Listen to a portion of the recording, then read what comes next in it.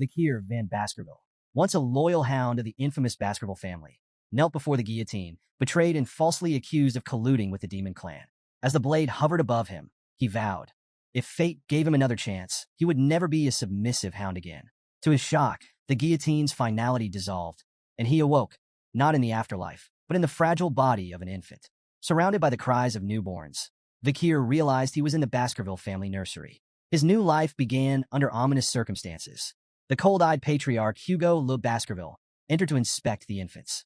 Dismissing the others as useless, Hugo's attention fixed on the silent Vikir, whose unyielding gaze betrayed no fear. Intrigued, Hugo ordered him sent to the Cradle of Swords, a deadly trial meant to forge Baskerville heirs. Vikir's hatred for Hugo burned hot. This was the man who had orchestrated his downfall in his past life. Memories of betrayal rushed back. He had been the Baskervilles' expendable pawn, loyal to the core, yet executed for knowing too much. But this time, Vikir would write a different story. Revenge could wait. Survival came first. The Cradle of Swords awaited, a brutal labyrinth of blades where children had to crawl to the Styx River, a mythical waterway said to fortify the body. The first to reach the river would reap its full benefits, while others were left with scraps. Vikir remembered how his siblings had sabotaged him in his past life, denying him the river's blessing. Not this time. Crawling through the razor-sharp maze, his infant body bleeding from countless cuts, Vikir pressed forward. Pain was an old friend, and he embraced it. Against all odds, he reached the river and plunged in. The Styx River's waters burned like molten fire, seeping into his wounds and bones. The agony was unbearable, yet Vikir endured. Compared to the torment of his past life, this was a whisper. Every second submerged strengthened his resolve and body. Outside, attendants panicked as they watched the infant endure far longer than any child before him. Hugo observed with his signature smirk, indifferent to their pleas for intervention.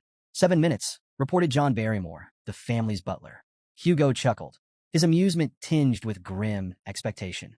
He might not survive, Hugo called out, signaling it was time to surface. But Vikir ignored him. Each second in the river was a rare chance to grow stronger, and he refused to abandon it. The water began to flood his lungs, and his vision blurred. Even as his body screamed for air, his mind chanted a single mantra, endure. Just as darkness threatened to claim him, Hugo pulled Vikir from the Styx River. The patriarch's smug smile betrayed a mix of amusement and satisfaction. Greedy little thing, he mocked. You even try to drink the river. As Hugo examined him, something unusual caught his attention. Vikir already had teeth, an extraordinary trait for a newborn. Intrigued, Hugo turned to the head butler and asked the child's name. Upon hearing it, his smirk deepened. A very greedy son has been born, he mused, half amused, half impressed. Though weak and groggy, Vikir's mind remained razor-sharp. Silently, he vowed to grow stronger in secret and someday tear Hugo apart with his own hands. His hatred didn't stop with Hugo. It extended to the entire Baskerville family. They had tried to erase him once, but this time, he would make them disappear into history. As he lay in the nursery, the memories of his past life seared his thoughts.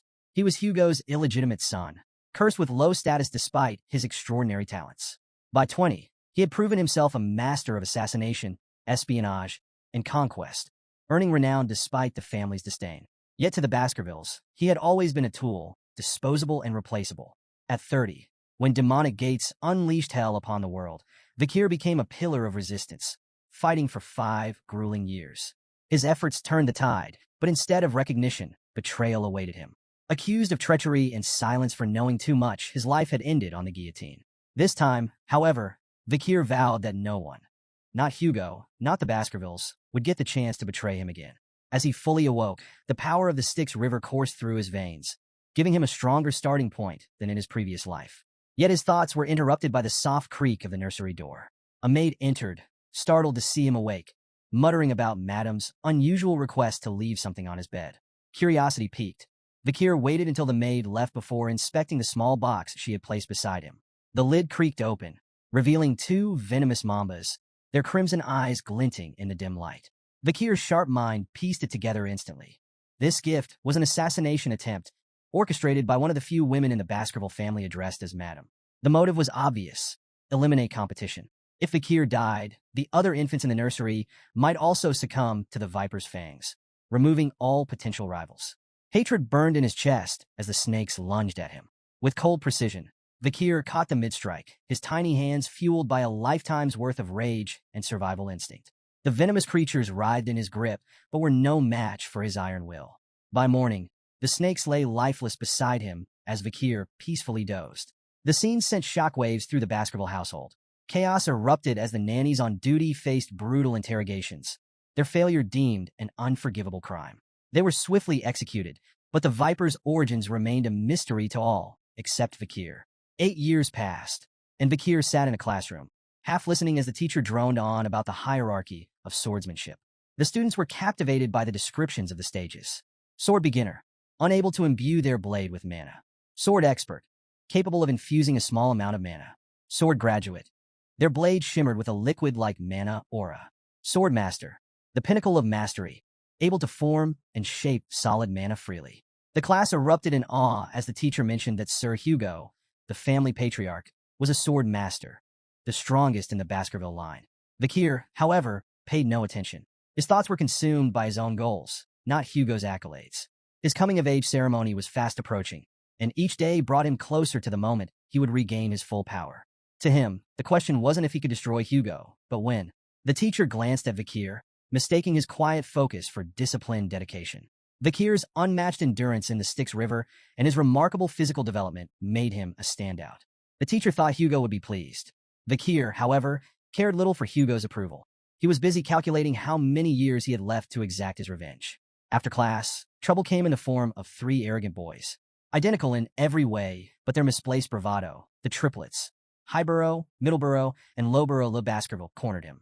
Known as Hugo's Trident, they sneered and jeered, calling him Garbage Van and mocking the stories about his legendary feats as a baby.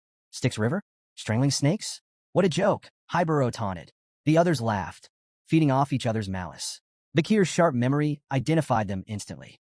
These were the same triplets who had betrayed him in his past life, stabbing him in the back when he was on the run from false accusations. At 9 years old, their cruelty was unchecked, but Vakir knew they would grow into dangerous obstacles. He debated whether to deal with them now or bide his time. Highborough, the self-proclaimed leader, pulled out a knife. They say your body's immune to blades, he smirked. Let's test that. Middleborough grabbed Vakir from behind, clamping a hand over his mouth. 3 minutes, he said with a sneer. If he can endure that, I'll eat my hand. The triplets began their experiment, slashing at Vakir with increasing frustration. 1 minute passed, then 3, then 10. No matter how hard they tried, the knife didn't leave a scratch. Annoyed and out of ideas, the triplets let Vakir go. Guess the legend's true, Middleborough muttered. As he released Vakir, he froze, noticing blood on his hand and the absence of a finger. Vakir spat the severed digit onto the ground, his expression calm, almost bored. What are you doing? Middleborough shrieked, his face pale. Vakir's dark smile deepened. You said you'd eat your own hand, he reminded him coldly. Panic gripped the remaining 2 triplets. We need a priest, they yelled, scrambling to find a way to reattach the finger. Vakir wasn't interested. His icy gaze silenced their panic, and he spoke with quiet authority. Leave. The enraged triplet lunged at Vakir with a knife, hurling insults and emphasizing their age advantage. Vakir remained calm, letting the blade strike him, but it failed to pierce his skin. Seizing the moment, he grabbed the boy's wrist and twisted it with merciless precision. The triplet screamed in pain as Vakir, his voice cold and steady, reminded them that in the Baskerville family, power and talent always trumped age. An evil glint flashed in Vakir's eyes as he taunted them. Shall we continue your little game? Let's see who lasts. He wrenched the boy's arm further, eliciting louder cries. The remaining 2 triplets, frozen in fear, soon snapped into action. One charged at Vakir in a blind fury, only to meet a devastating punch that sent him sprawling across the floor. The third followed suit, lunging in desperation, but Vakir countered effortlessly with a kick to the face, leaving him crumpled beside his brothers. The room fell into an eerie silence, broken only by the groans of the defeated triplets. Vakir stood over them, his gaze icy and unforgiving. With chilling detachment, he told them that while their wounds could be treated, they would have to endure their pain for now. Then, with a mockingly generous tone, he offered them a way out. One of you can leave the room, Vakir said. Relief flickered across the triplets' battered faces, and they quickly asked which one of them would be spared. In response, Vakir picked up the knife and tossed it onto the ground between them. Decide for yourselves, he said, his voice dripping with cruel amusement. As he turned to leave, he added one last taunt. Don't take too long. At least one of you should live, right? The triplets stared at the knife, then at each other. The realization hit them like a thunderclap. Survival would come at a cost. Desperation overtook reason, and they began to fight, clawing and struggling to claim the blade. From outside the room, Vikir paused to listen, satisfaction curling his lips as the sounds of their infighting, grunts, shouts, and cries echoed through the hallway. The once united trident of Baskerville had been shattered, their bond irreparably fractured. Meanwhile, in the Patriarch's office, Hugo Le Baskerville received troubling news from his head butler, John Barrymore. "The Morgs clan is stirring trouble at the Ruby Mines, my lord," John reported. "They've started staking claims to the territory." Hugo leaned back in his chair, unfazed. "Let them. We'll deal with it when they come knocking," he replied coolly. John nodded and shifted topics. "The juvenile evaluations at the Baskerville Fortress have concluded the written exams. Master Vikir scored the highest." He hesitated briefly before adding, "The practical exams are in 5 days. The Guardian Knights have already begun clearing the training grounds." Hugo nodded, his expression unreadable, but John's slight hesitation didn't escape him. "Is there something else?" Hugo asked, his voice low. John hesitated again before finally speaking. "There's been an incident involving the young masters." Hugo's gaze darkened. "How many died?" "None, my lord," John quickly clarified. "But there were injuries. Master Highborough's teeth were completely shattered. Master Middleborough suffered a broken jaw, and Master Lowborough lost his left index finger." Hugo's face remained impassive as John continued. "The physical wounds have been treated, but the psychological impact seems severe. The boys are deeply shaken." Hugo's brow furrowed in mild surprise as he remarked, "The Trident of Baskerville is known for their unshakable bond. They wouldn't have turned on each other without good reason." John Barrymore, standing attentively, responded with precision. "The cause was another young master, Vikir. Not only did he inflict their injuries, but he also achieved the highest score on the written exam." Intrigued and faintly concerned, Hugo ordered, "Summon him." Vikir entered Hugo's office with a calm smile, exuding quiet confidence. Hugo greeted him with a tone of authority, commenting, "You've grown considerably since we last met." Hugo wasted no time addressing the incident with the triplets, noting the gravity of their injuries, not the physical ones, which had been treated, but the deeper wounds inflicted on their bond as brothers. Hugo's gaze was steady as he asked, "Do you think your actions were wrong?" Vikir met his gaze without hesitation, replying with his own question. "What did I do wrong?" Hugo's eyes narrowed slightly, yet he allowed Vikir to continue. The boy elaborated, asserting that in the Baskerville family, strength was paramount.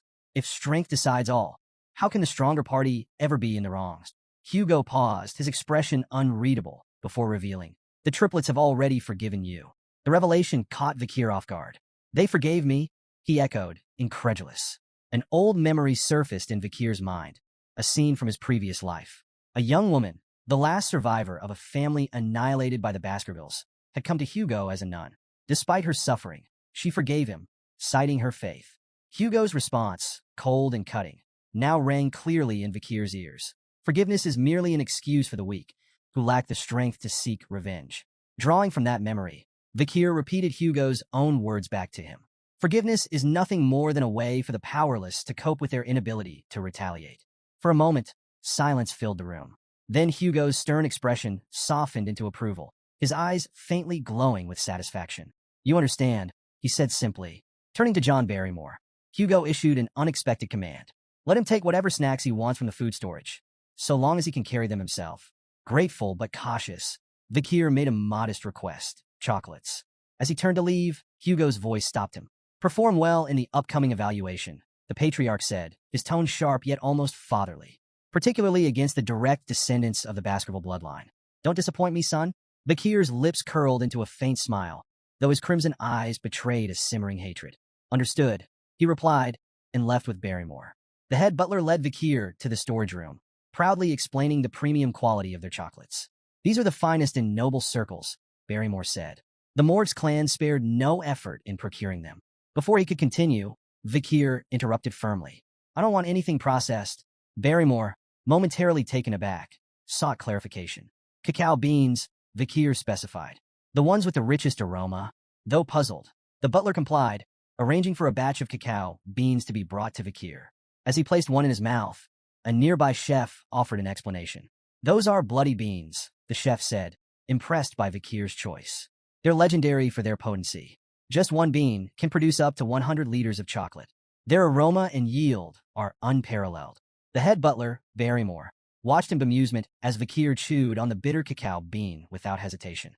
Assuming Vikir had an unusual love for chocolate, Barrymore thought the boy's unorthodox request might be a clever ploy to secure more in the future. When the chef offered to process the beans into chocolate and deliver it to his room, Vakir declined, insisting on taking the raw beans with him. The peculiar request left the staff scratching their heads. What none of them realized was that Vakir had no intention of eating chocolate. These cacao beans were tools for a far more devious plan, one that would unfold during the practical exam in 5 days. Unbeknownst to everyone, the seeds of chaos had been sown, and a catastrophic event loomed, destined to become a defining moment in the Baskerville clan's brutal history. The Baskerville family, infamous as the Berserker family, forged their reputation through relentless trials and ruthless discipline. From their first steps, Baskerville children were shaped by grueling evaluations designed to strip away weakness. Among the earliest trials was a grueling mountain climb, with rest granted only in carefully rationed breaks. At night, they were forced to sleep beside the corpse of a slain monster, a grisly exercise meant to steel their nerves and prepare them for hostile environments.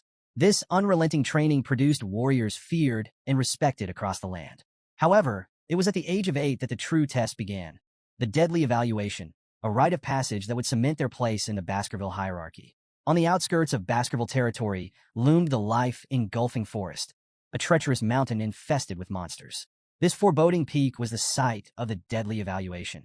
The young hounds, children selected for the trial, gathered at its base, their expressions a mix of determination and fear. Standing before them was Shadow Dog Pavlov Van Baskerville, an instructor renowned for his sharp instincts and formidable aura. He laid out the rules of the exam with cold precision. The task was deceptively simple: survive for 1 month on the mountain while hunting strong monsters. The scoring system, however, demanded both strategy and ruthlessness. Survive the month, 10 points. Avoid permanent injuries, 30 points. Defeat a monster, 70 points. Eliminate a contestant, 50 points. Fulfill all conditions, 90 points. But no one could achieve a perfect 100. Sir Hugo had decreed that perfection bred arrogance, and arrogance was the path to ruin. Additional points could be earned by stealing the badge issued to each participant. However, death carried an unforgiving penalty, 0 points. Pavlov issued a grim warning: do not stray beyond the designated area. While the marked zones were dangerous, they were partially subjugated with monitored monster populations. Beyond these areas lay the mountain's forbidden zones, where unknown horrors prowled. The shadow dogs, acting as examiners and covert supervisors, would observe the participants and minimize casualties where possible. Killing was not forbidden but carried penalties, and the instructors aimed to prevent unnecessary deaths. Yet in the Baskerville family, the line between survival and slaughter was perilously thin. As the young masters gathered at the base of the mountain, anticipation crackled in the air. Whispers rippled through the group, with many casting furtive glances at Vakir. His legendary endurance in the Styx River and the rumored incident with the triplets were hot topics of conversation. Vakir, as composed as ever, remained indifferent to their murmurs, his thoughts focused on the mountain before him. He had been to Le Rouge et Le Noir before and was no stranger to its dangers. Unlike the others, who saw only a brutal test, Vakir saw an opportunity. Nearby, the triplets stood together, their usual arrogance dampened. Beads of sweat glistened on their foreheads as they cast uneasy looks at Vakir. Their nerves betrayed them. It was clear the memory of their encounter with him still lingered. Shadow Dog Pavlov, standing tall and imposing, offered a brief wish for success before the sharp toll of the bell echoed across the mountain. The evaluation had begun. The group exploded into motion, scattering in every direction. Some pursued carefully planned strategies, racing toward areas they believed offered an advantage. Others played opportunists, trailing their peers to claim their badges, or their lives, when the moment presented itself. The triplets, however, were already arguing. Each insisted on their own plan, their voices growing louder as frustration took hold. Their bickering slowed them down, their movements clumsy and disorganized. Watching from a hidden perch, Pavlov's expression darkened. Though he hoped to keep casualties minimal, the disarray among the participants hinted at an inevitable bloodbath. One shadow dog, assigned to monitor Vakir, followed him closely, while the other candidates scrambled for safe zones or sought out weaker competitors to target. Vakir took an entirely different route. He strode confidently toward the restricted zone, a place forbidden even to many of the instructors. The shadow dog's curiosity was piqued. Who was this boy? Rumored to be a prodigy, Vakir had already distinguished himself through his feats. His boldness in venturing into the restricted zone intrigued the seasoned observer, who followed silently, eager to see how Vakir would fare in the uncharted wilderness. Vakir stopped at a massive tree, scanning his surroundings with calm precision. The soft ground beneath the tree seemed like the perfect place to set up camp. To the Shadow Dog's surprise, Vikir began preparing to rest. While the other candidates battled monsters or plotted to steal badges, Vikir busied himself with mundane tasks, gathering wood, digging small holes, and practicing with a wooden stick. When night fell, he slept peacefully under the tree, completely unbothered by the chaos erupting elsewhere on the mountain. The Shadow Dog grew impatient. Was this boy truly a genius, or just a fraud avoiding the real competition? His so-called strategy seemed like nothing more than camping and cooking. Frustrated by the lack of action, the Shadow Dog eventually decided to abandon his watch, muttering to himself as he left to observe more interesting candidates. As soon as the Shadow Dog was gone, a sly smile crept across Vikir's face. He had been waiting for this moment. Without the observer breathing down his neck, he could finally focus on his real plan. Tossing a handful of bloodied beans into the fire, Vikir leaned back against the tree, reminiscing about the old days when camping like this was second nature. A quiet chuckle escaped him as he muttered to himself, "Finally, that nosy dog is gone." The flames crackled, releasing the potent aroma of the beans into the air. Vikir's preparations were complete. The peaceful facade melted away, replaced by a glint of predatory intent in his crimson eyes. "The real hunt starts now," he whispered, his voice barely audible over the flicker of the fire. A few days into the evaluation, Vikir ventured into the restricted zone, a treacherous area he knew all too well from his past life. His sharp eyes scanned the charred terrain, his senses alert. The acrid scent of burning hung in the air, a clear indicator he was getting close. Scorched roots and smoldering stool confirmed his suspicion. His target was near. Towering before him, wreathed in sulfuric heat, stood a hellhound, a 3-meter-tall monstrosity with flames spewing from its mouth and eyes. The beast radiated terror, its very presence capable of incinerating anything in its path. Known for its relentless brutality, the hellhound burned its victims until nothing but ash remained. With a risk rating of B+, it was a living disaster, a nightmare brought to life. For a brief moment, doubt flickered through Vikir's mind. In his past life, he had barely survived an encounter with one of these creatures at 18. Now, as an 8-year-old, facing it directly would be suicide. But Vikir hadn't come to fight the hellhound head-on. He had a plan. The hellhound lunged, flames flaring wildly as it snapped its massive jaws. Vikir sidestepped, narrowly avoiding its bite. He recalled the creature's first critical weakness. Hellhounds could only move in straight lines. Their immense size and speed made sudden changes in direction impossible. Seizing the opportunity, Vikir quickly poured water onto the ground, creating a shallow puddle. The hellhound skidded to a halt, hesitating as it calculated a detour. "Can't cross water, can you?" Vikir muttered with a smirk. Like most canine monsters, the hellhound was instinctively repelled by water, even in shallow amounts. This bought Vikir precious time to reposition himself. But the danger was far from over. The beast's bloodlust was unrelenting, and it lunged again, flames roaring. Vikir sprang into action, executing the final step of his plan. As the hellhound opened its massive jaws to roar, Vikir hurled a bloody bean directly into its throat. The beast staggered, its snarls turning to whimpers as its body trembled violently. It collapsed, immobilized and helpless. "Chocolate's toxic to canines," Vikir remarked, watching the hellhound writhe. The bloody bean, capable of producing 100 liters of chocolate from a single seed, acted as a concentrated poison, overwhelming the beast in moments. With the hellhound incapacitated, Vikir approached with deliberate calm. His crimson gaze locked on its weak point, a vulnerable spot near its kidney, where no ribs offered protection. He gripped his sword tightly, then plunged the blade into the hellhound's side with surgical precision. The beast's body convulsed before going still. A rush of energy, its karma, flowed into Vikir, fortifying his young body. His sword felt lighter, his movements sharper. Inch by inch, he could feel himself reclaiming the immense power he had once possessed before his regression, all while still in the body of an 8-year-old. Standing over the fallen hellhound, Vikir allowed himself a moment of satisfaction. He imagined the stunned expression on Hugo's face when he returned to the clan with the head of a B+ rank monster. With a flick of his blade, Vikir decapitated the hellhound and hoisted its massive head. The weight felt insignificant in his hands, a testament to his growing strength. As he gazed out over the charred forest, Vikir's smirk deepened.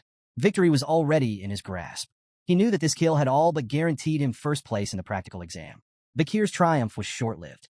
A low, menacing growl shattered the silence, and he turned to see a group of hellhounds emerging from the shadows. Their flaming eyes locked onto him, filled with vengeful fury. It was clear they had come for their fallen comrade. Despite the odds, Vikir remained calm. He gripped his sword tightly, mentally calculating his resources. He had enough bloody beings to exploit their weakness, and he knew their patterns and limitations. Victory wasn't impossible, but before the hellhounds could attack, something unexpected happened. The pack began to whimper, their flaming eyes darting nervously as they shrank back. This sudden display of fear immediately caught Vikir's attention. Hellhounds never back down, even when facing certain death. What could terrify them? Vikir murmured, his heart pounding as he turned to face the source of their fear. His eyes widened in shock.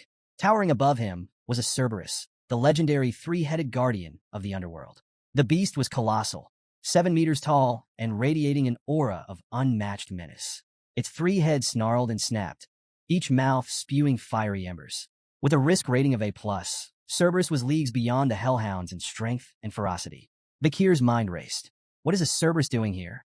The monstrous creature was supposed to reside on the 7th ridge of life engulfing forest, far beyond the exam's designated area. Then he noticed something critical. Cerberus was injured. The creature's massive body bore several deep wounds, and arrows jutted out from its flesh. Blood trickled down its dark fur, and its movements were slower than usual. It was clear someone or something had been hunting it, driving it to this lower ridge. Realizing the opportunity before him, Vikir quickly assessed his options. An injured Cerberus was still a massive threat, but it was far more vulnerable than usual. This was a once-in-a-lifetime chance.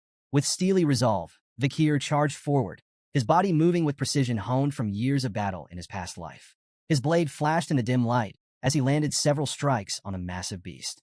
Each blow was calculated, targeting weak points exposed by its injuries. The Cerberus roared in pain, its fiery breath scorching the ground as it lashed out in retaliation. Vikir dodged with agility, his movements sharper than ever thanks to the strength he had gained from the Styx River. An injured Cerberus. This is doable, Vikir thought, his determination burning as brightly as the flames around him. But his confidence was short-lived. In a moment of carelessness, the Cerberus struck with lightning speed. Its first swipe shattered Vikir's sword, the blade exploding into fragments that scattered across the forest floor. The second blow hit him with tremendous force, sending him flying through the air like a ragdoll. Vikir's flight ended abruptly as his body slammed into a tree trunk with a sickening crack. The impact left him crumpled on the ground, motionless and battered. Blood spilled from his mouth, pooling beneath him as silence descended. For a moment, nothing moved. Then, Vikir's eyes fluttered open. Pain shot through his body, sharp and overwhelming. Panic flared as he noticed the unnatural angle of his left arm. His first thought was that the Cerberus had torn it clean off, but to his relief, it was still attached, though badly mangled. He grimaced, forcing himself to sit up. The Styx River's blessing saved me, he realized, though the protection came with limits. He wouldn't survive another direct hit. The Cerberus advanced, its 3 heads snarling in unison, fire and fury emanating from its massive frame. Vikir's instincts screamed at him. Brute force was no longer an option. Survival demanded a different strategy. Sometimes the wisest move was to retreat and live to fight another day. Swallowing his pride, Vikir turned and ran. His mind raced as he scanned the terrain for an escape. The beast's roars thundered behind him, its footsteps shaking the ground with each stride. Then he saw its salvation. A weathered iron fence loomed just a few yards ahead, marking the edge of the restricted zone. If he could cross it, he'd be closer to the safe haven he had prepared before the battle. Summoning every ounce of strength, Vikir sprinted toward the fence. The Cerberus lunged, its massive jaws snapping inches from his back. With a final burst of speed, he threw himself through the gate, crashing onto the other side. Relief surged through him, but there was no time to waste. The beast's pursuit was relentless, and Vikir had to move fast. He scanned the forest, his eyes locking onto the trap he had set days earlier, a deep pit camouflaged beneath thick foliage. As the Cerberus charged, Vikir led it straight to the concealed pit. Timing his move perfectly, he dived out of the way just as the beast lunged forward. Unable to stop its momentum, the Cerberus plummeted into the pit, impaling itself on the wooden spears hidden below. Vikir's lips curled into a grim smile. His meticulous preparation had paid off. The spears, coated with the essence of bloody beans, acted as a lethal poison to canine monsters. The Cerberus howled in pain, its growls turning to gurgles as foam oozed from its mouths. Yet, Vikir knew better than to relax. The legendary beast wasn't defeated yet.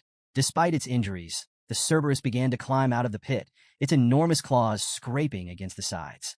Vikir wasted no time. He grabbed a wooden spear, its tip smeared with venom from a bloody mamba snake, and hurled it with precision. The spear pierced the creature's side, eliciting another anguished roar, but the beast pressed on. Step by agonizing step, the Cerberus dragged itself forward. Vikir counted silently, his pulse pounding. 1, 2, 3. The beast advanced, each step slower and more labored than the last. 4, 5, 6. As the seventh step landed, the mighty Cerberus faltered. Its knees buckled, and with a final, earth-shaking groan, it collapsed lifeless at Vikir's feet. Vikir exhaled deeply, his body trembling from exhaustion and relief. The venom of the bloody mamba, true to its legend, had ensured the creature couldn't take more than 7 steps after being struck. He had hidden the spear long ago, a precaution for the most dire of circumstances. Today, it had saved his life. The immense energy of the defeated Cerberus surged into Vikir, strengthening his body further. His muscles felt lighter, his reflexes sharper. Power coursed through him, and he marveled at how close he was to reclaiming the strength of his former life. He turned to the massive corpse of the Cerberus, a testament to his victory. Its 3 heads alone would be proof enough of his feat, but there was a problem. The poisoned spears and venomous effects would be obvious upon examination. Rumors could spread, undermining his achievement. Vikir considered his options. Transporting the entire corpse was impossible alone, and while the heads were portable, he needed a witness to corroborate the kill. His thoughts drifted to the guardian knight, who had seen him carving the wooden spears days earlier. Perhaps they could vouch for him. A new thought ignited in Vikir's mind. The Cerberus was no ordinary monster. It was a gatekeeper. That could only mean one thing. It had been guarding something, most likely a dungeon. Vikir's pulse quickened. Dungeons were lairs of powerful creatures, brimming with rare artifacts and untold riches. The chance to uncover hidden treasure was too tempting to ignore. Before venturing further, Vikir took a calculated precaution. Scooping up a handful of the Cerberus's foul-smelling feces, he smeared it on his body. The stench was revolting, but it served a purpose, masking his scent from smaller predators that might cross his path. Survival before dignity. Following the Cerberus's trail through the forest, Vikir's experienced eyes spotted the signs. A path of dried soil, rotting leaves, and disturbed roots. Recognition struck him like a lightning bolt. This dungeon, he muttered to himself. In his past life, this place would be discovered a decade from now. By then, it would have already been plundered, its treasures long gone. But now, it was untouched. The air around it practically hummed with mana, an unmistakable sign of its vitality. The dungeon's entrance loomed before him, shrouded in oppressive darkness. Vikir approached cautiously, his crimson eyes faintly glowing with anticipation. One wrong step could mean death. He stepped inside, the silence broken only by the soft echo of his footsteps. The further he descended, the more the dungeon revealed its wonders. Veins of ruby minerals streaked the walls, their faint glimmers lighting the way. Vikir deduced they were connected to the nearby Red All Mountain, famous for its precious gems. His excitement grew as he pressed deeper into the labyrinth. Then, a glimmer of light ahead caught his attention. Quickening his pace, he entered a massive, brightly lit chamber and stopped in awe. At the chamber center stood a colossal ruby mounted atop a stone pillar, its intense, otherworldly glow illuminating the room. This wasn't just any jewel. Vikir could tell at a glance that the gem was infused with mana, its brilliance far surpassing anything he had ever seen. For a moment, he simply marveled at the treasure before him. But his awe was short-lived. Nearby, a skeleton lay crumpled on the ground. As he approached, the signs of violence became apparent.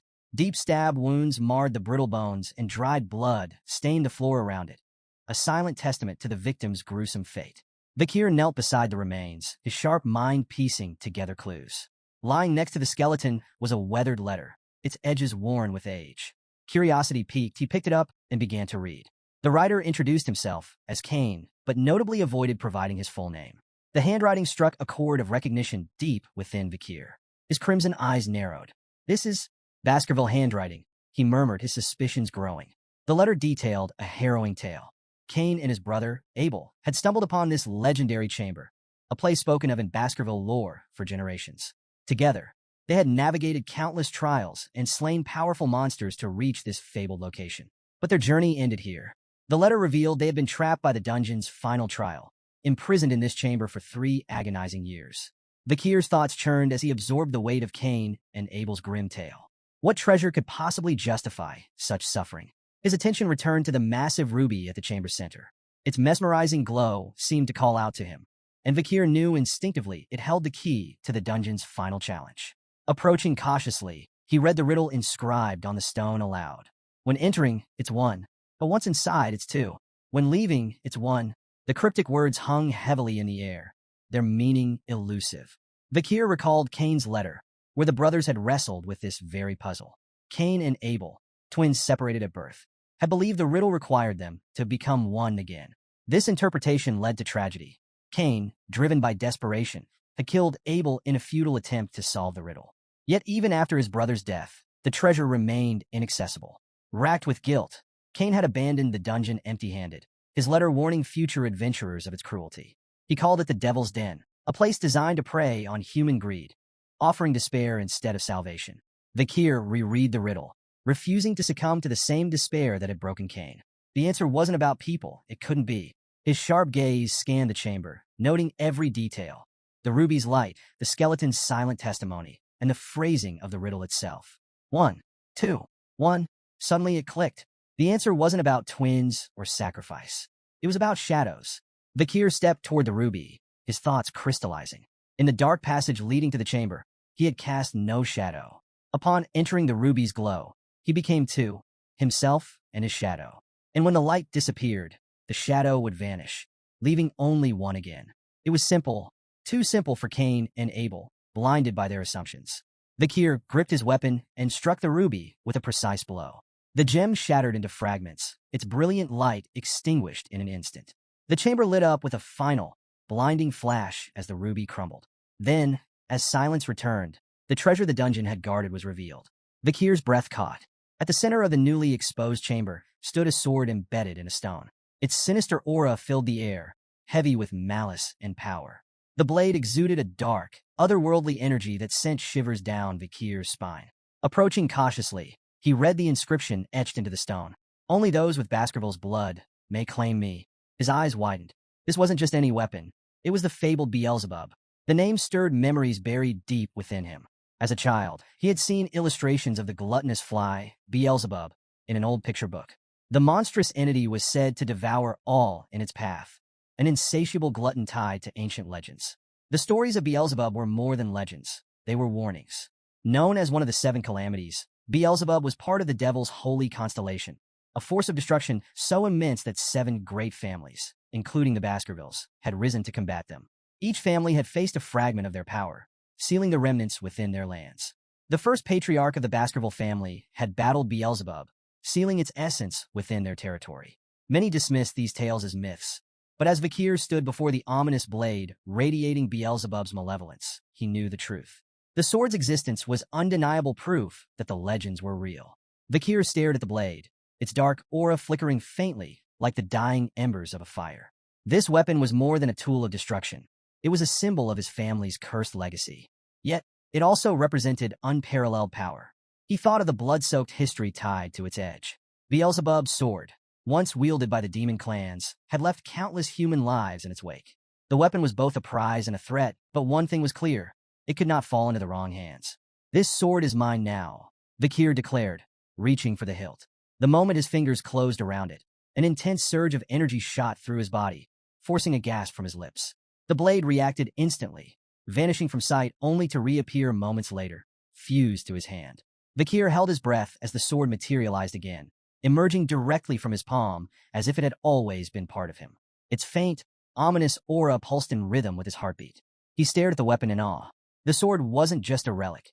It was a fragment of the devil's holy constellation, imbued with potential that made his blood race.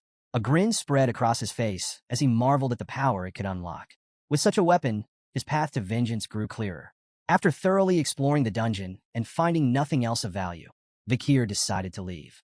But as he approached the exit, a sudden wave of nausea overtook him. His vision blurred, his legs buckled, and he fell to his knees, clutching his stomach. At first, he thought it was his own hunger, but the sensation was strange, foreign. Then he understood. It wasn't his hunger. It was the sword's. Beelzebub's insatiable appetite was now linked to him, its hunger coursing through his veins. Stumbling out of the dungeon, Vakir felt the blade tugging at him, pulling in a specific direction. Unable to resist, he followed its guidance. It led him back to the Hellhound's corpse, still steaming from its earlier battle. Confused but compelled, Vakir extended the blade toward the body. His eyes widened as the sword came alive, voraciously absorbing the Hellhound's blood. The once dark blade pulsed with crimson light as it fed, its hunger satiated at last. As the feeding ended, the sword let out a strange, satisfied sound, like a child after a hearty meal. Vikir's own hunger faded, replaced by a gnawing frustration. The blade was unpredictable. Its needs a burden he hadn't anticipated. Yet, its power was undeniable. Examining the weapon, Vikir noted its intricate design, slots embedded within the blade, faintly glowing. He recalled the stories about Beelzebub's inherent ability, gluttonous flies. The sword could absorb not only the blood of its victims but their skills, adding them to its arsenal. This ability made Beelzebub a weapon of limitless potential, but also one of chaos. Many of its past wielders had overindulged its appetite, allowing it to absorb so much that even their most fearsome opponents had been rendered powerless. I won't make the same mistake, Vikir muttered. He resolved to limit the sword's consumption to 3 abilities at a time, no more. Any more would risk making the blade unmanageable, and himself its victim. The barren trees and dried soil of the mountain took on a new meaning as Vikir reflected on the blade's gluttony. He suspected Beelzebub had been the cause of this desolation, its insatiable hunger draining life from everything around it. Inspecting the first slot, Vikir noted the newly absorbed skill, Hemorrhage Hellhound B+. This ability caused wounds inflicted by the blade to bleed uncontrollably, even from the smallest cuts, a devastating tool for attrition-based battles. His gaze shifted to the massive corpse of a Cerberus, and an idea sparked. Extending Beelzebub toward the body, Vikir allowed the blade to begin feeding. The sword's dark aura flared, and the Cerberus's blood was drawn into it. Before the weapon could devour the entire corpse, Vikir stopped it with a sharp word, tapping the hilt lightly, as if scolding a pet. Enough, he muttered. The blade responded with a shrill cry, like a reprimanded child. Beelzebub's 3 slots were now filled. 1. Incinerate Cerberus. A+, inflict severe, flaming injuries that are resistant to healing. 2. Hemorrhage Hellhound, B+, causes catastrophic blood loss from even minor wounds. 3. High-speed regeneration. F. A minor healing ability absorbed from a crushed sewer rat. Vikir smirked, noting the high-speed regeneration skill. While not as impressive as the others, it could still prove useful in emergencies. He glanced at the squashed rat beneath the Cerberus's corpse and felt a mix of amusement and practicality. Reflecting on Incinerate Cerberus, Vikir marveled at its raw destructive power. Thermal injuries, he knew, inflicted far more agony than hemorrhage. With his preparations for the exam complete, Vikir chose to remain near the Cerberus's remains until the evaluation officially ended. When the young hounds returned to Baskerville Fortress, the elders began assessing their performances. Each participant was awarded a reward crafted from the remains of their hunted monsters, a sword, shield, or necklace symbolizing their success. But one hound stood out above the rest. In his office, Patriarch Hugo Van Baskerville leaned back in his chair, eyebrows raised in mild surprise. Turning to his head butler, John Barrymore, he asked, "Who caught what?" Barrymore responded dutifully. Master Vikir Van Baskerville, the 8-year-old hound, hunted a Cerberus, an A+ rank monster that wandered into the restricted area during the exam. Hugo's surprise deepened. Even the family's guardian knights avoided facing such creatures. Yet, Vikir had managed to slay one. Barrymore continued, explaining that the Cerberus had been previously wounded by the barbarian tribe before Vikir encountered it. The boy had then used poison on a wooden spear to secure his victory. However, the exact nature of the poison remained unknown, as Vikir's hunting journal offered no explanation. Hugo smirked, intrigued. And why hasn't he clarified this? Barrymore hesitated before answering. The boy claimed he was tired and retired to his dormitory. The patriarch chuckled, his eyes glinting with amusement. The little brat is already so sly. He understands that information is power, and power has its value. Barrymore nodded, though his astonishment lingered. It's remarkable that such talent comes from a hound named Van, rather than Lon. Hugo dismissed Barrymore's implication with a smirk. I do not judge hounds by their lineage. I raise them for their talent and their spite. Even mutts can rise to greatness. His tone left no room for doubt. In the Baskerville clan, skill and ambition outweighed noble birth. Barrymore hesitated, his mind drifting briefly to Hugo's second son, who was undergoing isolation training. He wondered if Hugo's indifference masked concern, but chose not to voice his thoughts. Instead, he bowed slightly and apologized for his earlier comment. Hugo waved it off. Enough of that. Bring me something to lift my spirits. Shall I summon Master Vikir? Barrymore offered immediately. Hugo nodded, and the butler departed. When Vikir entered the Patriarch's office, his composed, self-assured demeanor didn't escape Barrymore's notice. Hugo, ever direct, wasted no time questioning him about the Cerberus hunt. How did you manage it? Hugo asked. With calm precision, Vikir revealed his use of chocolate as a poison, exploiting its lethal effect on canine monsters. Hugo's eyes briefly widened in surprise, quickly piecing together the implications.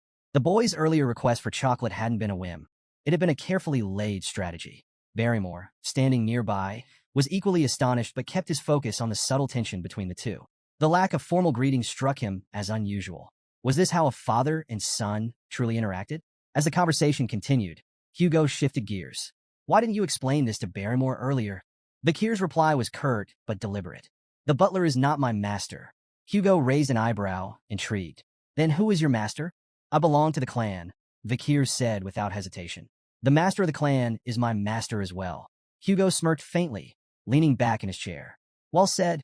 He congratulated Vakir on his performance during the practical exam and declared that the Cerberus's corpse and all associated materials would belong solely to him. Hugo then announced an additional reward. As the highest scorer, Vakir was entitled to a special privilege, the opportunity to make a wish. Vakir's eyes gleamed at the prospect. Without hesitation, he requested access to the 10,000-book library, one of the largest and most prestigious repositories of knowledge in the Empire. Deep within the Baskerville clan's territory, the library housed forbidden techniques and secrets, accessible only to the Patriarch, the second-in-command, and their direct descendants. Hugo's eyebrows rose at the request. He reminded Vakir of the strict rules governing access, emphasizing that illegitimate children were barred from entry. Vakir, undeterred, replied coolly, if access is denied, I'll accept the decision. Inwardly, however, he was already devising plans to sneak in if necessary. To his astonishment, Hugo granted permission. You may enter, Hugo said, his tone calm but unreadable. Vakir was momentarily speechless, but quickly recovered. Hugo wasn't finished. Specifically, I want you to seek out the Baskerville 6 technique in the 6th restricted zone of the library. Barrymore's composure faltered. The 6th restricted zone was an area even the legitimate children of the family rarely ventured. No illegitimate child had ever been granted access this far, much less given a directive to retrieve such an advanced technique.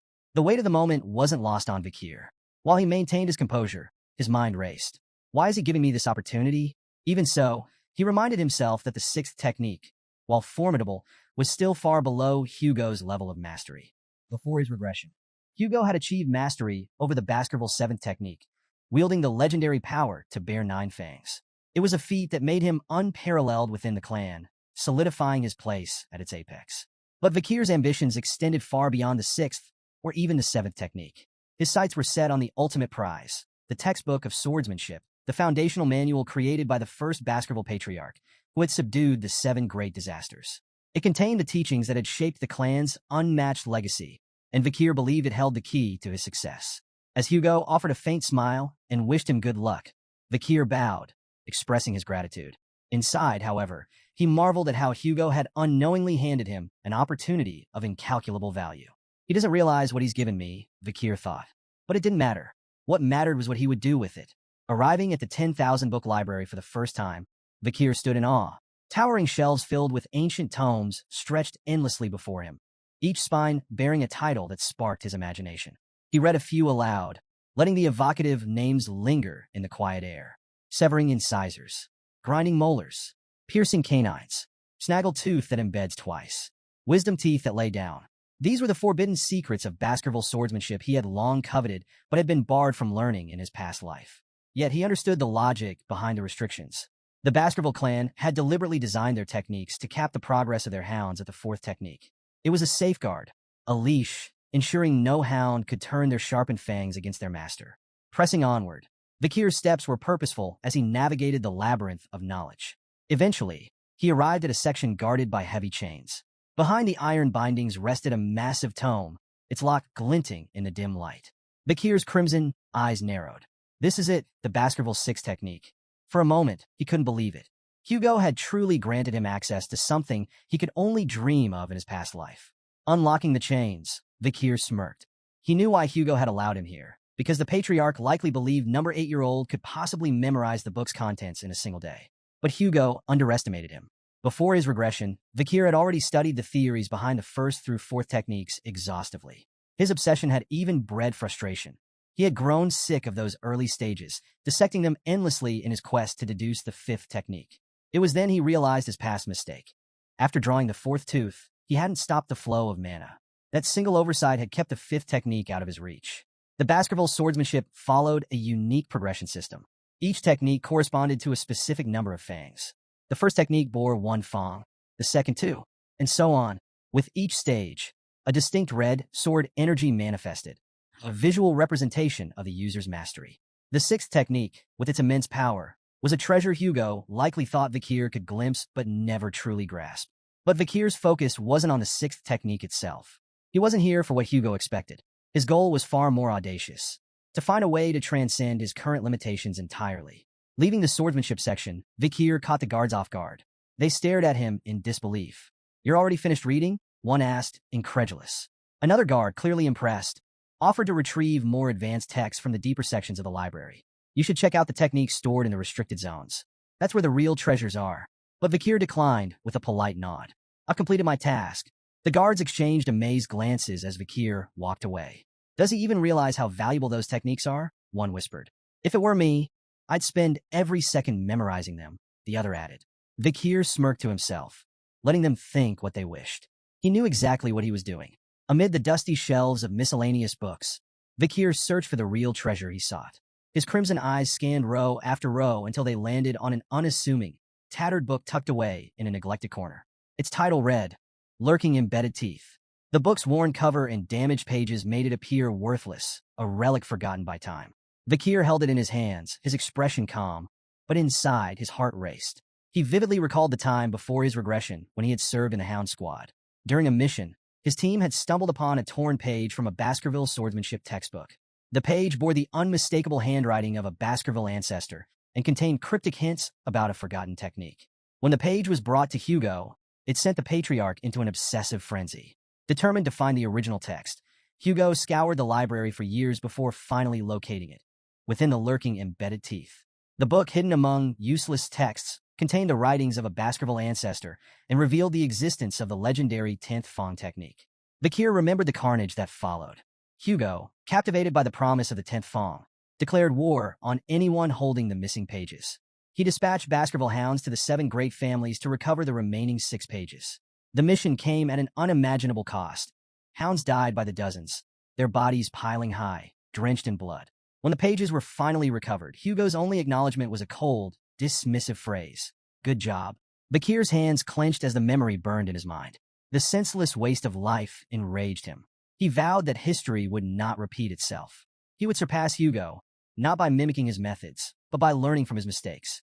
Flipping through lurking embedded teeth, Vikir noted its disjointed techniques and incomplete passages. Without the missing pages, the book was little more than a fragmented puzzle. But Vikir had an advantage no one else did. Before his regression, he had memorized every detail of those lost pages. The reason he couldn't progress beyond the 4th technique in his previous life wasn't his lack of skill or mana. It was the absence of this original text. The missing pages were the key to understanding the techniques in their entirety. As Vikir closed lurking embedded teeth, he muttered to himself, "To most, this book would seem like meaningless, disjointed nonsense. But with the missing pages, the misleading information transforms into an absolute masterpiece." He marveled at the text's brilliance, understanding that its true genius emerged only when the blanks were filled. Before his regression, Vikir had reached the pinnacle of graduate aura and mastered the highest level of the 4th Fong technique. Now, armed with this knowledge, he was confident he could surpass it. This time, however, he vowed to avoid the mistakes of his past. Before he turned 15, he would reclaim all the power he had lost, and more. Engrossed in the book, Vikir lost track of time. By the time he finished, dawn had broken. The realization of how much he had achieved filled him with pride. He had memorized every word, every nuance of the text. Glancing around the library, he noticed the absence of the Guardian Knights. The silence emboldened him. Though his young body wasn't yet capable of drawing all 10 fangs, he was certain the elusive 5th Fong technique, which had eluded him in his past life, was finally within reach. Approaching a nearby statue, Vikir steeled himself, his mind focused and his heart resolute. He began executing the Baskerville sword techniques, unleashing every ounce of power he could summon. First Fong technique, a sharp, decisive strike, its precision cutting cleanly through the air. Second Fong technique, building momentum. Each movement grew more deliberate and deadly. Third Fong technique, forceful and unrelenting. His strikes hammered the statue's surface. Fourth Fong technique, a whirlwind of honed precision, each blow infused with years of dedication. As his sword collided with the statue, Vikir's memories surged. He recalled the brutal struggle to reach graduate aura in his past life, only to have his illegitimate status bar him from progressing further. The direct bloodline of the Baskervilles had ensured he never advanced beyond the 4th technique, crushing his potential with their hostility. But this time was different. With each strike, Vikir channeled his anger, frustration, and defiance into his blade. In his mind, the statue became a vivid image of Hugo's face, taunting him. With a ferocious swing, he unleashed his full force, slicing through the statue in a series of precise, calculated blows. As the dust settled, Vikir stepped back, his breath ragged and his body trembling. For a moment, he stood still, hands gripping his weapon tightly, anticipation coursing through him. Then it came, a hot surge of energy flowing from his heart to his neck. He knew instantly. A triumphant smile spread across his face. He had done it, overwhelmed with emotion. Vikir nearly felt tears welling in his eyes. His success was monumental, but it was the tangible proof that left him awestruck. His canine teeth had begun to grow. In the Baskerville clan, this development symbolized the hound's readiness to draw their fangs against their master. Such a transformation had never occurred at such a young age in the clan's history. His body trembled with excitement as his mana surged within him, evolving into something far greater. The solid state of his energy had transformed into a liquid form, denser and more versatile. This was graduate aura at its true peak, a level of mastery that had taken him 30 arduous years in his previous life. Now, at just 8 years old, he had reached the same milestone. Vikir gazed at the flowing aura surrounding him, its liquid form a testament to his newfound status.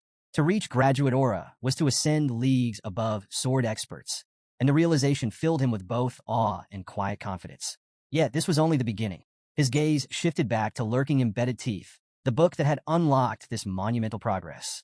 The text's seamless transitions between offense and defense represented a swordsmanship technique of limitless potential, one perfectly suited to someone with Vikir's boundless ambition. Carefully, he placed the book near the window and allowed himself a moment to reflect. Since his regression, his growth in strength and skill had been exponential. With his current abilities, Vikir was confident he could hold his own against a mid-class graduate aura swordsman and emerge victorious. Still, he knew better than to reveal the full extent of his power. Not yet. For now, he needed to keep Hugo's eyes on him, buying time to secure everything he needed for the future. A sly grin spread across Vikir's face as he pulled out a magnifying lens. Positioning it over the book, he allowed the sun's rays to converge, igniting the pages in a small, controlled fire. As the flames consumed lurking embedded teeth, he remarked to himself that destroying the book would make it nearly impossible for Hugo and the hounds to piece together the 10th Fang technique. For him, however, it was no loss. He had memorized every critical detail. The acrid smell of burning paper quickly drew the attention of the library guards, who burst into the room. Startled to find Vikir there, they demanded an explanation. Vikir's expression shifted instantly to one of sheepish contrition. Bowing his head, he apologized profusely, claiming the fire had started when he had carelessly left the magnifying glass too close to the book. He even offered to report the incident to the butlers himself. The guards exchanged uneasy glances, fearful of punishment for neglecting their duties. One finally suggested that the blame lay with them for failing to monitor the library properly. "We're just lucky it happened in this section," one guard muttered, glancing at the ashes of what they deemed useless books. Seizing the moment, Vikir subtly steered the conversation.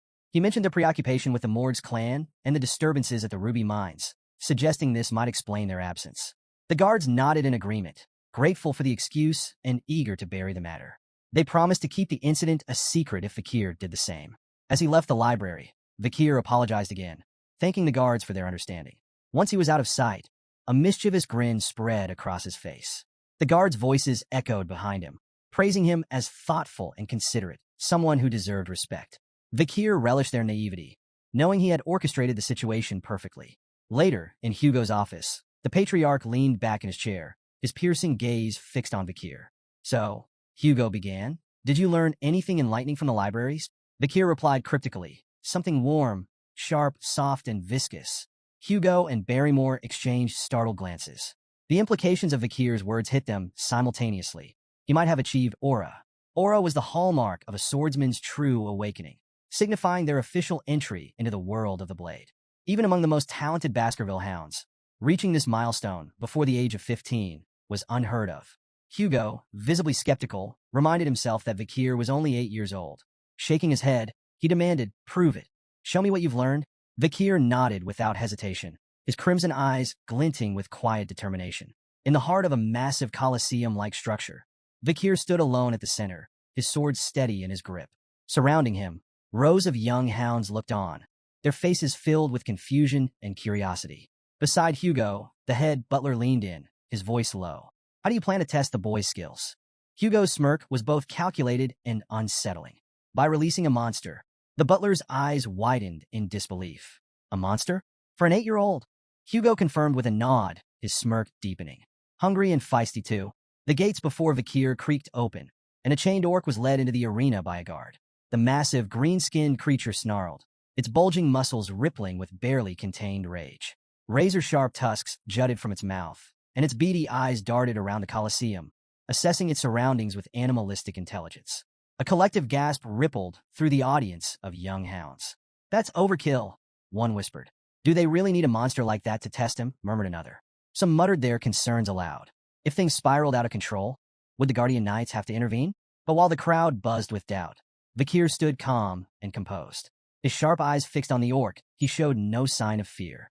His body was still, his blade poised, as Hugo gave the signal. The orc's chains fell away with a deafening clatter. With a feral roar, the beast charged, its massive bulk hurtling forward with terrifying speed.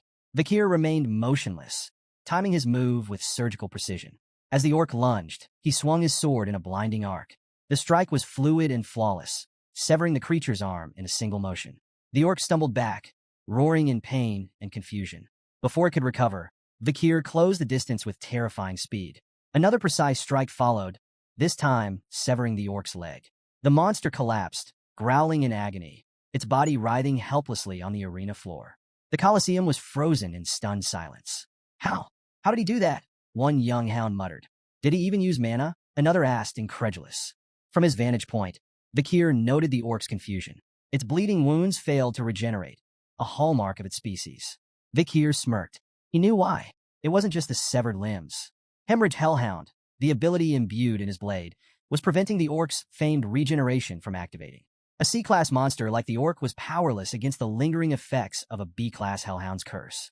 From the sidelines, Hugo watched intently, his face unreadable. But Vikir recognized the look. His father wasn't just evaluating the fight. He was deciphering what Vikir had learned in the library. Vikir decided it was time to give him an answer. Hugo's eyes began to glow faintly, a sign of heightened interest. Beside him, the head butler gasped, his voice trembling. That's an aura blade. In the arena, Vikir's sword began to radiate a brilliant red light. The energy was sharp and visceral, a manifestation of his mastery over aura. The orc, still struggling, roared weakly. But it was too late.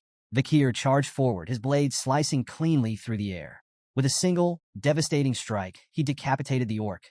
The monster's massive head tumbled to the ground, its body crumpling lifelessly as the red glow of Vikir's blade faded into the silence of the Colosseum. The Colosseum erupted in astonishment. The young hounds could barely process what they had just witnessed. Murmurs rippled through the crowd, growing louder as disbelief turned to admiration. Beside Hugo, the head butler turned, his voice trembling with excitement. It's the aura of a low-class sword expert. We've just witnessed the birth of a genius. There will never be another like him across all the families in the Empire. But despite the head butler's praise, Hugo's sharp gaze remained fixed on the pool of blood spreading beneath the orc's lifeless body. The creature's famed regeneration had been utterly nullified. He only won because the orc was weak, Hugo said flatly, though his tone carried an undercurrent of intrigue. Before Hugo could say more, Vikir's calm voice cut through the murmurs. Is there anything stronger than this orc? The Colosseum fell silent. An 8-year-old, asking for a stronger opponent after defeating an orc? Even the doubters in the audience were struck speechless. Vikir's reasons were clear. He wanted to demonstrate his progress, not just to Hugo but to the entire clan. A performance like this might earn him recognition. Perhaps they'd send him to a prestigious academy, or even dispatch him to a remote area, away from Hugo's direct control. Hugo leaned back in his seat, his curiosity piqued. A faint chuckle escaped him. It seems the orcs I brought from afar are not enough to satisfy my son's hunger. Turning to the head butler, he asked, do we have anything stronger? Something suitable from the creatures captured during the barbarian raid. The head butler hesitated, clearly uneasy. There is one left, my lord.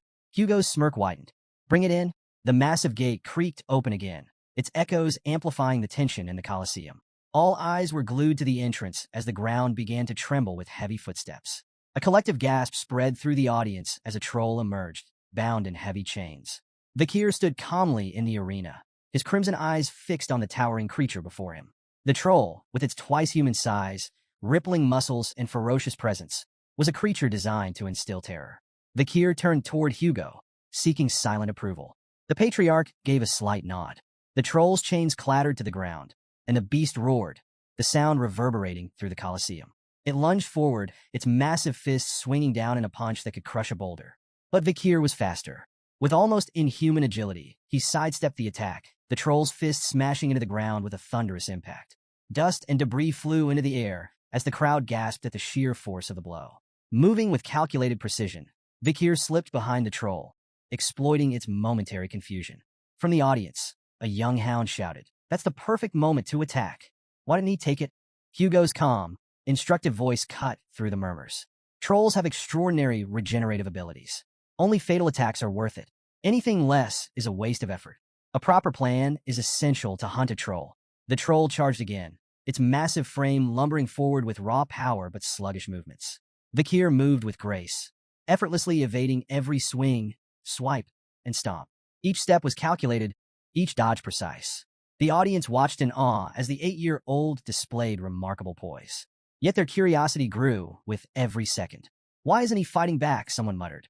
"He's probably trying to tire it out," another speculated. "No," whispered a third.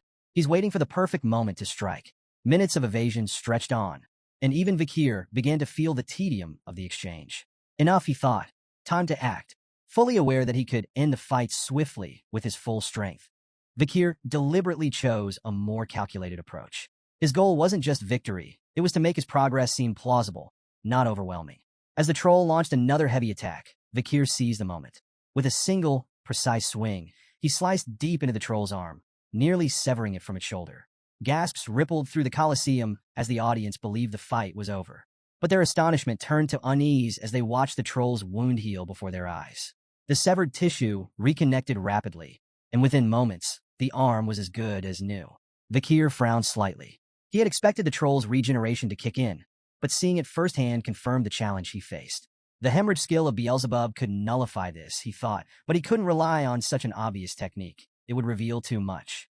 From the sidelines, Hugo's sharp voice rang out. "Enough, Vikir. Stop before this gets out of hand." But Vikir's response was calm, resolute. "I'm almost done," he replied. "If I can't finish it with the next attack, I'll give up." The troll roared, its beady eyes blazing with rage as it prepared another charge. Vikir's mind raced, his plan falling perfectly into place. He knew exactly how much power he was willing to reveal. This will look like a breakthrough, he thought, smirking inwardly. A moment of growth under pressure. The move would impress Hugo and the audience while concealing the true extent of his strength. The crimson glow of Vikir's sword flared, its fiery aura blazing brighter than before. Gasps echoed through the Colosseum as the young hound's presence seemed to grow, commanding attention. The troll lunged with a guttural roar, its massive fist hurtling toward Vikir. Vikir met the attack head-on, his blade flashing in a clean, decisive arc. The audience held their breath as his strike cut through the troll's neck, severing its head in one fluid motion. The troll's body collapsed with a deafening thud, its massive head rolling across the arena floor. Silence engulfed the Colosseum. Every pair of eyes widened in shock, frozen in disbelief at what they had just witnessed. Even the normally stoic head butler gasped audibly, his composure breaking. "The second technique," he whispered, his voice barely audible. "He's achieved the second technique of the Baskerville clan at 8 years old." His gaze turned to Hugo. "That's unheard of. Most don't reach this level until they're at least 18. In the center of the arena, Vikir stood with an innocent smile, his sword lowered, as if blissfully unaware of the magnitude of his accomplishment. "I did it," he declared cheerfully, his tone almost childlike. The silence that followed was deafening. Hugo remained seated, his expression unreadable. Yet inside, he was reeling. What he had just witnessed defied everything he knew about swordsmanship and training. An 8-year-old performing the second technique? The implications were staggering. A week later, Vikir sat in the Baskerville dining hall, staring down at a bowl of unappetizing meat porridge. Around him, the air was heavy with tension. None of the other young hounds dared approach him. Their gazes flickered toward him briefly, before they quickly looked away. Vikir wasn't surprised. In the Baskerville family, power was everything. His recent display had placed him far beyond the reach of his peers, and they all knew it. As he ate, Vikir reflected on his progress with satisfaction. Even Hugo seemed unsettled by his performance. So far, he had revealed only what he wanted them to see, his mastery of the second technique and his rank as a medium-ranked sword expert. Yet the truth remained hidden. He was, in fact, a low-ranked sword graduate capable of weakly performing the fifth Fong technique. Vikir's thoughts turned to the ability he had gained from the troll. Super speed regeneration, C+. now occupying Beelzebub's third slot. The skill bolstered his strength to the level of an average graduate or a swordsman. Yet he noticed an unexpected side effect. His appetite had increased dramatically since acquiring the ability. Shoveling another spoonful of porridge into his mouth, he paused as he sensed a sudden presence behind him. The triplets had appeared, surprised and wary. Vikir turned to face them cautiously. He had no desire to deal with them again, so he returned his focus to his food, hoping they would leave. But instead of provoking him, the triplets quickly blurted out their reason for approaching. "You were so cool during your fights with the Cerberus and the Troll." The statement hit Vikir like a thunderbolt. He was so shocked that he spat out his porridge. The triplets, alarmed, asked if he was okay, but Vikir remained suspicious. Could this be a two-faced technique? Or maybe a deceitful policy? He wondered. For a brief moment, he even considered beating them up preemptively, just in case. But after a moment's thought, he decided to observe them further. Before Vikir could act, Barrymore appeared behind him, his presence commanding the room. "Master Vikir," the head butler said, his tone polite but firm. Vikir turned, startled. It wasn't often that the butler sought him out in the dining hall. "The Patriarch has summoned you to his office immediately," Barrymore informed him. Intrigued, Vikir quickly finished his meal and stood. The triplets shuffled aside, their sudden admiration for him still puzzling. With a nod to Barrymore, Vikir made his way to Hugo's chambers, his mind racing with curiosity about what awaited him. In the Baskerville Patriarch's office, Hugo sat in his chair, exuding his usual air of authority. Across from him stood Adolphe Morgs, the Morgs clan's proxy patriarch. The Morgs clan, a prestigious mage family, had a long, intense history with the Baskervilles, an iron-blooded sword clan. While their philosophies clashed, the Emperor's decree bound them to conduct annual joint training sessions for children between the ages of 8 and 15. "It's been a while," Hugo said curtly. Adolphe nodded politely. "Indeed. I trust this year's event will proceed smoothly." Hugo's tone was casual, almost dismissive. "The joint training has always been handled without issue." Adolphe raised an eyebrow. "Without issue? Last year, 2 children, one from each family, were seriously injured." Hugo waved off the remark with a faint smirk. "A scratch. Nothing more. It seems the Morgs children are dramatic." Adolphe's lips twitched in irritation. "The Morgs children are noble and dignified, unlike some." His words carried a subtle but unmistakable sting. Once, the Baskervilles and Morgs had enjoyed a strong alliance. The past emperor had even declared that magic and swords complemented each other, fostering cooperation between the two clans. But everything changed with the discovery of a ruby mine along their shared border. The bloodshed that followed shattered their relationship. Now, the joint training sessions continued solely because of imperial command. Adolphe had arrived on behalf of his brother to ensure this year's event proceeded without complications. Turning to Hugo, he remarked, "I've heard there's a supernova in the Baskerville family. A rare genius, born once in a century. A blessing to the Empire, no doubt." Though secretly pleased, Hugo downplayed the compliment. "It's nothing extraordinary," Adolphe smirked, detecting the subtle pride in Hugo's tone. "We, too, have a genius in our family," he said, gesturing toward the door. "Mort's clan head Raspine's daughter, Camus." The door opened, revealing a red-haired girl with a fiery demeanor. She strode into the room with confidence, her sharp eyes immediately locking onto Hugo. Adolphe began a formal introduction, but Camus interrupted, pointing an accusatory finger at Hugo. "Are you the thief who stole our ruby mine? Give it back." The room fell into a tense silence. Hugo's face darkened, his calm demeanor giving way to a sharp glare directed at Adolphe. "Thief?" he asked coldly. "Is that what you're teaching your kin now?" Adolphe looked startled. "I never said such a thing." Camus, however, was unfazed. Fixing Adolphe with a determined glare, she declared, "You did. An hour and 42 minutes ago, right before we got off the carriage, you called him that annoying chin beard who stole the ruby mine." Hugo's glare deepened further as Adolphe stammered, his composure crumbling. "Camus, you must have misheard. I said no such thing." But Camus stood her ground, arms crossed. "You definitely said it." Hugo's patience was wearing thin.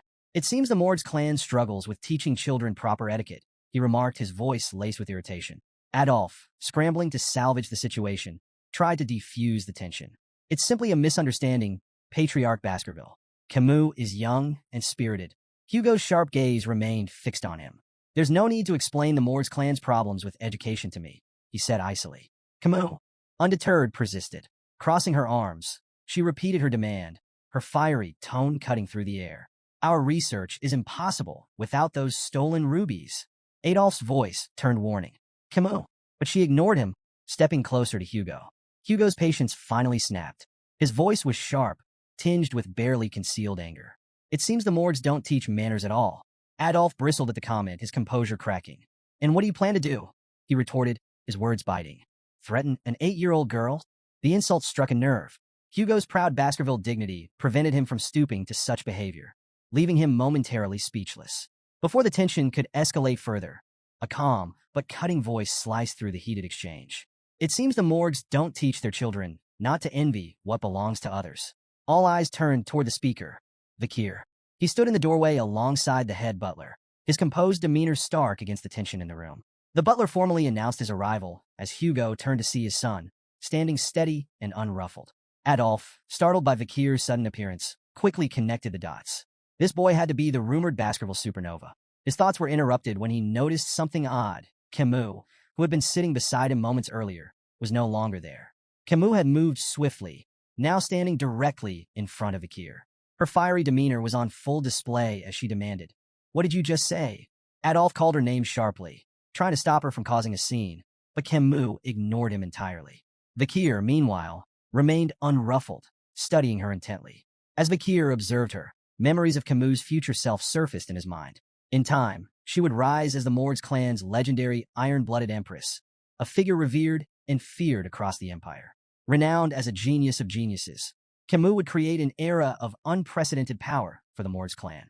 She was infamous for her ferocity, having eradicated the monsters and barbarians from life-engulfing forest to form the infamous border of blood and ashes. Her political acumen would even allow her to manipulate the imperial family, earning her the title Fire Goddess of Authority. But for now, Camus was just a child. A fiery, talented child, yes, but still far from the towering legend she would one day become. His musings were interrupted by Camus snapping. "Why does the ruby mine belong to you?" Remaining calm, Vakir countered, "Because it does. Your tantrum won't change that.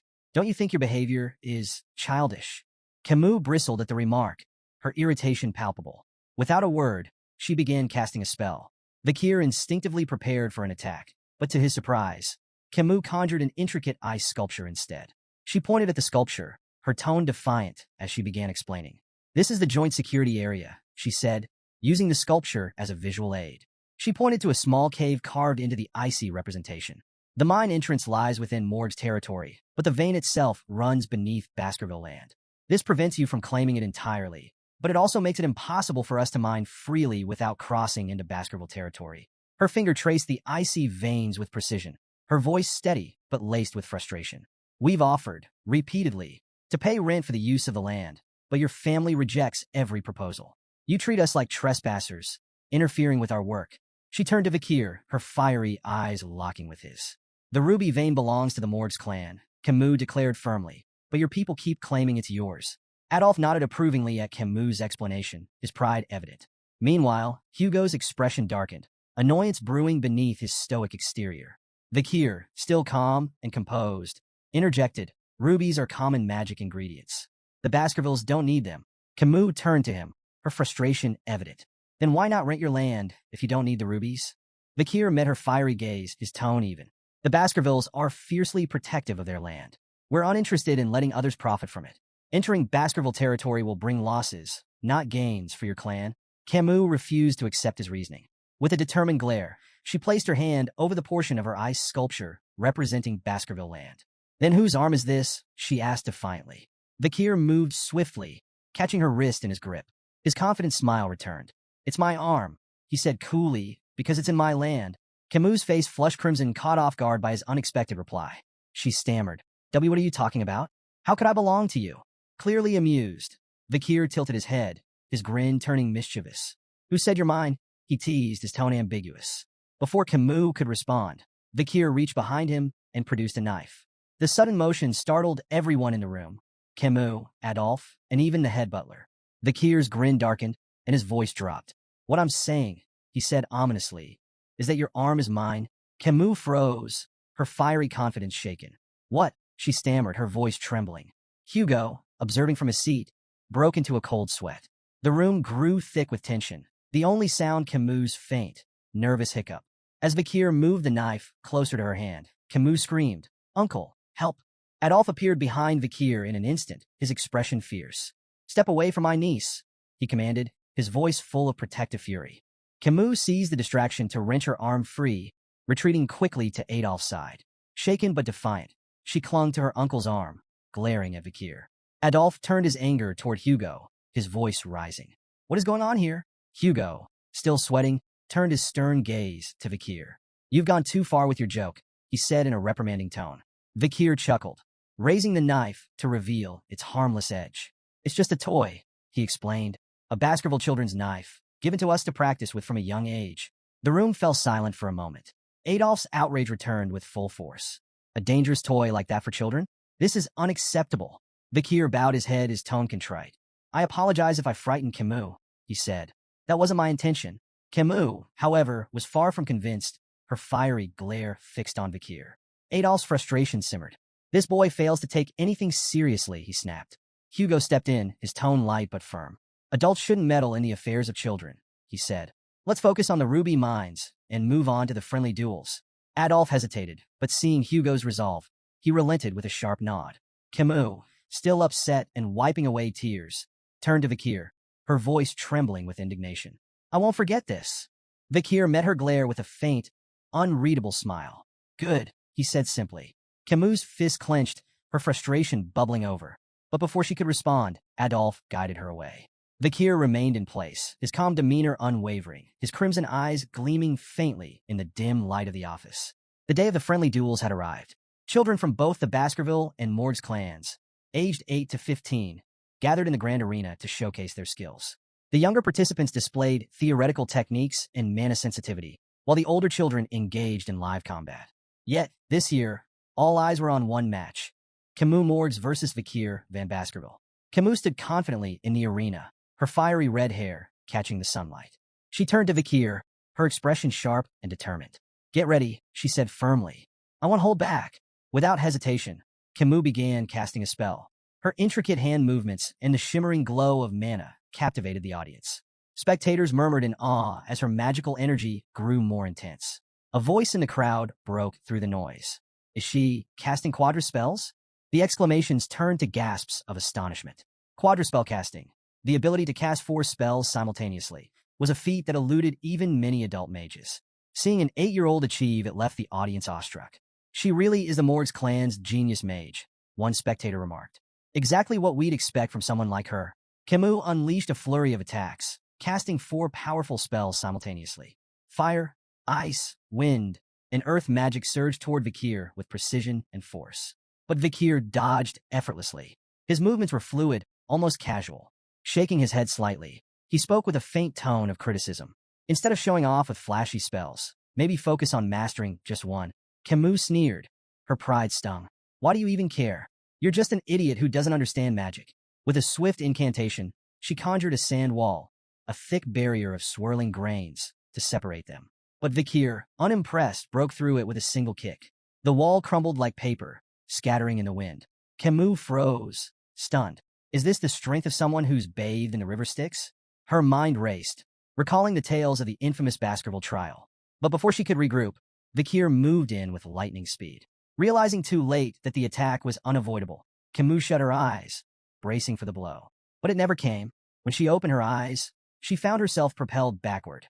Not by a strike, but by a flick to her forehead. The sheer power of the flick sent her tumbling across the arena floor. On the sidelines, Adolphe stared in disbelief. A flick? That was just a flick. Camus winced, holding her forehead, her fiery demeanor shaken. Why did you flick me? Are you going easy on me? Vikir smiled faintly, tapping his own forehead. Maybe it's time to end this before things get out of hand. Camus' eyes watered with frustration, but she refused to yield. With a defiant shout, she cast another spell. This time, she conjured 2 sand walls, layered for extra protection. Try getting through this, she declared confidently. Vikir stood unbothered, considering walking around the walls entirely. But with a faint smirk, he decided to humor her. Drawing back his fist, he punched straight through both barriers. The sand wall shattered, leaving a clean hole in his wake. Camus froze, astonished, as Vikir stepped through the debris. As he approached her, Vikir mimicked a flicking motion with his hand. Whose arm crossed the wall? He asked, his tone calm and deliberate. Camus opened her mouth to respond, but before she could, Vikir answered for her with another flick to her forehead. The stronger one, he said simply. The force of the flick sent Camus sprawling to the ground again. Growling in frustration, she pushed herself up, her fiery glare fixed on Vikir. Still ready to fight, she snarled, I'm not done yet. Vikir sighed inwardly. Dealing with children is harder than I thought. I could end this in zero point 0.1 seconds if I wanted to, but that would just cause more problems. Dodging Camus' relentless spells with ease, Vikir's sharp gaze wandered to another part of the arena. Two contestants, a sword apprentice and a mage, were locked in a duel. The swordsman's precise, powerful strikes tore through the mage's spells. An idea sparked in Vikir's mind. They might be useful for this. Meanwhile, Camus' frustration boiled over. "Stop running away and fight me," she shouted, her voice trembling with anger. Vikir seized the opportunity, his tone calm but firm. "You might want to have a defensive spell ready." Camus blinked, momentarily confused by his sudden comment. Before she could process his warning, she noticed the mage behind Vikir preparing a large-scale attack. The intense glow of gathering mana filled the air. Adolf, observing from the sidelines, pieced together Vikir's plan. His voice rose in alarm. "Camus, watch out." The mage's spell erupted in a massive, fiery blast that engulfed the arena. Gasps and cries rippled through the audience as heat and blinding light consumed the battlefield. For a few tense moments, nothing was visible but flames and dust. In the chaos, Camus activated a defensive spell just in time, narrowly avoiding serious injury. But as the dust settled, she realized her clothes had been burned away by the flames. The crowd murmured in shock, their whispers growing louder. Camus froze. Tears welled up in her eyes as the horrifying reality sank in. She had been exposed in front of the entire audience. Her hands trembled as she tried to cover herself, humiliation washing over her. She heard her uncle Adolf calling her name, his voice filled with worry. How could this happen?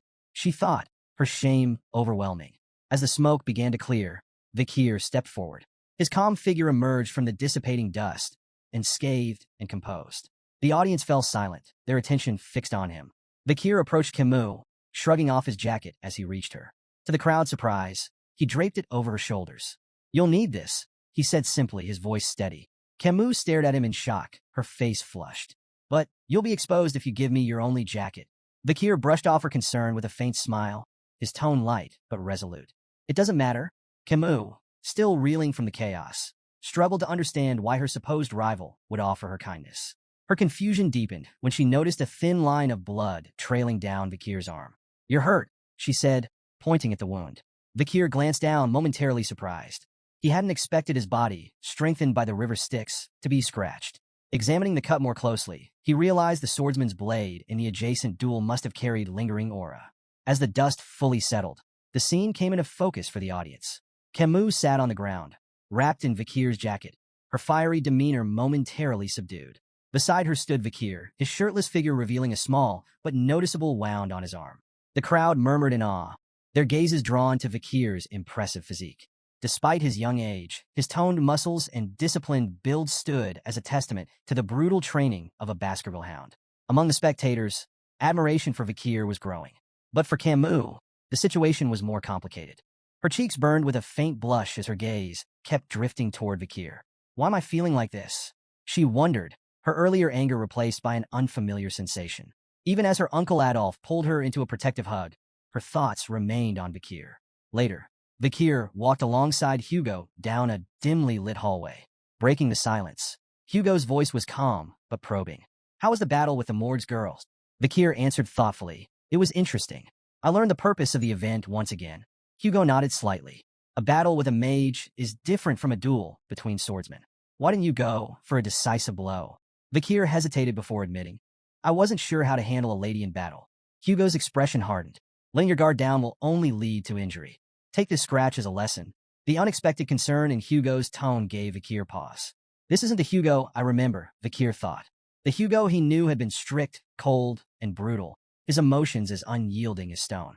Rumors whispered that Hugo's harshness stemmed from the loss of his first wife and eldest daughter, but such things had never been Vikir's concern. Yet now, hearing a faint trace of worry in Hugo's voice, Vikir felt a rare moment of unease. Seeking to shift the subject, Hugo asked, "What do you think we should do with the ruby mines?" Without hesitation, Vikir replied, "We should give control of the mines to the Morgs." Hugo's eyebrows shot up in surprise. "And your reasoning?" "The Baskervilles' primary focus is territorial expansion," Vikir explained. "The monsters and barbarians around the mines will be obstacles if we try to claim the region directly. By allowing the Morgs control of the mines, we can use them to minimize our losses. Their presence will draw the threats into that area, allowing us to handle everything at once." Hugo listened carefully, his sharp mind processing Vikir's words. Slowly, a smile spread across his face. Interesting, he said. Once the Mords assign a large number of people to the mines, we'll push the monsters and barbarians into that region. The ruby veins will be soaked in their blood, and the Mords will think twice before stepping onto our land again. Placing a hand on Vikir's head, Hugo said, "Your idea aligns with about 90% of what I had in mind." Impressive. Vikir accepted the praise silently, his expression composed. Inside, he mused on the irony. This plan was originally Hugo's idea. Vikir had carried it out on his orders in his previous life. Now, seeing it unfold from this perspective brought an odd sense of satisfaction. To conclude, Vikir added, "We should keep a close eye on the Mord's movements." Hugo dismissed the concern with a wave of his hand. "There's no need. I've already increased the number of hounds scouting the area." Vikir nodded, choosing to keep his thoughts to himself. As they continued walking, a familiar voice rang out behind them, stopping them in their tracks. "Hugo, I have something to discuss before I leave." Turning toward the source, they saw Adolf approaching, his expression serious. Hugo nodded, gesturing toward a nearby room. "Let's talk." Once seated, Hugo leaned back in his chair. "What is it you want to discuss?" Adolf wasted no time. "I think it's time to resolve the issues surrounding the ruby mines peacefully," he began. Hugo raised an eyebrow. "Peacefully?" Adolf continued. "We could implement usage fees, but I have another suggestion, an engagement between the Morgs and Baskerville children." As the two patriarchs discussed the potential union, Camus sat nearby. Her gaze occasionally drifted toward Vikir, her cheeks faintly flushed. Hugo noticed this, leaning forward with subtle interest. "Which children do you have in mind?" he asked. Adolf smiled confidently. "The eldest son of the Baskerville clan and the eldest daughter of the Morgs, my niece Camus. She's exceptional, beautiful, intelligent, talented. She lacks nothing and would make an ideal match." Hugo raised an eyebrow. "My eldest son is 25. That's a 17-year age gap." Adolf waved the concern away. "What's a mere 17 years? In the grand scheme of things, it's nothing." Before Hugo could respond, Camus interjected firmly, "I will not marry anyone weaker than my mother. And I don't want a significant age gap in my partner." Adolf's face twisted in frustration as he turned to his niece. "Camus, if you insist on marrying someone stronger than your mother, you'll be alone for the rest of your life. That's not a realistic demand." Hugo, clearly displeased, added dryly, "Engagements aren't a buffet where you can pick and choose. Consider the bigger picture." But Camus, confident and unwavering, crossed her arms. "I have no intention of playing around." Suddenly, Camus' face flushed a deep red, and she looked away, drawing the attention of both Hugo and Adolf. Adolf followed her gaze, his eyes narrowing as realization dawned. She was looking at Vikir. Adolf's mind reeled. "No, this can't be happening. Not him." Leaning toward her, Adolf hissed in a harsh whisper, "Don't even think about it. Vikir is of the Van surname, not from the Lil lineage. He's a small fish in a big pond. This is absurd." Hugo, sensing the rising tension, sighed and decided to intervene. "The most important thing in an engagement," he said, "is the opinion of those involved. Let's hear what Vikir has to say." All eyes turned to Vikir. Camus looked at him expectantly, her blush deepening as the room fell silent. Meeting her gaze, Vikir's calm voice broke through the tension. "I accept." The room erupted into chaos. Adolf's face turned beet red. He opened his mouth to object, but before he could say a word, Vikir added, "To do as I'm told." Adolf's outrage doubled, his voice rising. "What kind of attitude is that toward the Morgs clan's daughter?" Camus, on the other hand, was completely flustered. Her face turned crimson as she tried to decipher Vikir's cryptic response. Is he shy? Does this mean he's secretly okay with the engagement? Her mind raced with possibilities, each more baffling than the last. Hugo, clearly amused by the situation, interjected with a composed tone. "In the Baskerville household, names and titles hold little meaning. Greatness comes from ability, not bloodline. Even those of Van descent can rise to prominence." Adolf's expression remained skeptical, his eyes narrowing as he turned to scrutinize Vikir. The young Baskerville stood tall, calm and unyielding under Adolf's piercing gaze. Internally, however, Vikir was assessing Adolf just as carefully. As a six-circle mage and one of the Mords clan's strongest supporters, Adolf was undeniably formidable. Breaking the silence, Adolf said coldly, "I don't think it's wise to rush this. We can't have just anyone become Camus' husband." Vikir reflected on the peculiar customs of the clans, where engagements often felt more like polite suggestions than binding agreements. Still, he couldn't help but wonder if Adolf, with his lofty standards, was dissatisfied even with the renowned genius of the Baskerville clan. Adolf's skepticism grew as he stepped closer, placing a firm hand on Vikir's shoulder. He applied pressure, clearly testing the boy. But to Adolf's surprise, Vikir didn't budge. His sturdy frame defied expectations, as though the weight of a six-circle mage was nothing to him. Intrigued, Adolf asked sharply, "Why aren't you responding? Are you even paying attention?" Vikir's blunt reply was like a thunderclap in the room. "I stopped listening after you said it was unwise to say certain things to me." Camus gasped audibly, her eyes wide. Her uncle, one of the most powerful mages in the clan, had been dismissed by a child. Meanwhile, Hugo struggled to stifle his laughter, turning away to hide the smirk threatening to break across his face. Adolf, instead of anger, erupted in a dark, booming laugh. Turning to Hugo, he declared, "I think I need to have a more in-depth conversation with this boy." Hugo raised an eyebrow, suspicious. "What are you planning, Adolf? You're not going to scold an 8-year-old, are you?" Adolf laughed again, the sound echoing ominously. "Not as a deputy patriarch of the Mord's clan. I'm speaking as her uncle. After all, Vikir might one day marry my niece." Camus' face turned crimson. "Uncle, stop it," she pleaded, but Adolf ignored her protests. "These moments are inevitable, Camus," he said, waving her off. Hugo, sensing where this was heading, gave Adolf a skeptical look. "You're serious about this, aren't you?" Adolf nodded, his expression grimly amused. "Completely." Hugo sighed, hesitant but ultimately relenting. "Fine," he said, "but don't take it too far. The last thing we need is a political incident over a conversation." Camus groaned in frustration. "This isn't a conversation," she muttered, crossing her arms. It quickly became clear to everyone in the room. This wasn't going to be a talk. It was a duel. After some time, Vikir and Adolf stood face to face in the center of the arena, tension crackling in the air. Hugo and Camus watched from the sidelines, each with their own thoughts. Adolf smirked and declared, "Show me everything you've got, boy. Don't hold back." Vikir's confidence barely wavered. "If I actually go all out, you might end up face first on the floor," he mused, suppressing a grin. To kick things off, Adolf performed an intricate spell, seamlessly combining fire, earth, and water magic to create a clay pot. He filled it with water and balanced it on his head with a flourish. "Your challenge," he announced, "is to make even a single drop spill. If you succeed, you win." Vikir raised an eyebrow. "A pot-on-head challenge? This guy's either crazy confident or crazy." Camus leaned toward Hugo.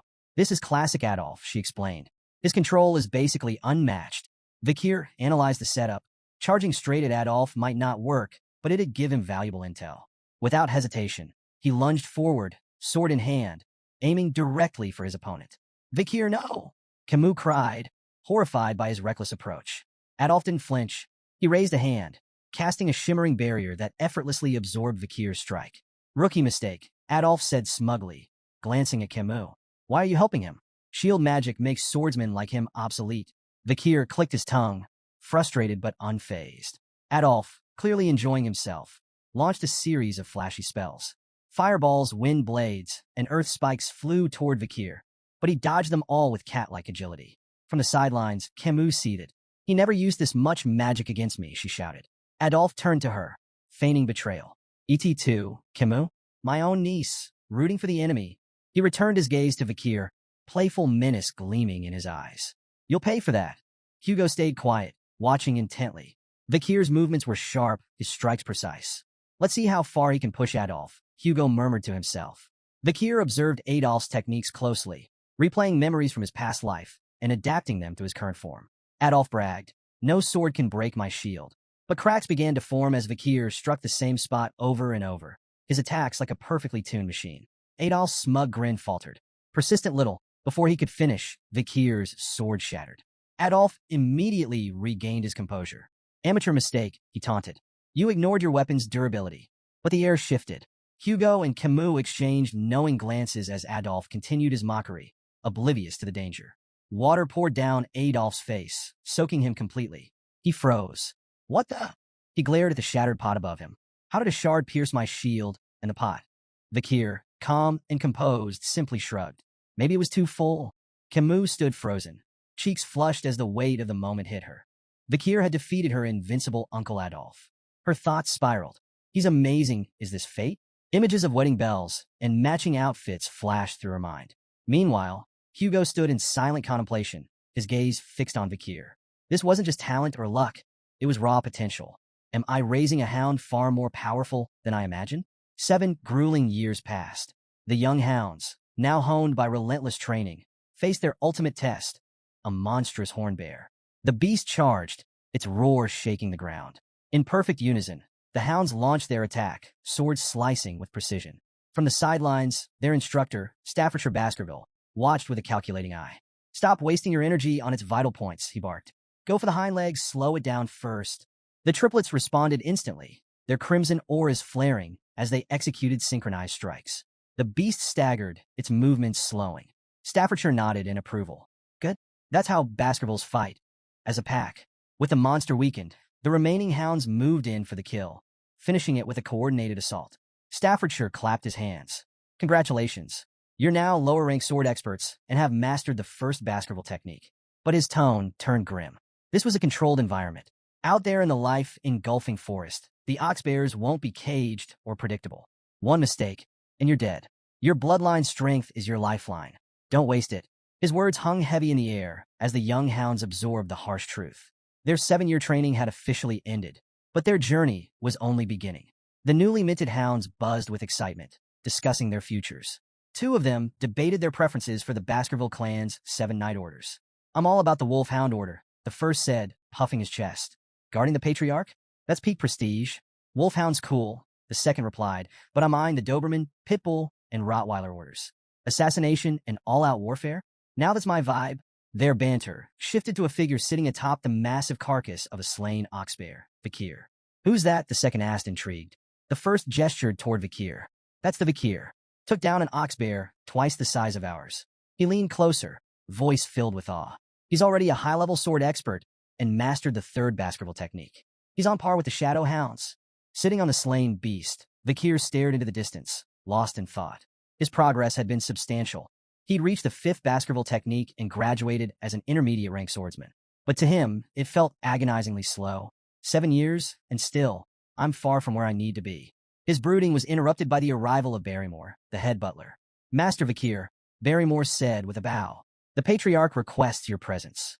Your assignment has been decided." Vikir rose, his expression unreadable.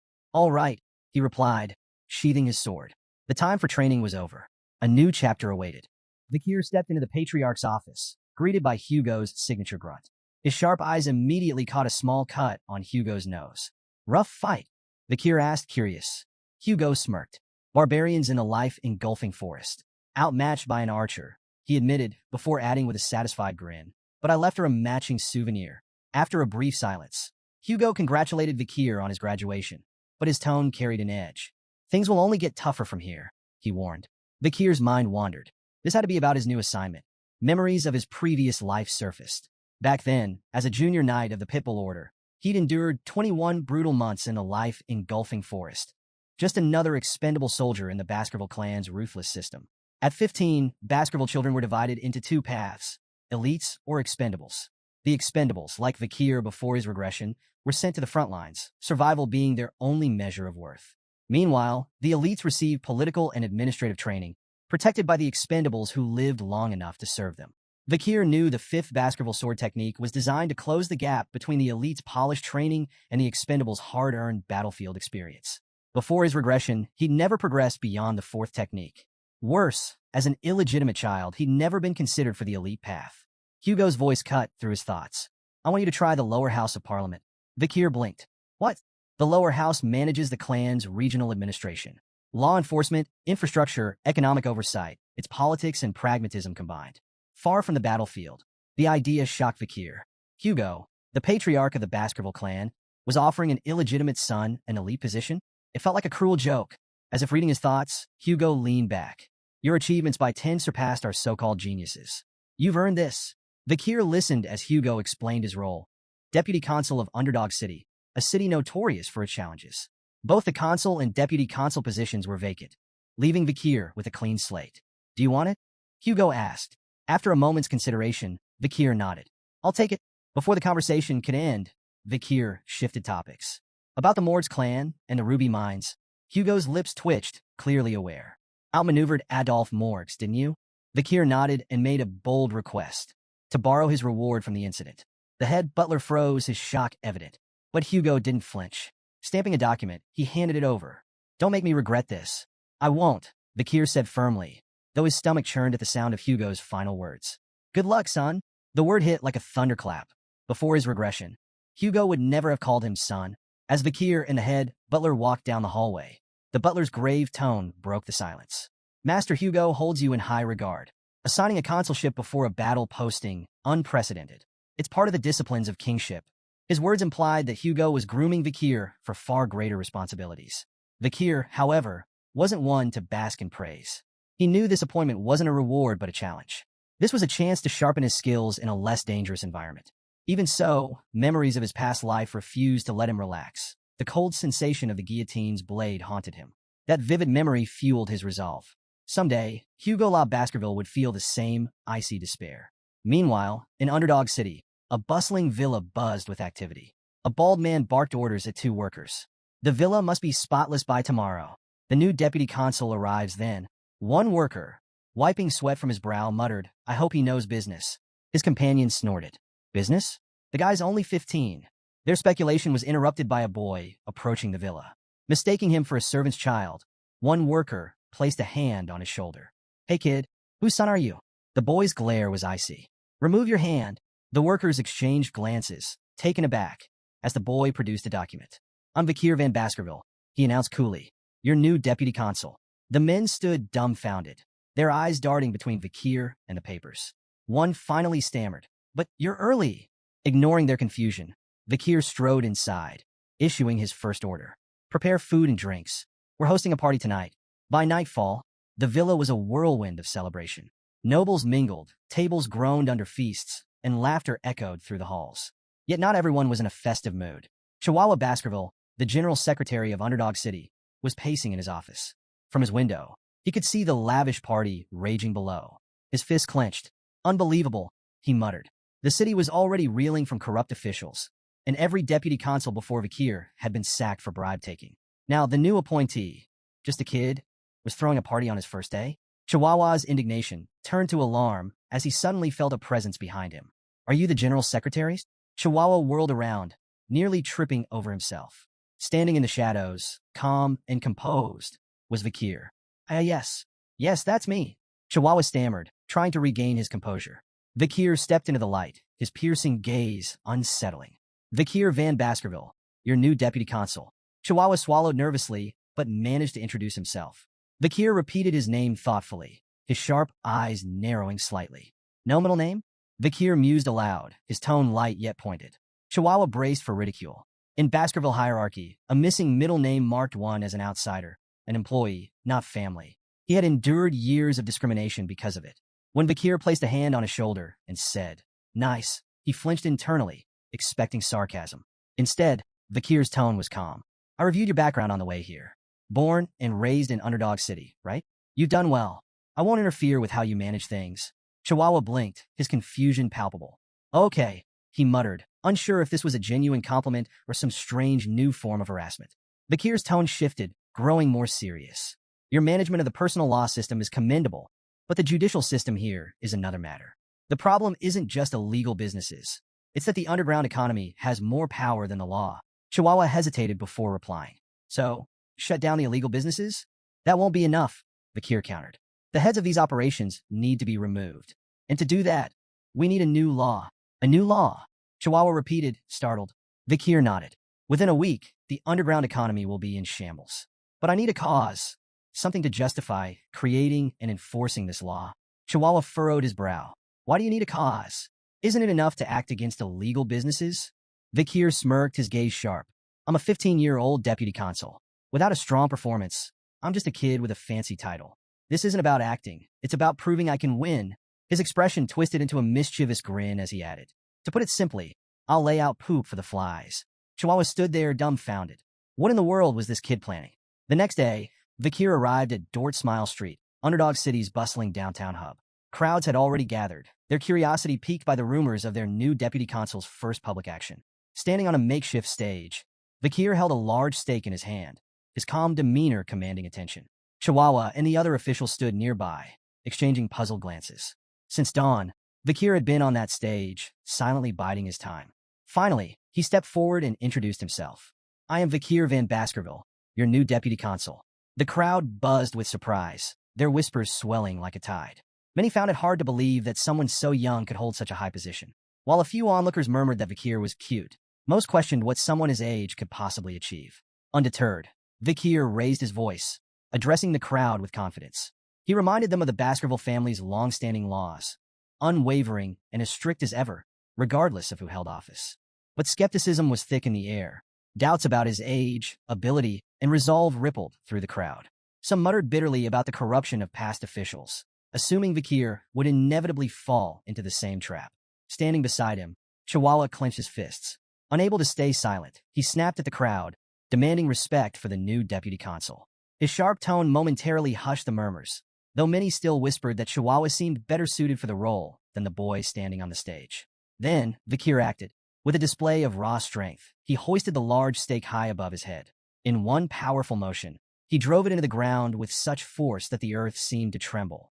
Gasps spread through the audience, their skepticism giving way to astonishment. Before the awe could fade, Vikir made his move. Standing tall, he declared the introduction of a new decree, the Vikir Special Law. The first provision, he announced, his voice carrying over the crowd, is simple. Anyone who pulls this stake from the ground will be rewarded with 100 million gold, personally paid by me. The crowd erupted in disbelief. 100 million? They shouted, their voices blending into a chaotic cacophony of awe and doubt. Could it really be that simple? Could pulling out a stake make someone unimaginably rich? Yet, despite the excitement, no one stepped forward. Vikir's sharp eyes scanned the hesitant faces, his gaze daring someone to take the challenge. What's wrong? He taunted. Does no one have the guts to try? When the silence persisted, he smirked and raised the stakes, literally. Paragraph 1, Article 2, he declared. The prize is now 1 billion gold to the person who pulls out this stake. Gasps of shock rippled through the crowd. 1 billion gold was beyond anyone's wildest imagination, a life-changing fortune.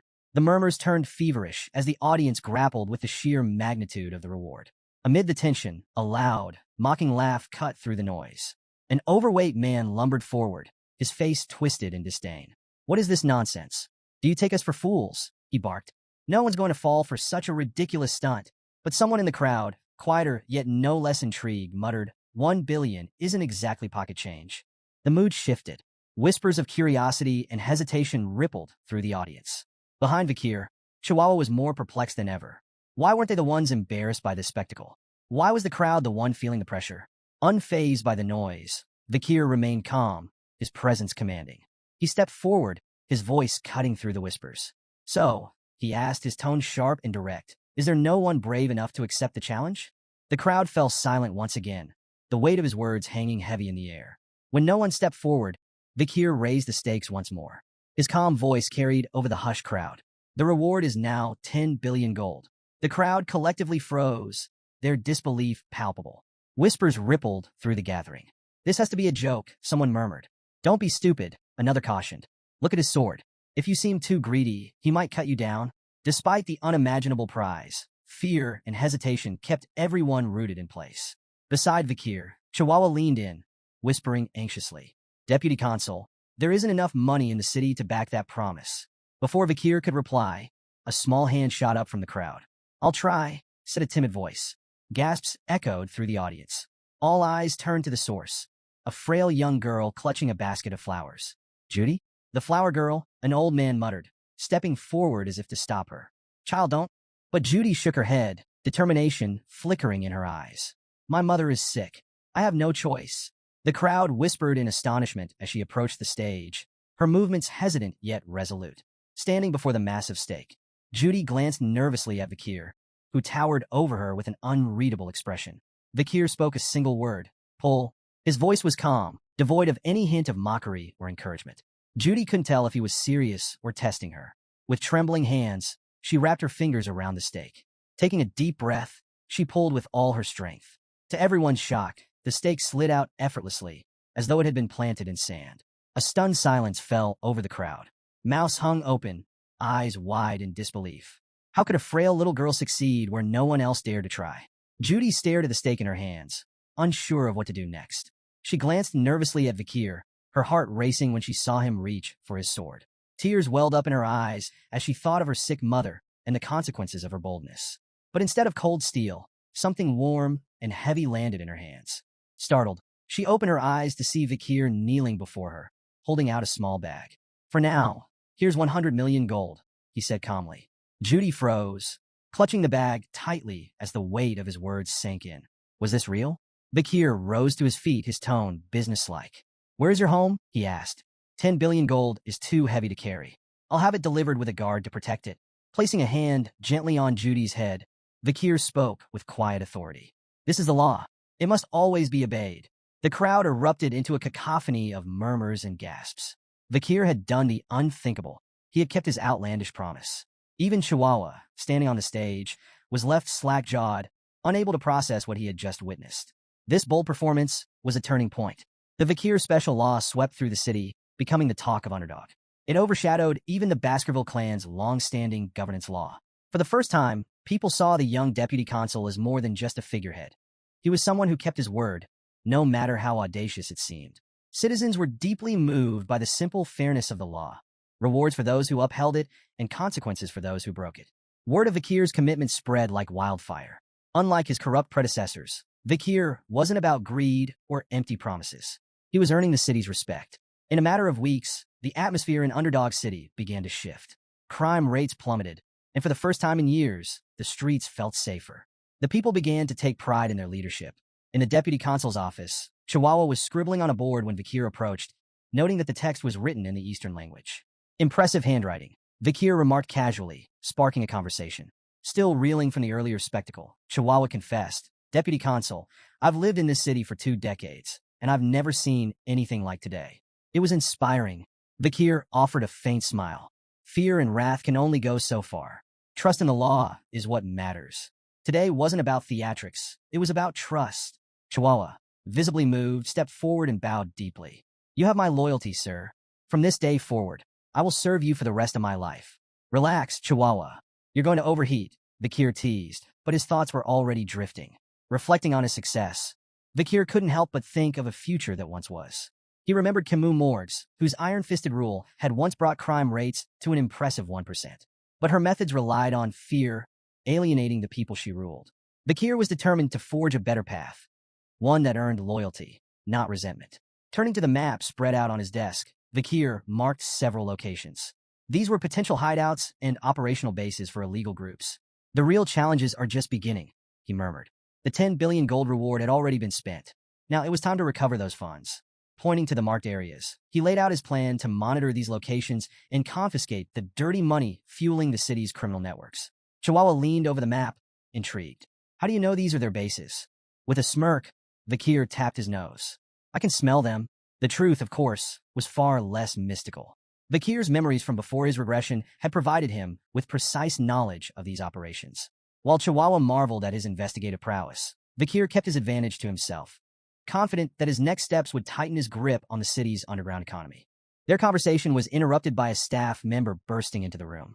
Deputy Consul, he announced, the Village Hall's Youth Autonomy Association has requested a meeting. Chihuahua didn't seem surprised. It's about time, he muttered. Bakir, however, scowled. Arrogant bastards, he said bluntly. What do they want? Chihuahua explained. The Youth Autonomy Association is made up of second and third generation members from Baskerville's 7 founding families. Despite the grand name, it's just a rowdy social club for entitled brats. He shrugged. They probably have opinions about the Bakir special law. Bakir's grin was sharp, his tone cutting. The dung flies have started to smell the bait.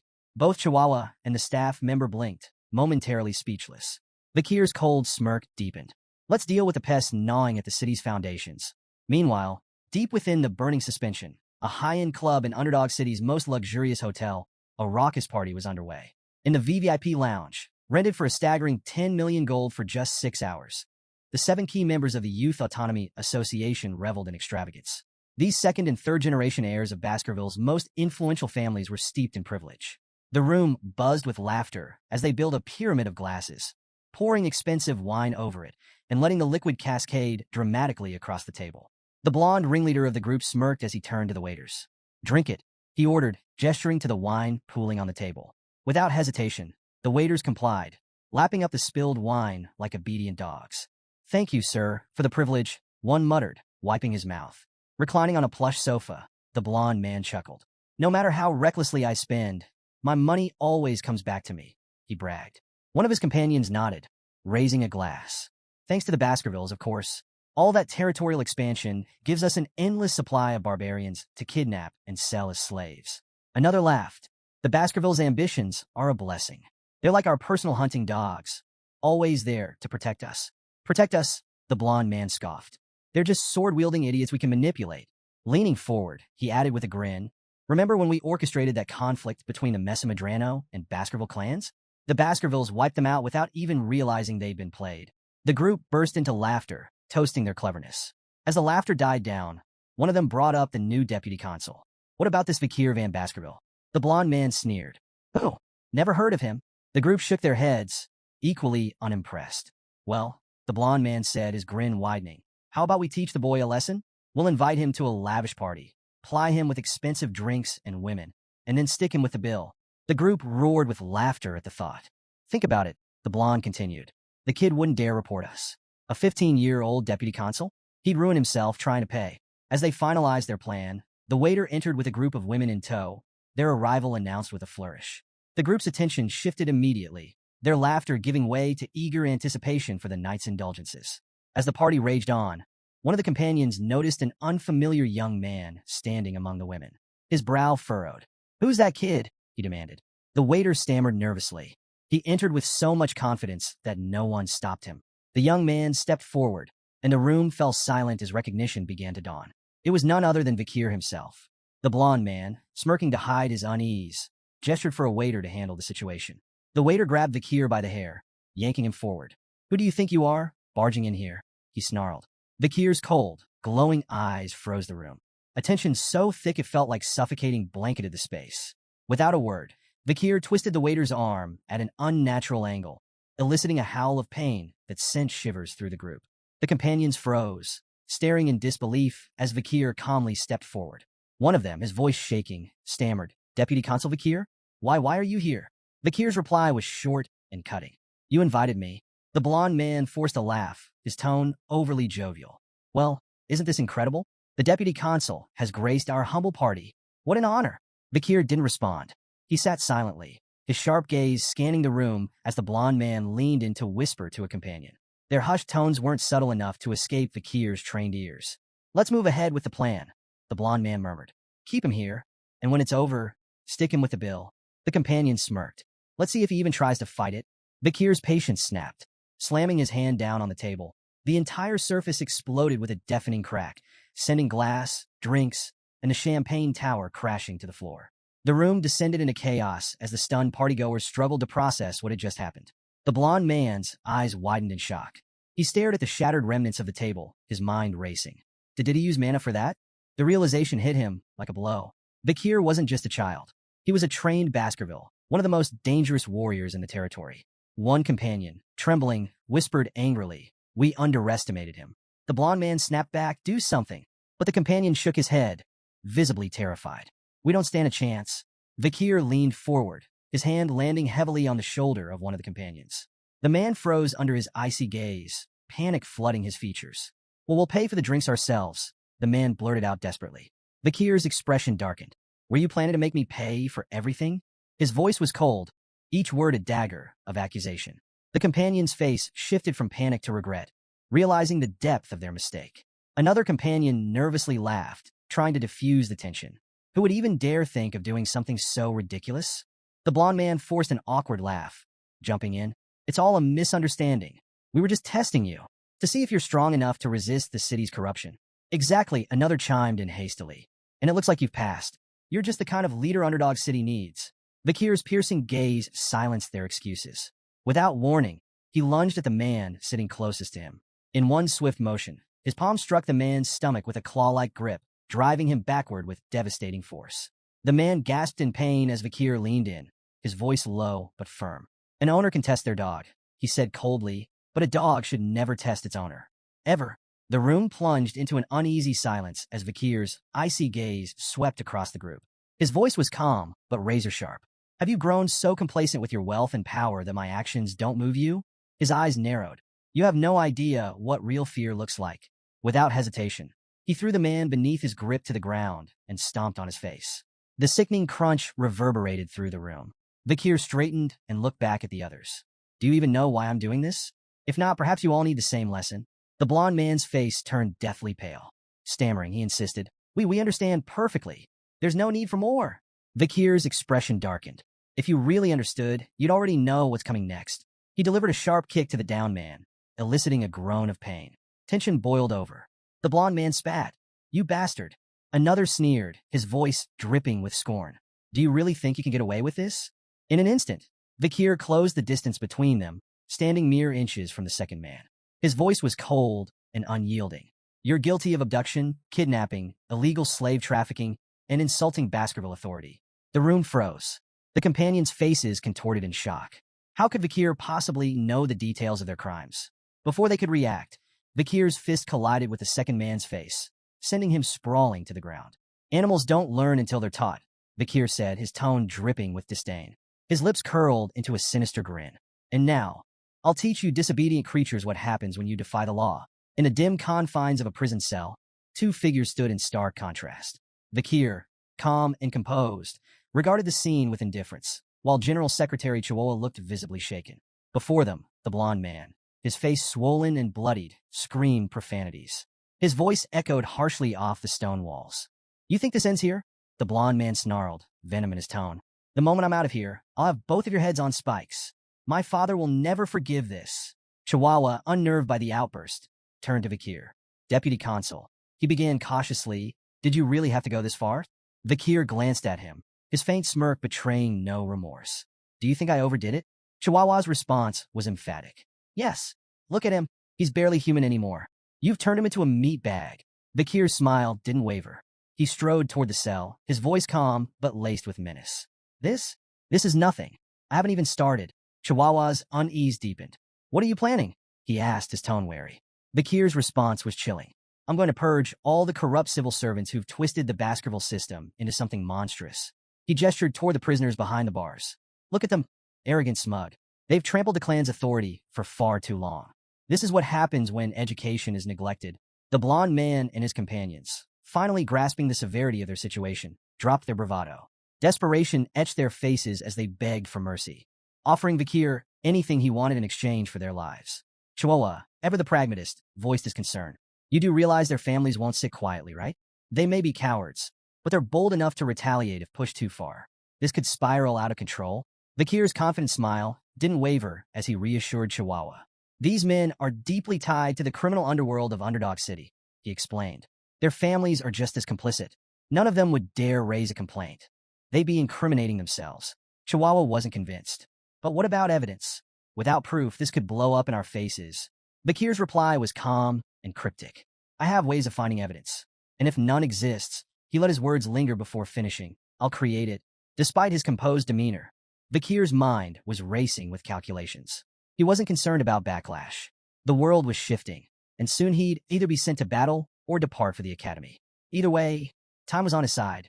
Standing before the prisoners, Vikir's voice turned icy, each word deliberate and cutting.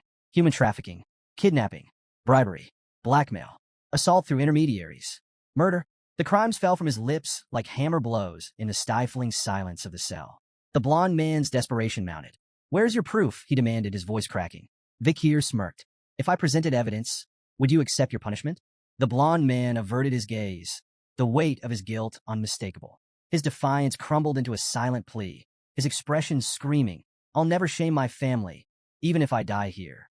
The tense atmosphere broke with the sudden arrival of a bald man carrying a heavy bag. He greeted Vikir with casual ease, as though the grim scene before him was an everyday affair. "Your custom order is ready," he said, placing the bag at Vikir's feet. Vikir nodded in thanks and opened the bag, revealing an array of ominous tools. The bald man watched, a mix of dread and fascination on his face. Finally, he couldn't hold back. "I've been in this business for 30 years, but I've never seen tools like those. Where did you come up with such terrifying devices?" Without looking up, Vikir replied nonchalantly, "I didn't invent them. They were common where I came from." The bald man froze, visibly unsettled. "Where you came from? What hellhole is that?" Vikir chuckled. "Something like that." Then, almost casually, he added, "Want me to teach you how to use them?" The bald man quickly shook his head, his face pale. "No thanks. If I watch what you're about to do, I'd lose everything I've eaten this week." Vikir smirked, but didn't respond. He turned his focus back to the tools, methodically arranging them as his mind drifted to darker times, the era of destruction. Memories of breaking Demon Clan prisoners resurfaced, the era when interrogation techniques reached horrifying heights in sophistication and cruelty. Opening his coat, Vakir revealed a series of tools strapped to his body. The blond man's defiance shattered. His bravado dissolved into a high-pitched squeal as sheer terror gripped him. Vakir's expression was cold and unreadable. "What happened to your confidence?" he asked mockingly. "Where's all that tough talk about never confessing?" Buttoning the cuffs of his sleeves with deliberate calm, Vakir added, "Don't say anything just yet. Let's savor this moment. It's nostalgic." The blond man couldn't hold back anymore. Tears streamed down his face, his body trembling uncontrollably as fear consumed him.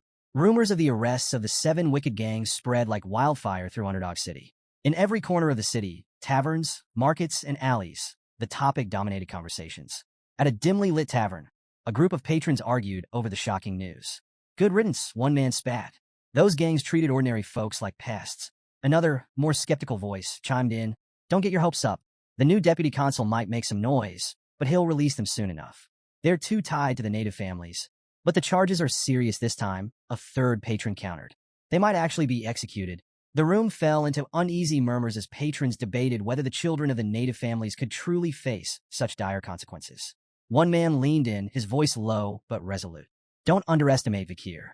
This is the same man who burned 10 billion gold just to make a point. If anyone will follow through, it's him." Others scoffed, dismissing the arrests as a political ploy. "It's all for show," a patron said, waving a hand. "The native families will apologize, and the gang members will walk free. It's how things have always been." At first, it seemed those predictions might hold true. The Mablank, Pyre, Luib, Chanel, Daragamu, Hermes, and Prada clans, families tied to the 7 wicked gangs, issued formal apologies to Deputy Consul Vakir. But the apologies fell on deaf ears. In the heart of the city's central square, 7 severed heads hung grotesquely from iron spikes. Salt preserved their twisted expressions of agony, a chilling reminder of the suffering they endured before death.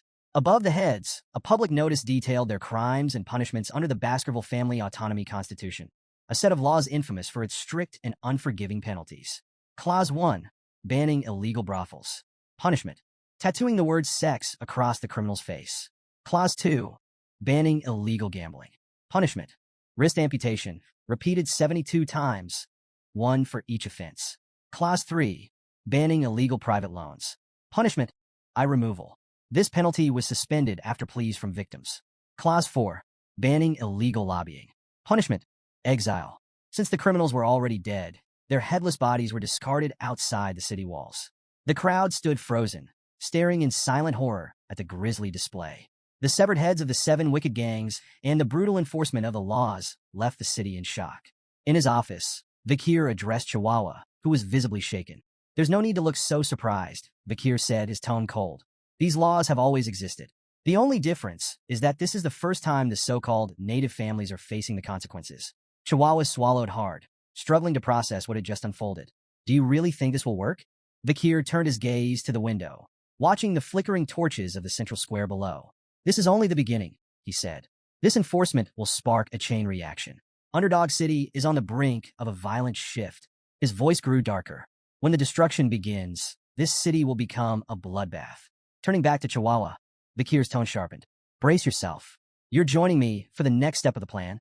Chihuahua blinked, clearly rattled. "Me? Why do I have to?" "You're part of this now," Vakir interrupted, his voice leaving no room for argument.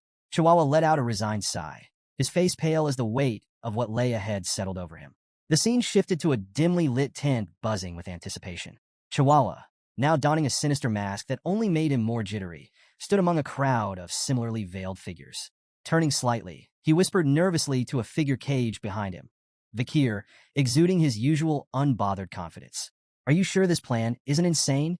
Chihuahua asked, his voice barely audible. Vakir's crimson eyes locked onto him. "Have I ever let you down?" Chihuahua's silence spoke volumes. He adjusted his mask, feigning composure as more masked individuals filed into the area. This was no ordinary gathering. It was the infamous underground slave auction in Underdog City, a lawless pit nestled at the edge of Baskerville territory. Under the cover of night, a sprawling tent had risen from the barren wasteland, its garish lights luring in luxurious carriages like moths to a flame. Inside, a grim marketplace awaited, where lives were bartered like commodities. Kidnapped barbarians, disgraced nobles, and commoners alike. The Baskerville family, oblivious to this atrocity on their outskirts, remained conspicuously absent. At the entrance, The auctioneer greeted arrivals with exaggerated cheer.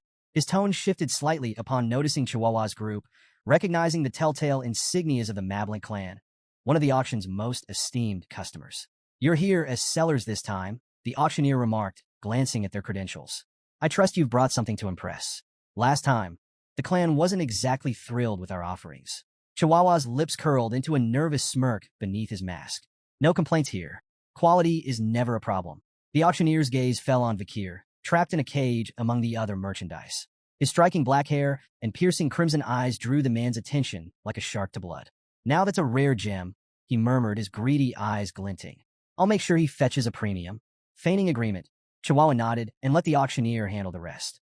The man bowed theatrically before disappearing, leaving Chihuahua to stew in the chaos of the tent. Inside, the atmosphere was electric. The crowd of criminals and elites buzzed with anticipation, swapping whispers about the night's offerings.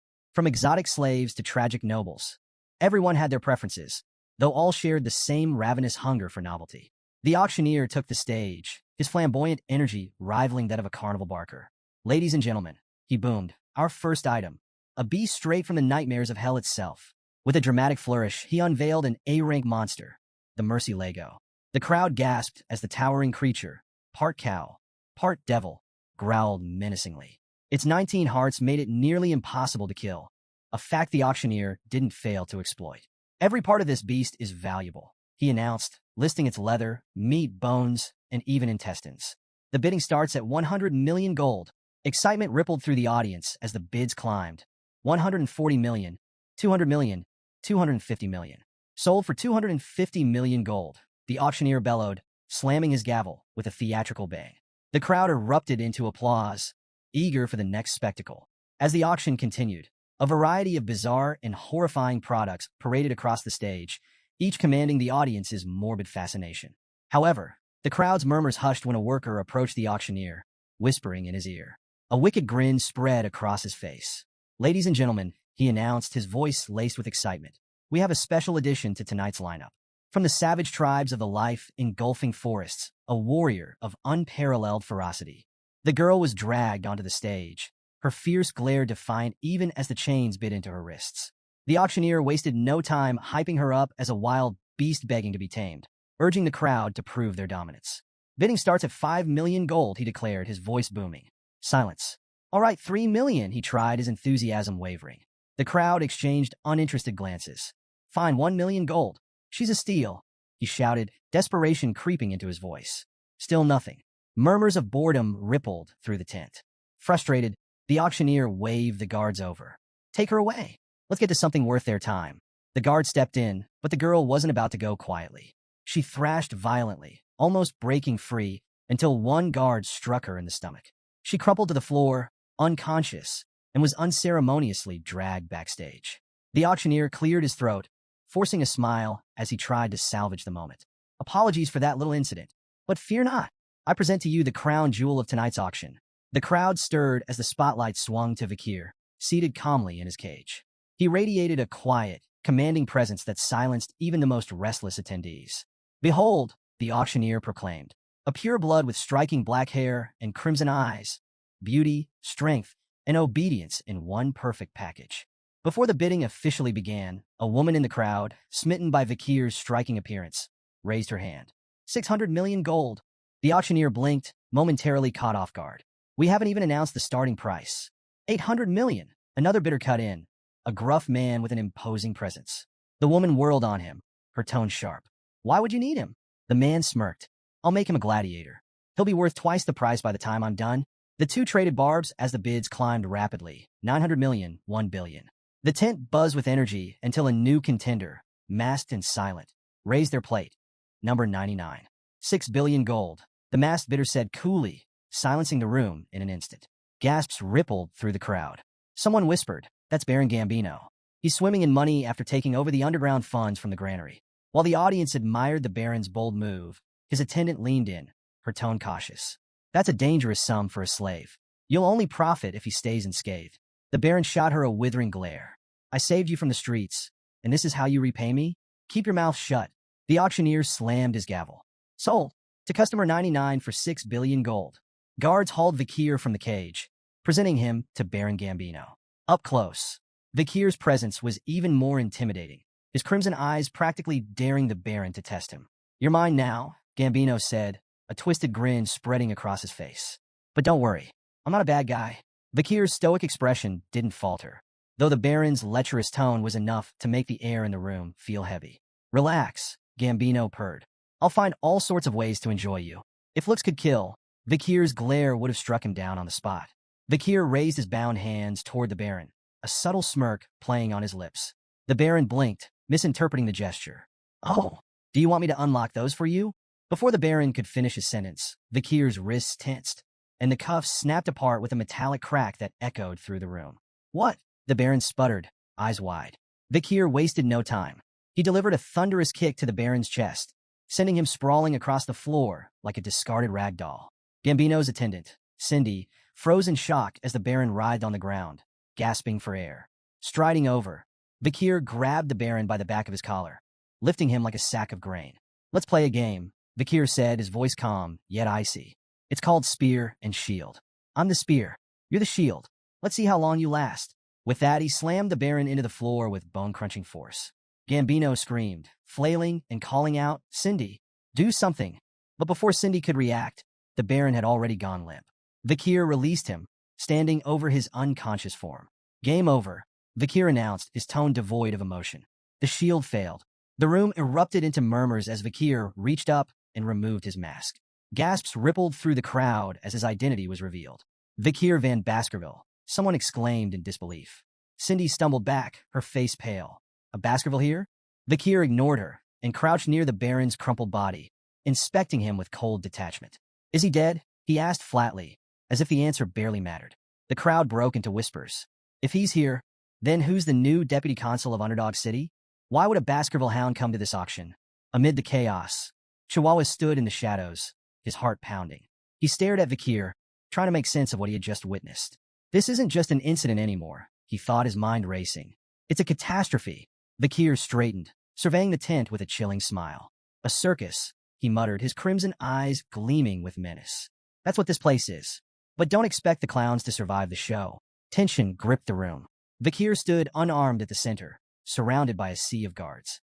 The crowd held its collective breath, unsure if they were about to witness a miracle or a massacre. The auctioneer, his face twisted with fury, shattered the silence. "Kill him," he roared, spittle flying. "I don't care if he's a Baskerville. Take him down." The guards charged, weapons glinting in the harsh light. Vikir's hand flickered. In an instant, Beelzebub, his blade, appeared, shimmering with a deadly red glow. Before the first guard could blink, Vikir moved, a blur of precision and brutality. The first wave of attackers fell in moments, their weapons clattering uselessly to the floor as crimson streaks stained the ground. The crowd recoiled in horror. A guard wielding a massive chain, an iron ball swung it with all his might, the heavy weapon whistling through the air. Vikir sidestepped smoothly and, in one clean motion, severed both the chain and its wielder in a single stroke. The auctioneer's confidence crumbled. His lips trembled as realization dawned. This wasn't just any warrior. It was a graduate, one of the elite Baskerville hounds. "We don't stand a chance," the auctioneer thought, dread washing over him like a tide. From the shadows, Chihuahua muttered under his breath, his eyes wide as he watched Vikir carve through the guards like a force of nature. "I knew he was strong, but this is insane," he whispered, his awe laced with disbelief. Then, chaos shifted gears. A chilling laugh echoed through the room, halting the remaining murmurs. Vikir turned sharply to see the auctioneer holding Chihuahua hostage, a knife pressed tightly against his throat. "Drop your weapon and surrender," the auctioneer barked, his voice trembling with desperation, but full of venom. "Or I'll cut his throat right here and now." All eyes turned to Vikir, waiting for his next move. Vikir stood motionless, his gaze fixed on the auctioneer. His calm demeanor only served to agitate his opponent, who pressed the blade closer, drawing a thin line of blood on Chihuahua's neck. "Deputy Consul," Chihuahua spoke, his voice steady despite the danger. "Don't worry about me. Just do what you need to do." The auctioneer snarled, silencing Chihuahua with a rough shake. But his words had already struck their mark. Vikir's lips curled into an amused smile. "You got guts, Chihuahua," he said lightly. The tension thickened as Vikir reached down, producing a simple flute strapped to his leg. The auctioneer's confidence faltered for a moment, his brow furrowing. "What's that? Some kind of trick?" Ignoring the taunt, Vikir brought the flute to his lips. The high-pitched note that followed sliced through the air like a razor, its intensity rattling the very walls of the auction hall. The crowd clutched their ears, howling in agony as the sound reverberated, unrelenting and merciless. When the noise finally ceased, the room fell into an uneasy silence. The crowd exchanged confused, fearful glances. The auctioneer, sweating but outwardly unaffected, forced a grin. That's it? A cheap scare tactic? He chuckled nervously. Even a graduate can't. His words stopped abruptly. A thin blade pierced his throat from behind, slicing through flesh and bone with terrifying precision. Blood sprayed in an arc as his head rolled to the ground, his lifeless eyes still wide with shock. Behind him stood a hooded figure, their crimson-streaked blade gleaming under the dim lights. Chihuahua froze, unable to process what he had just witnessed. A guard, attempting to regain control, charged at the hooded figure. But the intruder barely moved, flicking their sword with casual ease. The guard's body shredded mid-stride, collapsing in a lifeless heap. As panic spread, more hooded figures emerged from the shadows, dozens of them. They moved with an eerie, synchronized grace, their auras radiating power and malice. Their eyes, cold and unfeeling, swept across the terrified room, freezing everyone in place. "Who are they?" a trembling guard whispered, his voice barely audible. Cindy Wendy, still clinging to the edges of composure, gasped as her eyes locked onto the distinctive insignia on their chests, a pair of razor-sharp teeth. Her face turned pale as she whispered, "The Pitbull Order, the Baskerville Clan's elite, the Annihilation Experts." A wave of dread swept through the crowd as the reality sunk in. Everyone in the room knew the legend of the Pitbull Order, an unstoppable force of graduates trained to kill without hesitation, their loyalty only to the Baskerville Clan. Cindy froze as one of the Pitbull Knights materialized behind her, his blade poised to strike. Her heart thundered in her chest, panic seizing her thoughts. "I can't die here, not like this."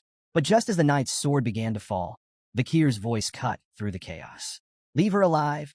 The knight halted instantly, lowering his weapon and kneeling in deference to Vakir. Cindy gasped, her chest heaving as relief washed over her. Vakir's gaze swept coldly across the room.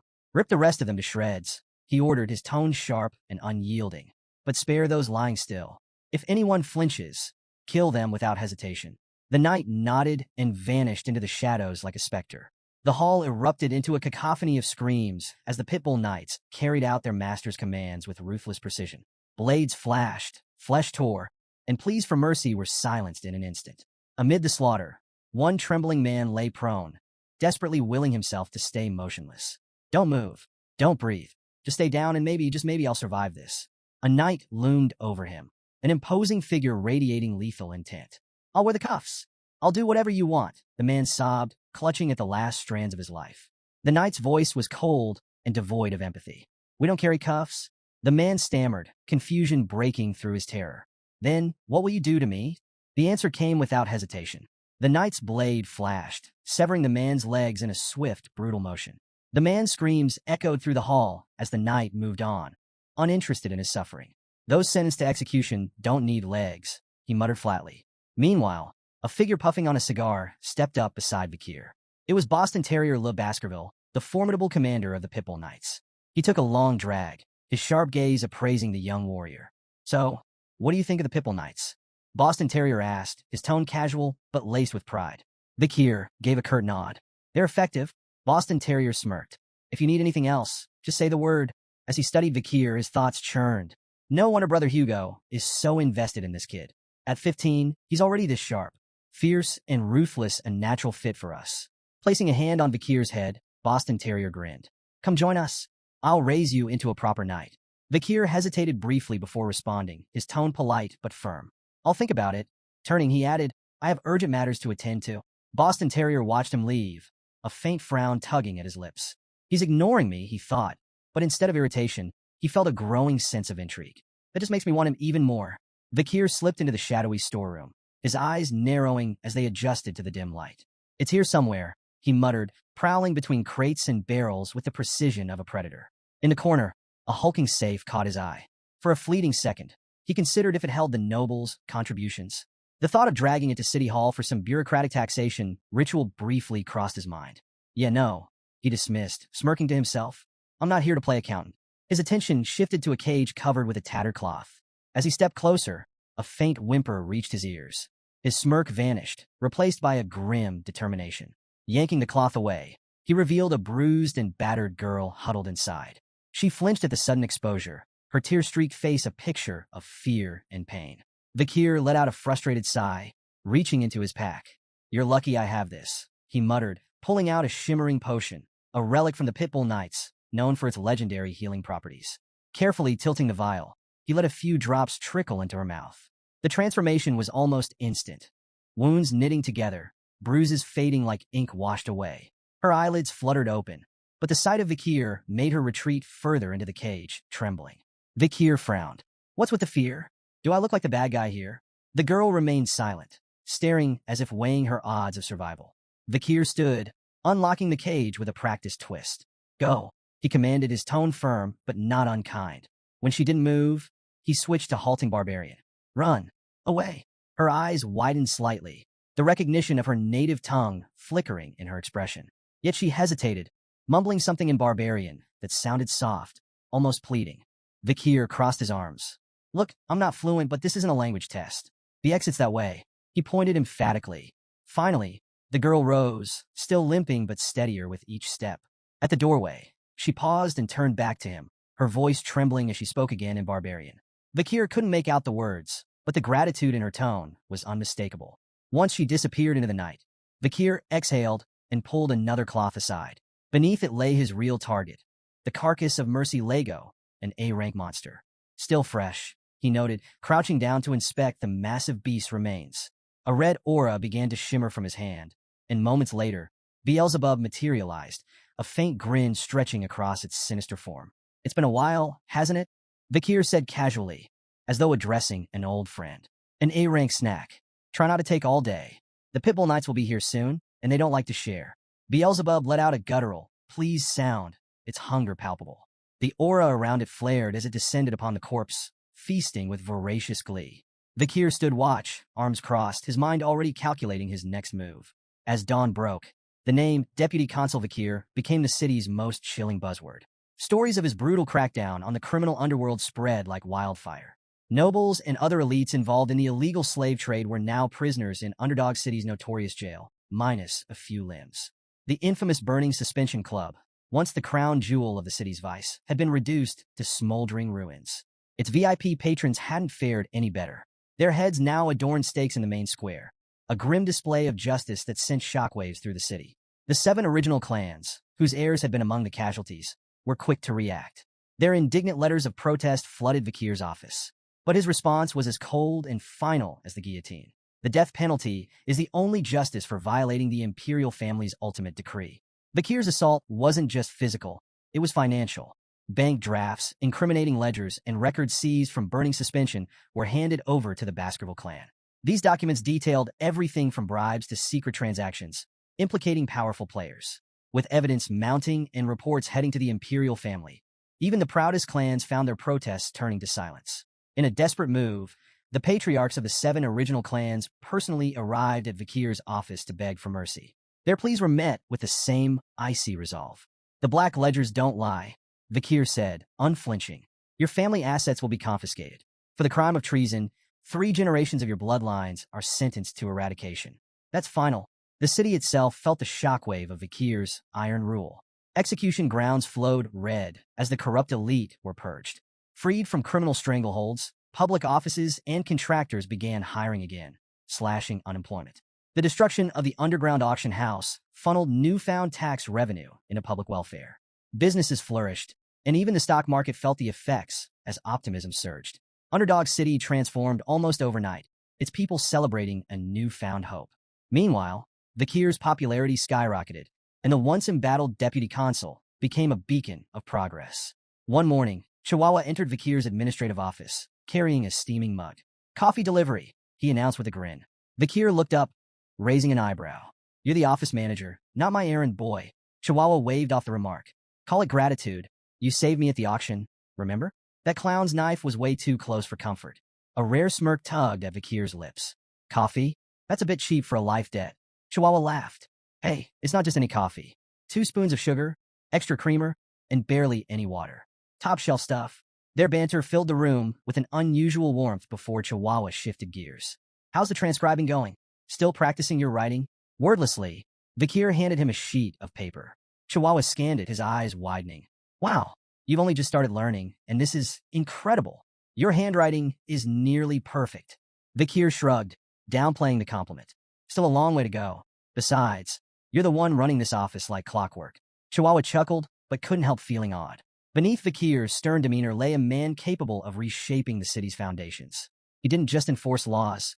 He understood their purpose, their weight. Watching Vikir at work, Chihuahua silently hoped he'd stay in Underdog City. With Vikir at the helm, it felt like the city was finally on the verge of something extraordinary. Under the pale glow of the moonlight slipping through iron bars, Vikir stood in the shadows of a prison cell. Opposite him, Cindy Wendy, Baron Gambino's former attendant, sat bound and blindfolded, her defiant posture stark against the cold walls. Breaking the silence, Vikir spoke, his tone apologetic yet distant. I should have come sooner, but duty kept me. Cindy Wendy, isn't it? She ignored the question, her voice cutting through the air like ice. Why did you spare me? Vikir stepped forward, removing the blindfold with deliberate calm. Their eyes met, his crimson gaze steady. Because I need answers. Her lips twisted into a bitter sneer. So that's it? You only kept me alive to interrogate me. Ignoring the jab, Vikir began pacing slowly, his words precise. Baron Gambino's meteoric rise wasn't natural. A nobody doesn't climb the ladder that fast without help. That help was you. Your talent for generating wealth made him untouchable.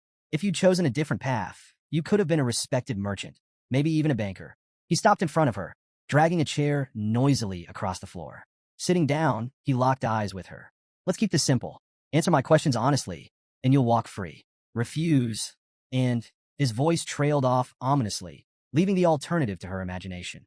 Cindy's eyes narrowed as she bit her lip, wrestling with her anger before spitting out a reply. Fine, I'll answer. Vikir leaned back, his first question direct and unsettling in its simplicity. How would you rate my performance as a law enforcer? Her laugh was sharp and mocking. A shining beacon of justice in Underdog City, she quipped, sarcasm oozing from every word. Unmoved, Vikir leaned forward. Mockery's a dangerous game, Cindy. Play along, or the deal's off. With an exasperated sigh, she dropped the act. Fine, you're doing well. Happy. Vikir's demeanor shifted instantly, his grin sudden and wolfish. Rising, he closed the distance between them, gripping her chin. His voice dropped to a chilling tone. Why do you think I'm doing well? Cindy stiffened, sweat beading on her brow as his crimson eyes bored into her. Releasing her, Vikir returned to his chair, gesturing for her to speak. Grinding her teeth, Cindy finally relented. Because you enforce order with fear. People listen, but not because they respect you. They're terrified. You crush criminals and boost your authority, but you're planting seeds of hatred at the same time. That hatred will grow, and one day, it'll burn everything you've built. She paused, her gaze hardening. And the Baskerville clan? They won't tolerate your rise. They don't like threats to the throne, and you're becoming one. Vikir's face remained unreadable, absorbing her words like a stone soaking in rain. After a moment, he asked, What's your solution then? How would you navigate this? Cindy locked eyes with Vikir, her voice calm but firm. If you want to survive, return all your authority and accomplishments here to the Baskerville clan and its leader. Keeping the spotlight on yourself will only make you a target. She paused, then added, Find a place where your power won't draw attention. Somewhere like the life-engulfing forest or the Imperial Academy.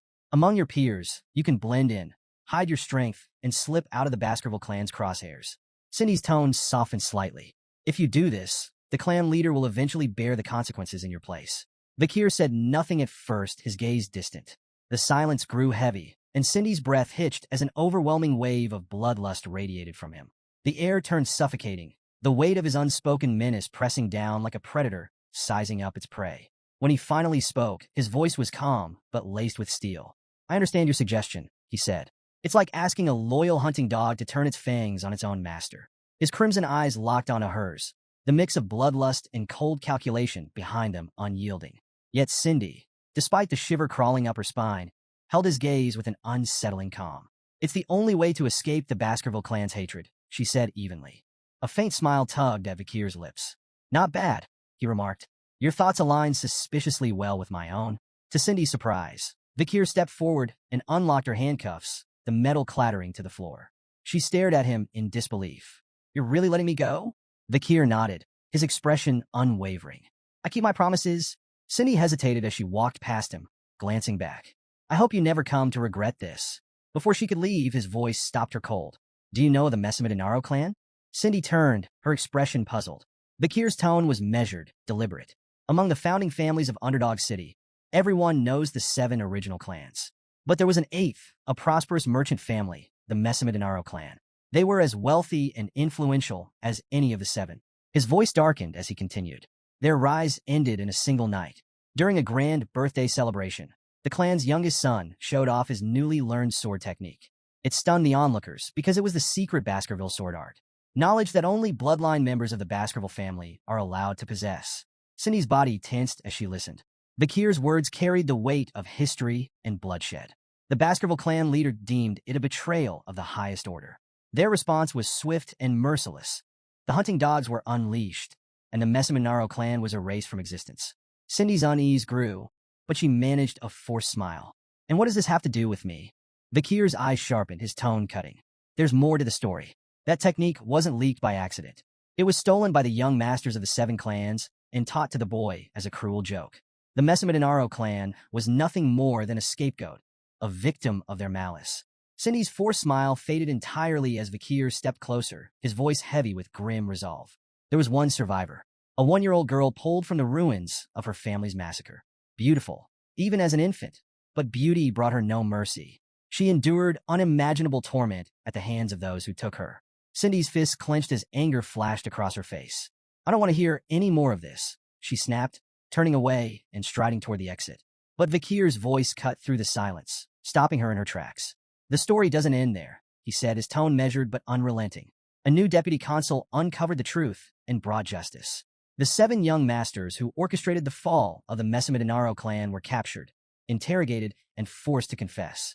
His expression darkened, the weight of his words pressing into the room. Before they died, they showed remorse. Their final words were, "We're sorry for committing such a heinous crime." Cindy froze, tears streaming down her face as she turned to face him. Her voice trembled as she asked, "Who are they apologizing to?" Bakir met her gaze with calm resolve. "They were apologizing to the sole survivor of the Messamidinaro clan," he said. "To the girl who took the name Cindy Wendy." Cindy staggered, her tears falling faster. "How am I supposed to believe that?" she demanded, her voice raw with pain. "You tortured them. How can I trust that their apologies were genuine?" Without hesitation, Bakir grabbed a nearby torch. "There's only one way for you to believe me," he said evenly. "See it for yourself." He led Cindy through the dim halls to a desolate prison cell. Stopping before the door, he gestured toward the ground. "Look." Cindy's eyes widened as she took in the horrific sight. On the cold stone floor, written in dried blood, were the prisoner's final, desperate words. "We brought devastation upon the Messamidinaro clan. Forgive us for our crimes." The pitiful plea was raw and haunting, a message scrawled in their final moments of terror. Cindy's knees buckled as the weight of it all hit her. Overcome, she clutched her stomach and retched, tears streaming down her cheeks as she trembled. Bakir stood behind her, his voice steady but laced with an edge of cold purpose. Even though they suffered and died, the vengeance of the Messamidinaro clan isn't finished. There's still one more clan that must pay for what they've done. He knelt slightly to meet her gaze, his crimson eyes burning with intensity. "Hate the Baskervilles. You have every right to despise us. As a survivor of the Messamidinaro clan." Cindy wiped her mouth with the back of her hand, her tears refusing to stop. "Why are you doing this?" she asked, her voice hoarse. "Why are you helping me? You're a Baskerville yourself." Bakir's lips curled into a faint smirk. "You're asking the wrong question." Cindy pushed herself to her feet, brushing off the dust as she steadied her shaking frame. Without another word, she began to walk away, but at the door, she paused and turned back to him. Her expression was calm now, her voice steady. "I understand," she said quietly. "Bakir Van Baskerville, I owe you a debt." Her tone grew firm, conviction lining every word. "No matter where life takes you, you'll never have to worry about money again. That's my promise." With that, she disappeared into the shadows of the hallway. Bakir stood in silence, watching her go until her footsteps faded into the distance. Then, almost to himself, he muttered with a faint smirk, "I'll hold you to that promise." The next morning, Chihuahua burst into Bakir's quarters, full of energy. "Deputy Consul, it's time to..." He started but froze mid-sentence. The scene before him was something out of a nightmare. Blood-soaked sheets and lifeless bodies scattered across the room. Bakir stirred, stretching lazily before rubbing his eyes. "Good morning," he greeted casually, as though nothing were amiss. Chihuahua's jaw nearly hit the floor. "Good morning. What about?" "All the corpses," he shouted, pointing wildly. Bakir glanced around at the carnage, his expression nonchalant. "Oh, those?" Looks like I killed them in my sleep, he replied with a shrug. Chihuahua stared, utterly horrified. Are you serious? Vikir chuckled lightly. Relax, I'm kidding. As they made their way down the hallway, Chihuahua shot him a wary look. Deputy Consul, I have to ask, what was your childhood like? Vikir smirked, amusement dancing in his crimson eyes. Didn't find my joke funny? That's not what I meant, Chihuahua muttered, exasperated. Vikir's tone turned thoughtful, almost distracted. Lately, I've had some inconveniences. Poison arrows, acid snipers, arson attacks, 2 near misses with runaway carts, the usual. Think I've caught someone's attention? Chihuahua stared at him in disbelief. You're insane. Ignoring the comment, Vikir's mind drifted to Beelzebub, the weapon fused to his arm. His latest skill, Hellish Buffalo's Tough Life, obtained from the illegal auction, had proven incredibly effective despite its risks.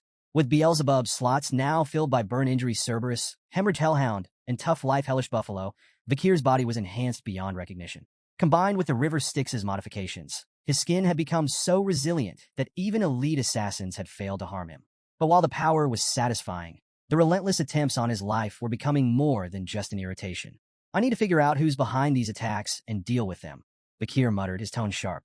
Chihuahua, still processing Vikir's casual recount of near-death experiences, nodded nervously. That sounds like a good idea. As they approached the courtyard, both noticed a carriage waiting nearby. The flag it bore was unmistakable, the Baskerville crest. They've sent someone from the main family, Vikir said, his tone growing serious. The carriage door opened, and a figure stepped out. Chihuahua immediately began sweating bullets, his posture stiff as he whispered to himself. No way. It's really him. Vikir, by contrast, remained calm, his crimson gaze steady. The figure descending from the carriage was none other than John Barrymore, the legendary head butler of the Baskerville household. John greeted Vikir with a warm smile. It's been quite a while, hasn't it? Vikir inclined his head politely. You look well, head butler, he replied. The butler chuckled as he approached. Do I? I've always believed you'd do well since leaving the main residence. Just luck, Vikir replied modestly, his expression betraying little. Nearby, Chihuahua was awestruck. John Barrymore wasn't just a servant. He was the servant, a man who had faithfully served the fearsome Baskerville family for 4 generations. Meeting him was like standing in the presence of a myth. Breaking the moment, Vikir addressed John directly. What brings you here, head butler? John's ever-present smile didn't falter as he delivered his message. The patriarch has been following your progress and is pleased. He's ordered you to return to the main residence. Vikir blinked, momentarily thrown. Hugo is pleased, he thought, struggling to picture such a concept. In his mind, he imagined his stern Uncle Hugo smiling, an image so absurd he almost laughed out loud. At the Baskerville estate, Hugo Le Baskerville, the clan patriarch, sat at his desk, his piercing gaze fixed on a newspaper article with a peculiar headline. The most beloved figure among underdog citizens, Vikir. The piece listed several awards Vikir had earned. Most trusted by merchants, most loved by farmers, most respected by children and scholars, most targeted by assassins. Hugo's sharp eyes scanned the page before looking up at Vikir, standing silently before him. The Baskervilles have always been known for their weapons, not their wits, Hugo remarked bluntly. But with your actions, perhaps we can change that reputation. He nodded, a faint trace of approval in his expression. You've done well, Vikir. Vikir bowed deeply, placing a hand over his chest. I only did what was expected of me. Yet inwardly, he couldn't help but wonder if Hugo's rare praise masked another layer of intent. Was that faint smirk truly pride, or something far colder? Hugo leaned back in his chair, his tone commanding. Reward and punishment must always suit the occasion. You've earned your reward. You will be attending the Colosseo Academy this year. Vikir nodded, unsurprised. He had anticipated this move. The Colosseo Academy was the Empire's premier institution for the elite, accepting only the children of aristocracy and royalty. Its strict dormitory rules and unparalleled security made it the perfect training ground for the future rulers of the empire, and an ideal way for Vikir to grow stronger while keeping a safe distance from Hugo's scrutiny. Hugo continued, mentioning his intent to send companions with Vikir, but admitted he hadn't decided who. Do you have any siblings you prefer to take with you? He asked. Vikir answered smoothly, Highborough, Middleborough, and Lowborough. We're closest. Internally, he thought of them less as companions and more as reliable punching bags. Hugo nodded, seemingly satisfied. Done. He then asked Vikir if he recalled a plan they had discussed when he was just 8 years old. Vikir's mind immediately went to their joint training with the Morgs. You're referring to the plan to lend the ruby mines to the Morgs and use them to wipe out the barbarians? A smirk spread across Hugo's face. Exactly. And it worked.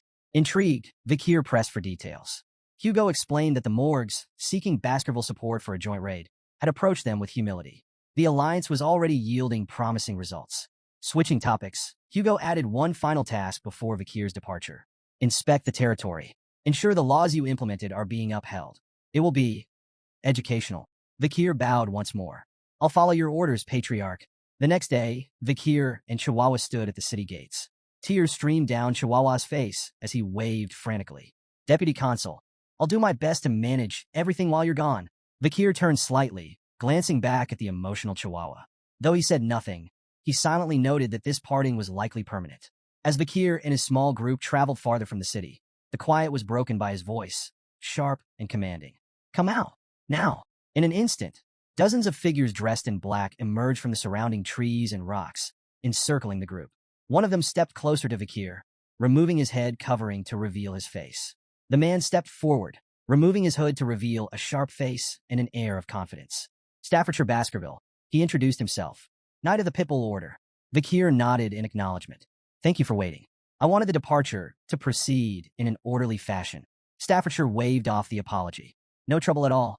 Our mission is to safely escort you to the morgue's family's juvenile fortress. Vakir's expression remained calm as he asked, Any word from my uncle, Boston Terriers? Staffordshire chuckled.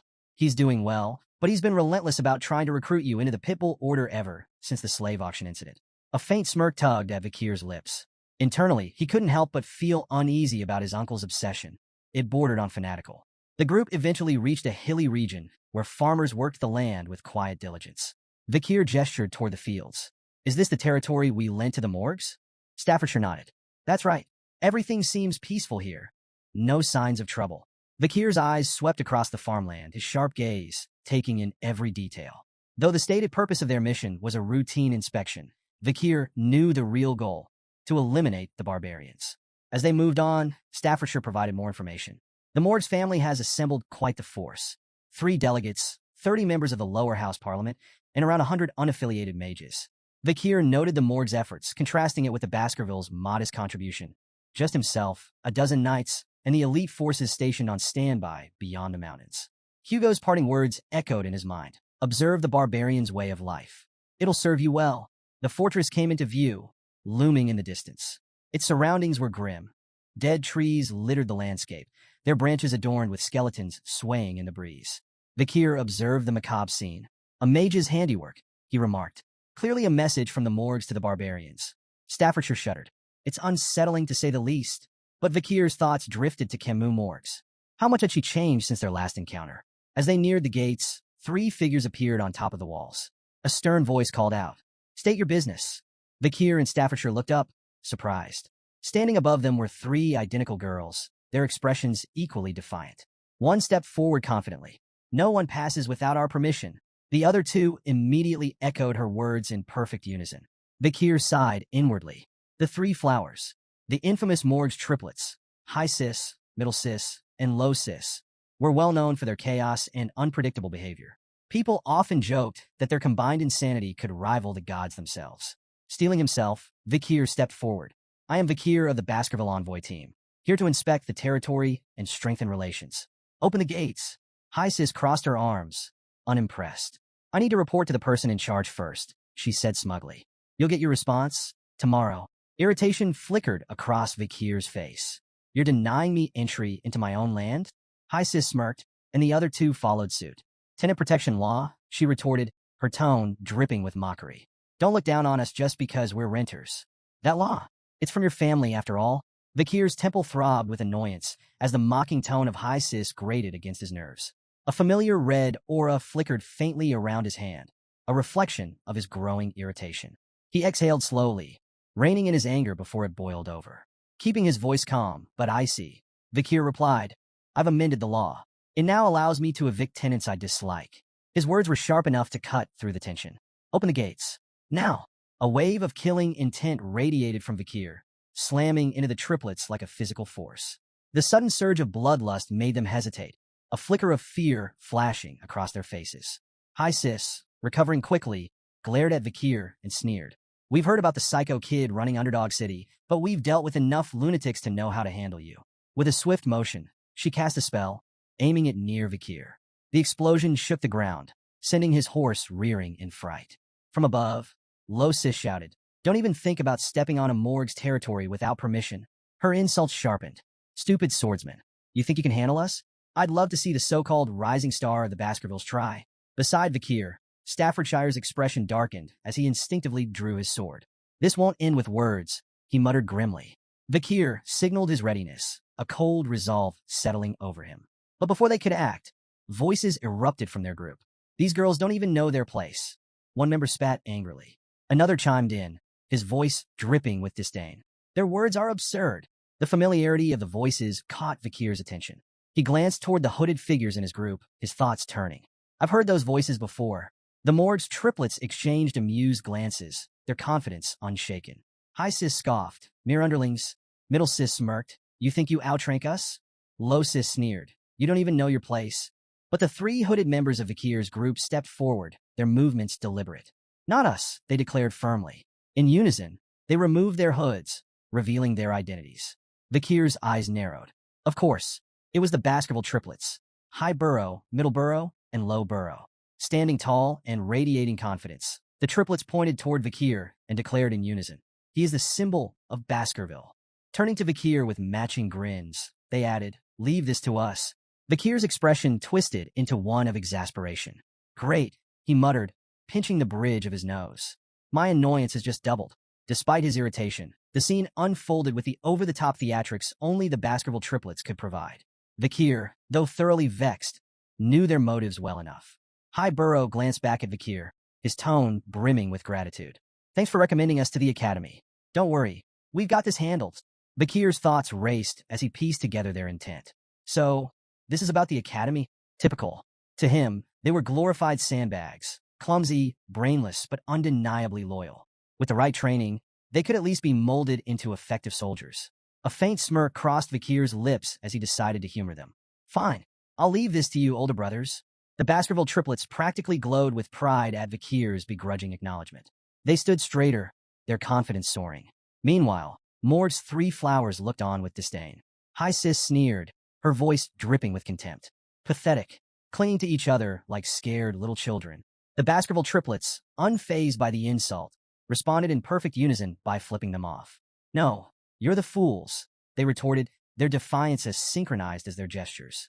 High Sis's face twisted with anger, joined by Middle Sis and Low Sis, who bristled at the audacity.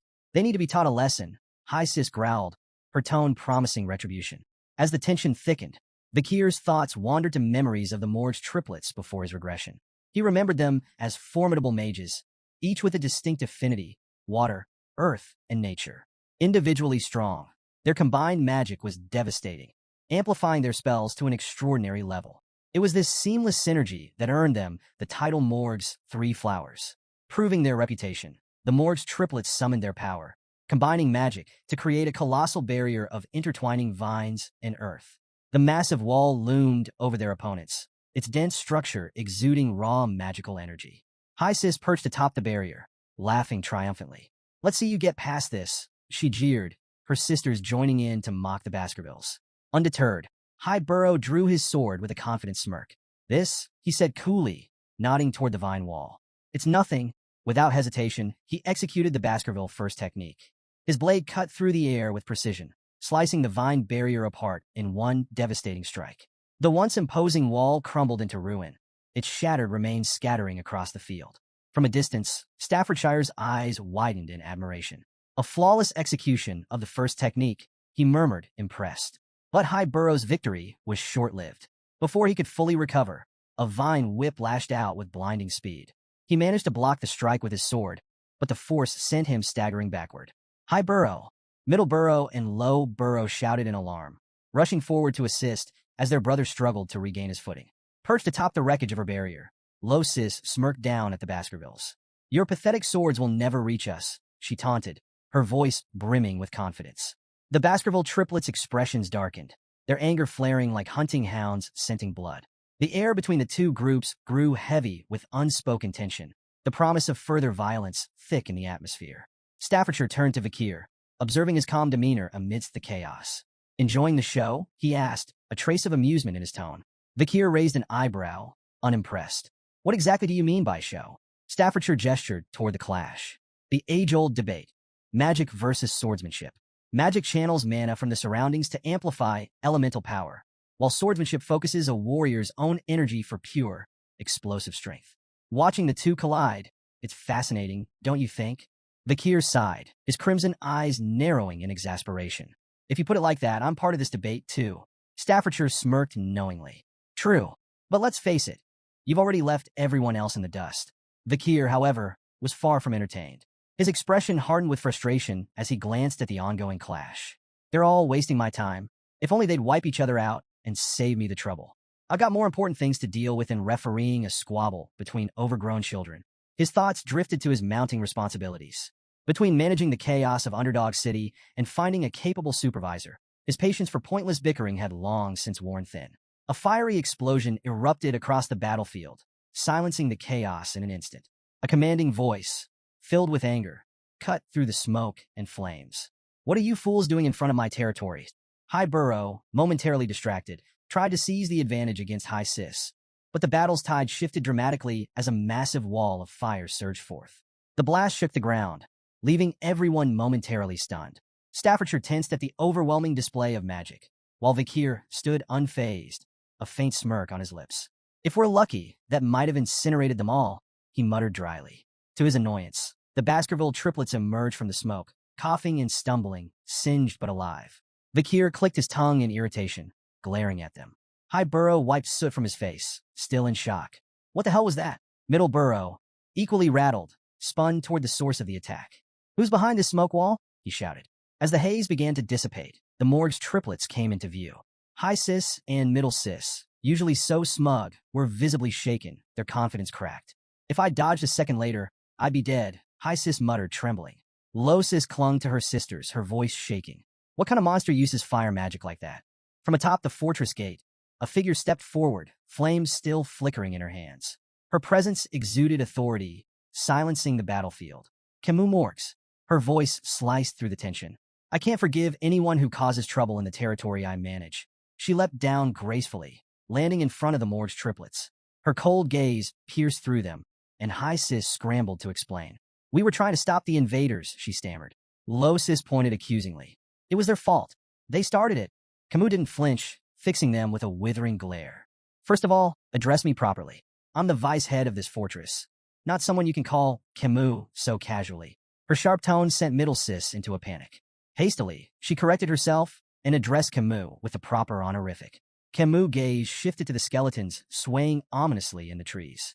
If you don't want to end up like them, she said icily, I suggest you think more carefully next time.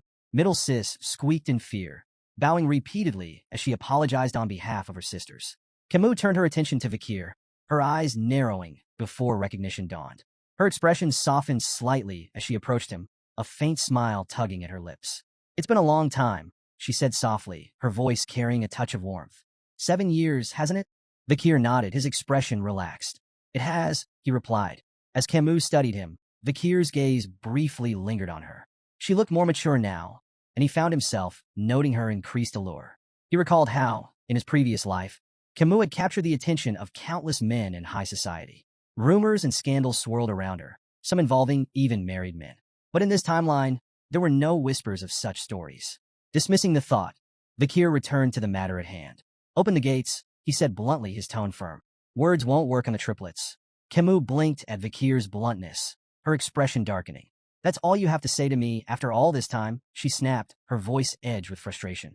Vakir tilted his head slightly, his crimson eyes studying her with a mix of curiosity and detachment. What else should I say? He replied, his tone calm and neutral. Camus' frustration boiled over. Staffordshire, observing from a safe distance, raised an eyebrow, wondering if this verbal sparring might escalate into a clash between the two stars of their respective clans. Pointing a trembling finger at Vakir, Camus glared at him, her eyes shimmering with unshed tears. 0 points. You get 0 points, she declared, her voice quivering with a mix of anger and embarrassment. Your attitude toward your future wife is appalling. The words hung in the air like a lightning strike. The entire group, Morg's 3 flowers, Baskerville's triplets, Staffordshire, and even Vakir, froze in stunned silence. Camus, realizing what she had just said, turned away sharply, her face reddening. She muttered a flustered humph while refusing to meet anyone's gaze. The collective thought running through everyone's mind was the same. Whose wife? Later, as the group rode toward the fortress, Vikir and Camus found themselves riding side by side. Their earlier tension softened into casual conversation. The Baskerville clan doesn't seem to know much about the barbarians, Camus remarked, her tone light but probing. Vikir raised an eyebrow. We know more than you think, he countered confidently. We've fought them countless times, probably more than the Morg's family ever has. Camus glanced at him sideways, her smirk returning. If that's true, why send those idiots? She asked, gesturing toward the Baskerville triplets in the distance, who were currently bickering over whose sword was shinier. Vikir shrugged. The arrangement was already made with the Morg's family, he replied. The main force is stationed on the other side of the mountain range. You know that. Camus leaned slightly closer, her voice teasing. You may think you know, but I wonder if you're as informed about the barbarians as you claim. Vikir met her gaze evenly. As the leader of this delegation, it's my duty to know everything. Of course I'm well informed. Camus' expression softened into a faint smile. For someone the clan may have wanted to discard, you seem surprisingly trusted now. The conversation shifted naturally. Which of the barbaric tribes do you find the most troublesome? Camus asked, her curiosity evident. Vikir considered for a moment before answering. The Balak warrior tribe and the Rococo sorcerer tribe, he said. The Balak are unmatched archers. Their skill surpasses even the Empire's best. And no, that's not common knowledge. Camus nodded, impressed. 8 points, she said, evaluating him in her own whimsical way. 8 points? Out of what? Vikir asked, frowning slightly. Camus grinned playfully. Out of 100, of course. You answered well, so you earned points. Vikir gave her a skeptical look, but let it go. Camus continued her peculiar scoring. I don't like overly intelligent men, she declared. They're boring. A little foolishness makes them more interesting. She shifted her gaze to his horse. Your choice of horse? Awful. That massive beast doesn't suit someone of your shorter stature. Her teasing tone carried a playful jab as she deducted 6 points. Then, she critiqued his attire. Your clothes? Bland and uninspired. For points for effort. Noticing that Vikir was entirely ignoring her commentary, she smirked. 1 point for your so-called manners. Finally, her eyes softened as she studied his face. Your face? 99 points, she said, her tone quieter and more sincere. But you lose 1 for that lack of expression control. Vikir let out a heavy sigh, his patience wearing thin. Enough with these pointless evaluations, he said, his tone firm. Camus' eyes narrowed, her tone sharp as she shot back. Pointless? I'm just being stern with my future husband. Vikir froze, confusion flashing across his face. Future husband? What are you even talking about? Camus folded her arms, huffing indignantly. You passed the test, remember? My uncle's test. That duel was to determine if you were worthy to be my husband. Vikir's eyes narrowed as realization set in. She was talking about the duel he had fought 7 years ago against her uncle, a test of his abilities as her potential partner. Camus, her frustration mounting, continued venting. I never agreed to this. That duel ruined my path to marriage. But she sighed heavily, her anger fading into reluctant resignation. A promise is a promise, so I have to follow through. Not that I'm happy about it. Vikir watched her silently, acknowledging her skill as a fire mage, among the best he had ever seen. Finally, he interrupted her rant with a blunt declaration. I've forgotten all about that day. As far as I'm concerned, it never happened. Camus' face turned bright red. Without hesitation, she grabbed her jacket and threw it at him. You idiot, she shouted. You can't just pretend something like that didn't happen. Besides, I'm a genius. I never forget anything I see. Vikir caught the jacket and stared at it, recognizing it instantly. It was the same one he had given her after their duel, 7 years ago, when her clothes had been burned. Camus, still blushing furiously, turned away with a huff. Don't read too much into it, she muttered, and stop saying such nonsense. Vikir examined the jacket more closely, smirking faintly. She returned it unwashed. As they reached the outskirts of the fortress, Camus pointed toward a distant wall. The barbarians ambushed the ruby mine, she explained. They've been pillaging crops and capturing indigenous slaves to sell elsewhere. She gestured toward the massive wall, a towering structure of earth and iron. We had our mages construct that in just 1 month. Vikir studied the wall, his eyes narrowing in appraisal. Impressive. It would have taken several hundred workers over a year to build something like that. Camus nodded, pride evident in her expression. Naturally, but Vikir's gaze lingered on the wall's flaws. Several large holes gaped in the structure, their edges jagged and burned. His expression darkened. Those were they caused by Balak arrows? Camus' expression turned grim. Yes, their arrows are imbued with a strong aura. We've suffered heavy casualties, especially during night guard duty. Those arrows can pierce walls 2 to 3 meters thick. She hesitated before adding, even my uncle wasn't spared. One of their arrows broke through his magic shield and struck his chest. He survived, but his pride didn't. Vakir's brow furrowed as he recalled a similar incident with Hugo, the Baskerville patriarch. A Balak arrow had grazed Hugo's nose bridge, leaving him seething with fury. Do you know who's behind these attacks? Vakir asked, his voice serious. Camus hesitated, her tone uncertain. It's hard to say. Their faces are painted black, so identifying them is nearly impossible. But I think it's a woman. Their conversation was cut short as a mage hurried toward them, addressing Camus with urgency. Vicehead, we've captured a reconnaissance member of the barbarians. Please come quickly. Vakir and Camus exchanged a glance. Curiosity and concern mirrored in their expressions. Following the mage to a large tent, they found a disheveled barbarian restrained and surrounded by guards. Vakir's sharp gaze swept over the captive. After a brief moment, he spoke with certainty. This one's from the Rococo sorcerer tribe. Camus turned to the mage, her expression firm. Have you been able to extract any information from him? The mage shook his head, frustration evident. He's uncooperative. His sorcery makes him resistant to psychic magic. We haven't been able to read his mind. Camus' eyes hardened as she directed her attention to the captive. Tell me about the ambush on the Mords clan's fortress. How many people did you take? The barbarian remained silent, his expression unreadable. Camus' voice sharpened with anger. Among those taken was Rose, a daughter of the Morgs. She's my sixth cousin.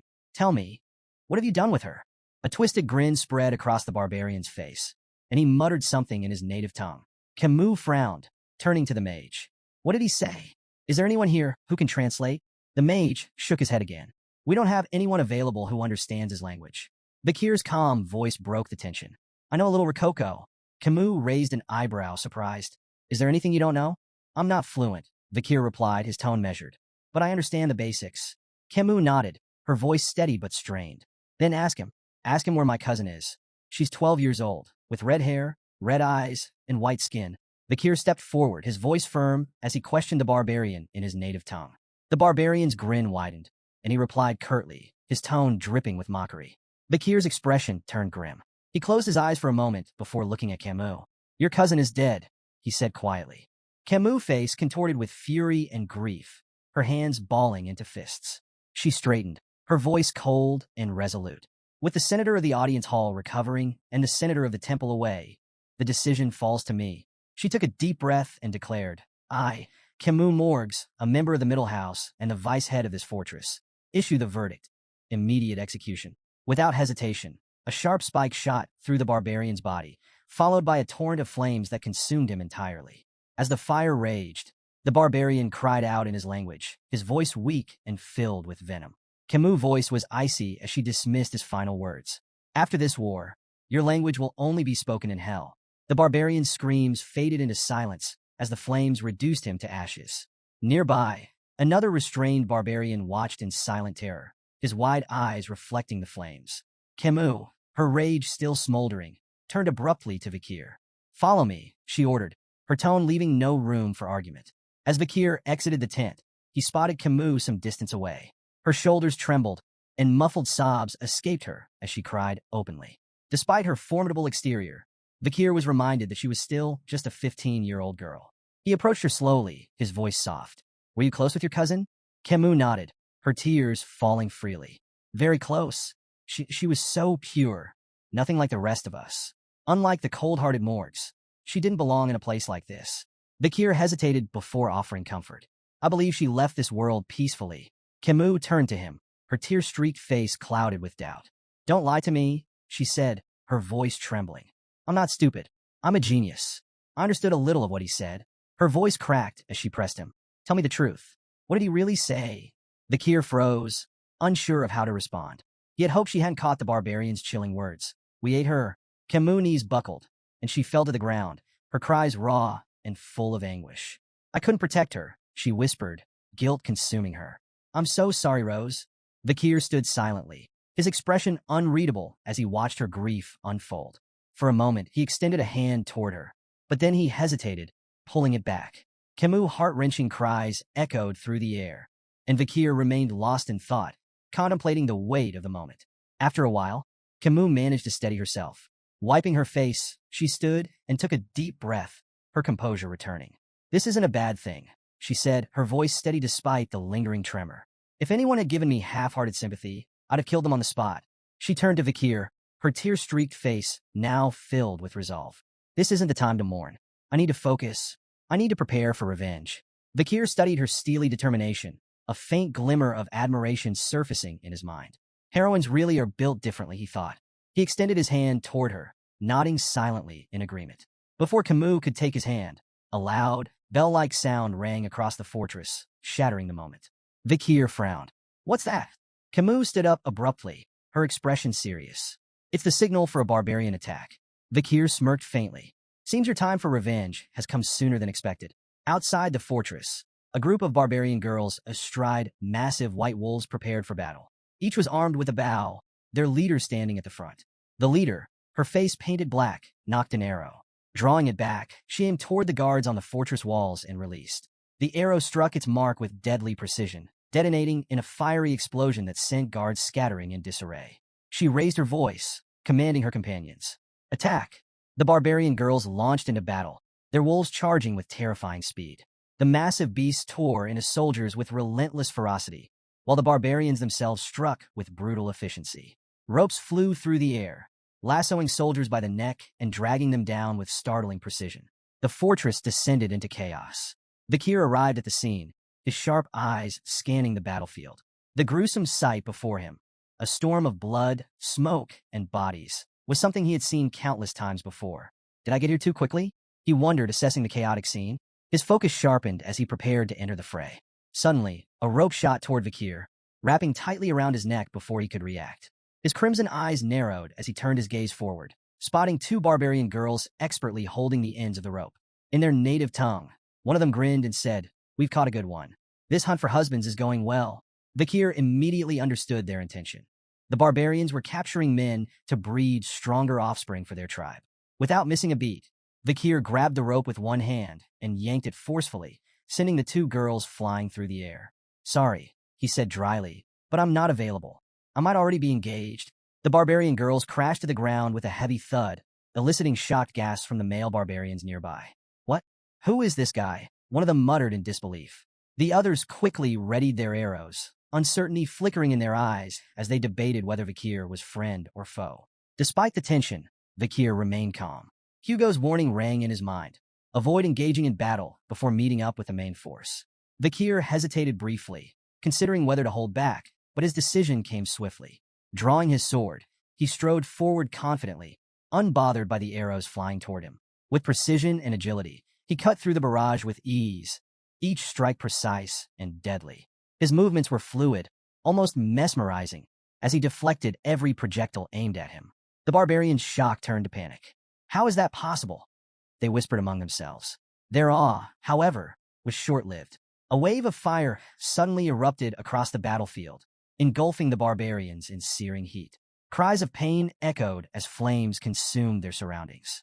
Camus stepped forward, flames crackling in her hands, her expression fierce and unyielding. "These barbarians will burn," she declared, her voice dripping with fury. Vikir turned to her in astonishment, realizing she had transformed the battlefield into an inferno. Camus glanced at him, her sharp eyes narrowing. "Are you using liquid aura?" she asked, a rare note of acknowledgement in her tone. Her words carried weight. "You're the only man I could ever recognize." Vikir responded calmly. "I received orders from the Patriarch to avoid battle until regrouping with the main force." Camus scoffed, undeterred by his explanation. As she began casting more spells, her voice rang with defiance. "An order from the Baskerville Patriarch? Do you think that will stop me?" The intensity of her flames increased as she stepped forward. "A Baskerville should refrain from intervening," she said coldly. "I'll handle this myself.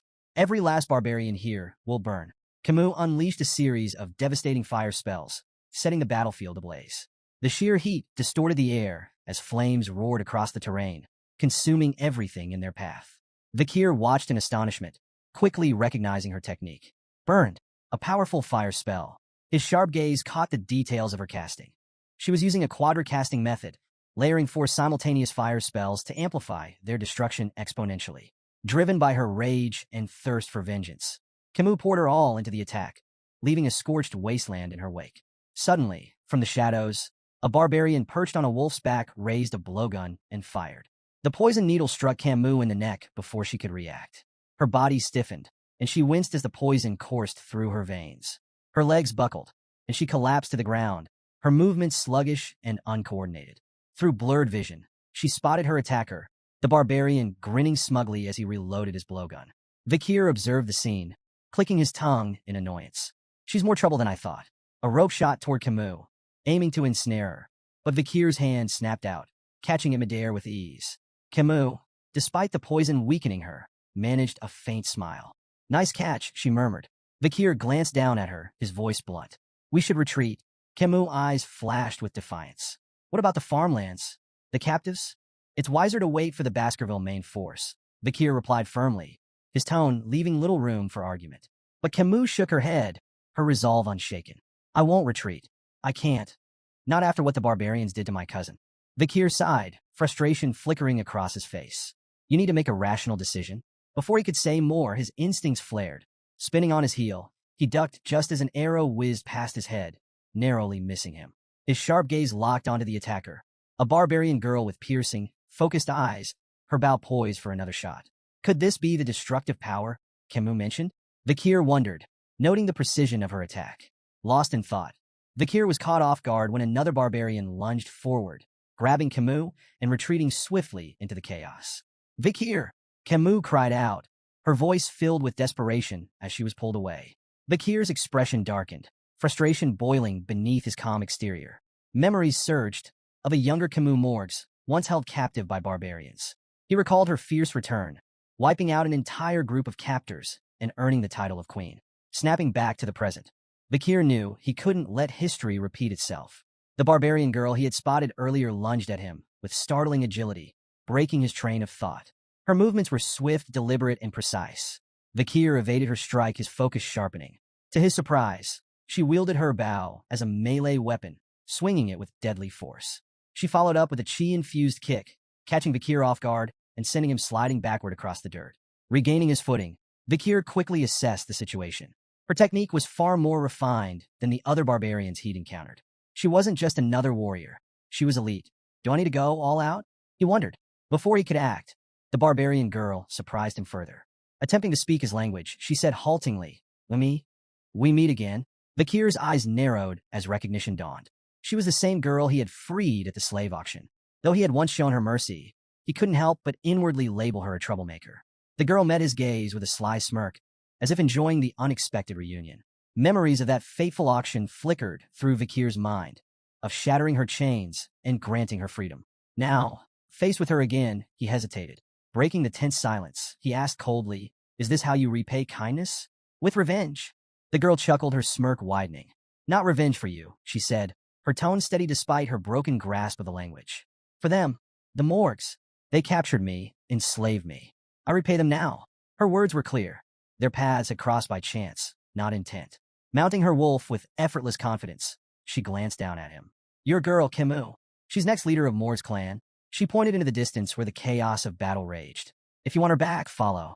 With that, she urged her wolf forward, disappearing into the fray with an air of challenge. Vikir stood still, weighing his options. His crimson eyes burned with resolve as he debated whether to unleash the full extent of his strength. The tense moment was shattered by the arrival of Adolphe Morgs, Camus' uncle, whose imposing presence instantly heightened the tension. Without wasting a second, Adolphe began casting a spell, his voice laced with disdain as he demanded the barbarians return his niece. The ground beneath him fractured, jagged shards of earth flying through the air toward the retreating barbarians. But they were prepared. With uncanny agility, they maneuvered their wolves over the unstable terrain, leaping effortlessly between shattered rocks and evading the spell's destructive force. Adolphe could only watch their retreat, frustration etched on his face.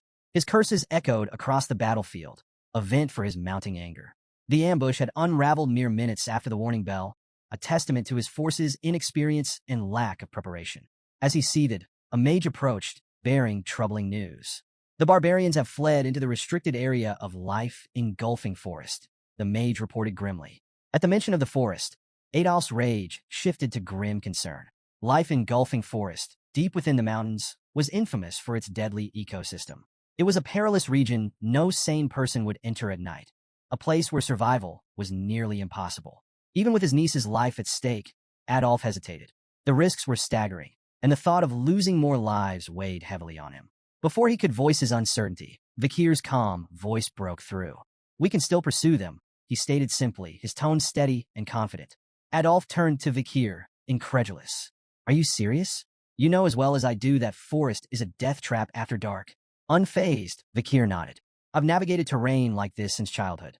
Life engulfing forest isn't as impossible as it seems. Not for someone trained. Memories of his past life flooded Vikir's mind. He recalled years spent honing his survival and reconnaissance skills in dense, hostile environments. These forests, no matter how treacherous, were his element. Adolf's gaze sharpened. Grabbing Vikir by the shoulders, he demanded, Are you truly serious about this? Do you know what you're risking? Nearby, the Mord's clan mage voiced his doubts. Sir, entering that forest at night, it's suicide. Adolf silenced him with a sharp glare. His resolve crystallized as he turned back to his forces. Anyone unwilling to join the pursuit may stand down now, he declared. There will be no judgment for those who choose safety over valor. As murmurs rippled through the group, Adolf fixed his gaze on Vikir. Reluctance flickered in his expression, but so did a grudging respect. He had known from the start that this young man was no ordinary warrior. With no other options, he had to entrust his niece's rescue to Vikir. Vikir, Adolf said, his tone heavy with resignation. I'm entrusting you with this mission. Bring my niece back. Life engulfing forest was a place that lived up to its ominous name. Nestled within Baskerville territory, it was a realm of horrors where survival was a fleeting hope. Bone-sucking mosquitoes, poisonous thorn-covered vines, silent spiders that hunted soundlessly, and countless other lethal creatures made it a graveyard for the unprepared. Few who entered lasted more than an hour. Despite its dangers, the Morgs and Baskerville troops pressed forward, closely following Vikir as he navigated the treacherous terrain with practiced ease. He moved like a shadow, leaping over obstacles and cutting through hazards with swift precision. Adolf, watching in awe, couldn't contain his curiosity any longer.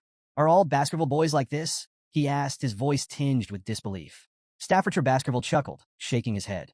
No, not all of them. But young Master Vikir? He's different. Their conversation was cut short when two enormous, venomous bees emerged, buzzing aggressively as they blocked the group's path. Before anyone could react, Vikir dispatched them in a single fluid motion, his blade slicing through the air with effortless grace. The bees fell, lifeless, before they could even pose a threat. The onlookers froze, stunned by the display. He's so cool, the Baskerville triplets whispered in unison, their admiration practically glowing. Suddenly, Vikir stopped behind a large tree and raised a hand, motioning for the group to halt. He pointed ahead, where faint flickers of light pierced through the dense canopy. They're close, Vikir said, his voice low. The barbarians haven't gone far. He added a warning, his tone grave. Balak hunters scatter dry leaves around their camps to detect pursuers. From here on, every step needs to be taken with extreme caution. Before the group could react, Adolf stepped forward, casting a spell. Silence. He intoned, the magic targeting Vikir. Vikir shot him a questioning look, but Adolf quickly explained. This spell ensures you make no sound as you move. Adolf smiled, a hint of his confidence restored. I'll take it from here. Thank you for your help, nephew-in-law. Vikir's brow furrowed. Nephew-in-law? He thought, puzzled. What is he talking about? Not far ahead, the barbarians had set up camp in a clearing. A fire crackled at its center, casting flickering shadows on the surrounding trees. Camus was tied tightly to a tree, her wrists and ankles bound with thick ropes. Her fiery spirit, however, remained unbroken. You're all going to burn to ash the moment I get out of here, she shouted, her voice filled with fury.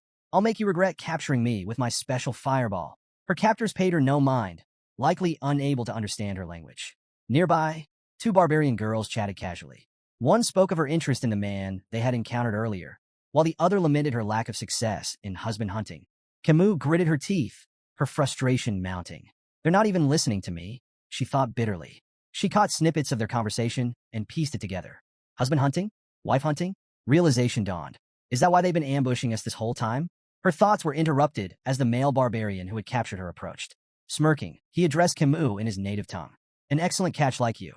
Every male in our tribe will want you. Camus glared at him, her fiery spirit undiminished. You perverted bastard, she shouted. If that's your plan, just kill me now. The barbarian scratched his ear lazily, feigning confusion. I don't understand what you're saying, he said with a mocking grin. Then, with unsettling cruelty, he grabbed her chin, forcing her to meet his gaze. But I can tell you're talking back just by looking into your eyes, he sneered. Camus struggled, her anger boiling over as she spat. Touch me again, and I'll burn you alive. Ignoring her, The barbarian raised an arrowhead in his hand. Slowly, deliberately, he licked its tip, his intentions clear. This arrogant slave needs to be disciplined, he said menacingly, his voice dripping with malice. Before things could escalate further, another barbarian strode into the clearing, a figure Vikir immediately recognized. It was the barbarian girl he had freed during the slave auction. "Stay away from my slave," she commanded sharply, her piercing gaze fixed on the male barbarian, Ahan. Ahan hesitated, his bravado faltering. "Commander Ian," he stammered. Then, regaining a shred of pride, he added, "But I was the one who captured her." Commander Ian shot him a cold glare. "Lower your voice," she ordered, her tone sharp enough to make him flinch. Defensive, Ahan tried to justify himself. "I shot the paralyzing arrow. I set the trap." Ian cut him off without missing a beat. "If I hadn't stepped in, you'd be a corpse. That boy with the sword would have taken your head in seconds." Ahan froze, her words sinking in. After a moment, he muttered weakly, "So, this woman, she's your prize now?" "That's right," Ian replied, her voice brooking no argument.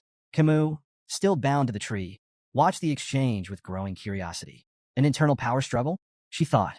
While her grasp of the barbarian language was limited, she caught enough to piece things together. The girl's name was Ian, and she was clearly their commander, a position of authority that even the brash Ahan seemed to fear. Ahan, still nursing his wounded pride, jabbed a finger toward Ian. "You may be a commander, but you're still just a woman." The clearing fell silent. Ian's eyes burned with fury as a powerful blue aura erupted around her, the air growing tense with her presence. Fixing Ahan with an icy glare, she retorted, "And what difference does that make? If you got a problem with me, come forward. I'll leave you in a bloody heap." Ahan's bravado evaporated as his body broke out in a cold sweat. Raising his hands in surrender, he stammered, "I'm not angry. Do as you please." He turned and retreated hastily, thoroughly cowed. Camus watched the scene, taking note of the respect or fear that Ian commanded. "She's definitely in charge here." Commander Ian turned her attention to Camus, her gaze appraising. "Good eyes, strong physique, as expected from the future leader of the Morg's bloodline," she said, almost to herself. But her tone darkened as she delivered a sudden, sharp kick to Camus' side. Camus winced, anger flashing in her eyes as Ian continued bitterly. "You Morg's bastards sold me into slavery. If not for a stroke of kindness, I'd still be rotting in chains. But you won't be so lucky." Leaning closer, Ian's voice dropped to a menacing whisper. "I'll tame you. You'll feel it in your very bones and soul. Menial tasks, like licking the space between my toes, will become your new routine." Camus' fiery spirit flared as she gritted her teeth. "You think I'll break that easily? Dream on." Before Ian could respond, a piercing scream shattered the tension. A barbarian behind her burst into flames, his agonized cries echoing through the clearing. "What is this? An explosion?" Ian snapped, spinning around to assess the situation. The burning barbarian collapsed as the fire spread, and the remaining warriors scrambled to arm themselves. "It's an ambush," one of them shouted, panic creeping into their voices. From the roaring inferno, a lone figure emerged. The firelight framed him like an avenging specter, his silhouette cutting an imposing figure against the chaos. "Barbarians," the figure called out, his voice sharp and resolute. "You'll pay for what you've done." Camus' face lit up with relief and joy as she recognized the voice. "Uncle Adolf," she exclaimed, her hope renewed.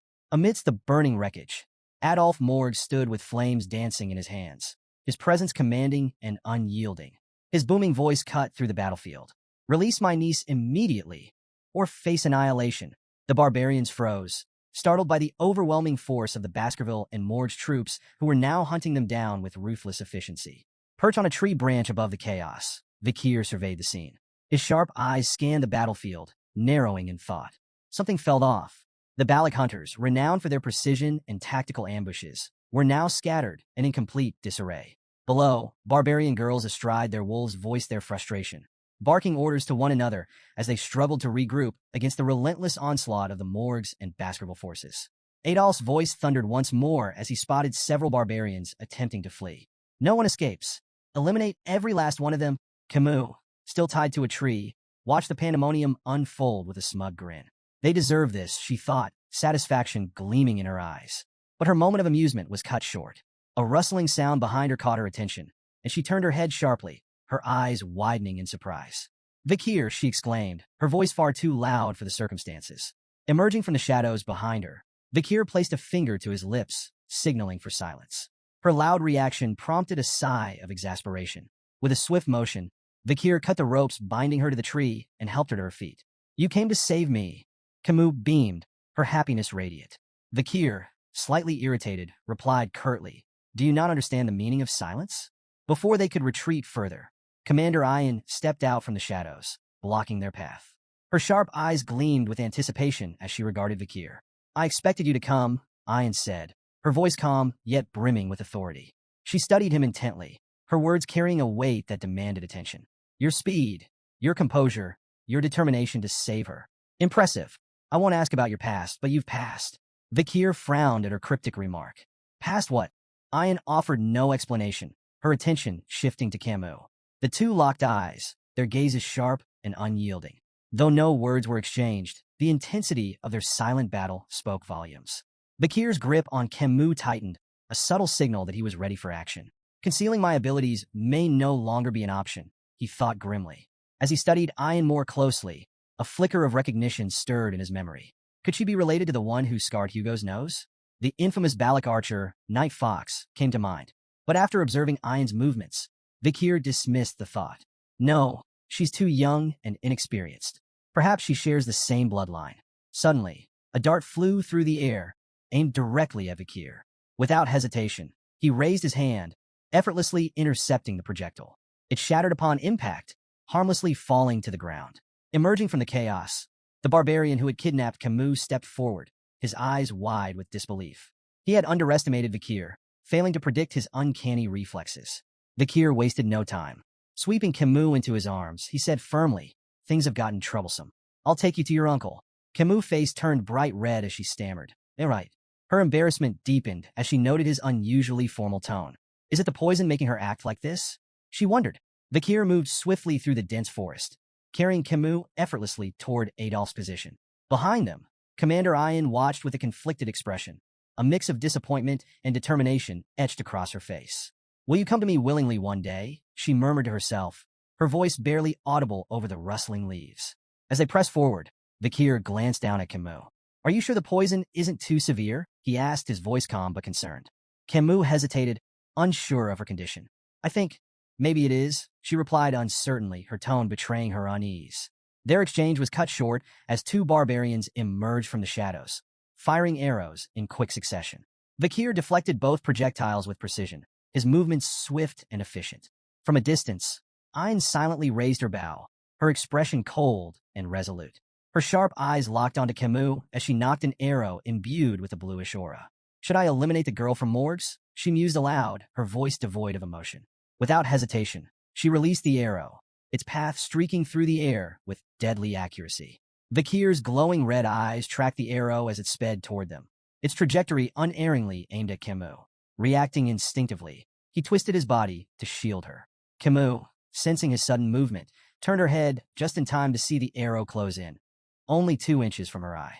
But the arrow never struck. A shimmering ice wall materialized between them, stopping the projectile in its tracks. Are you hurt, my dear niece? Adolph's voice rang out, laden with worry.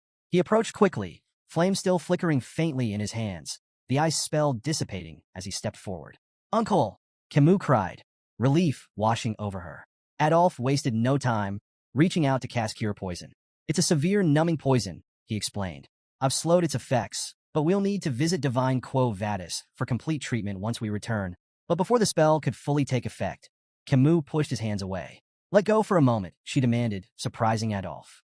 He stepped back, confused, only to watch in shock as Camus ran toward Vakir, throwing her arms around him in a tight embrace. Thank you for saving me again, she said, her voice earnest and filled with gratitude. Adolph stood frozen, his eyes wide in disbelief. Tears welled up as he shouted, Camus, I did my best too. Camus turned to him, her expression indignant. And yet, you show up now? She snapped.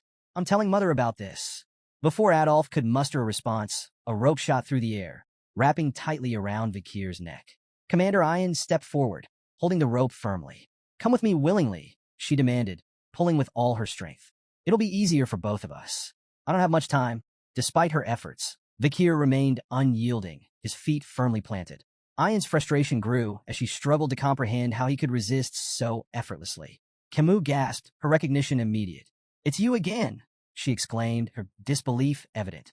Vakir remained calm, his focus unwavering. Gripping the rope with one hand, he broke it effortlessly, snapping it like a twig. Ayan flinched at his strength, but held her ground. Her words, however, lingered in Vikir's mind. No, Tom, what does she mean by that?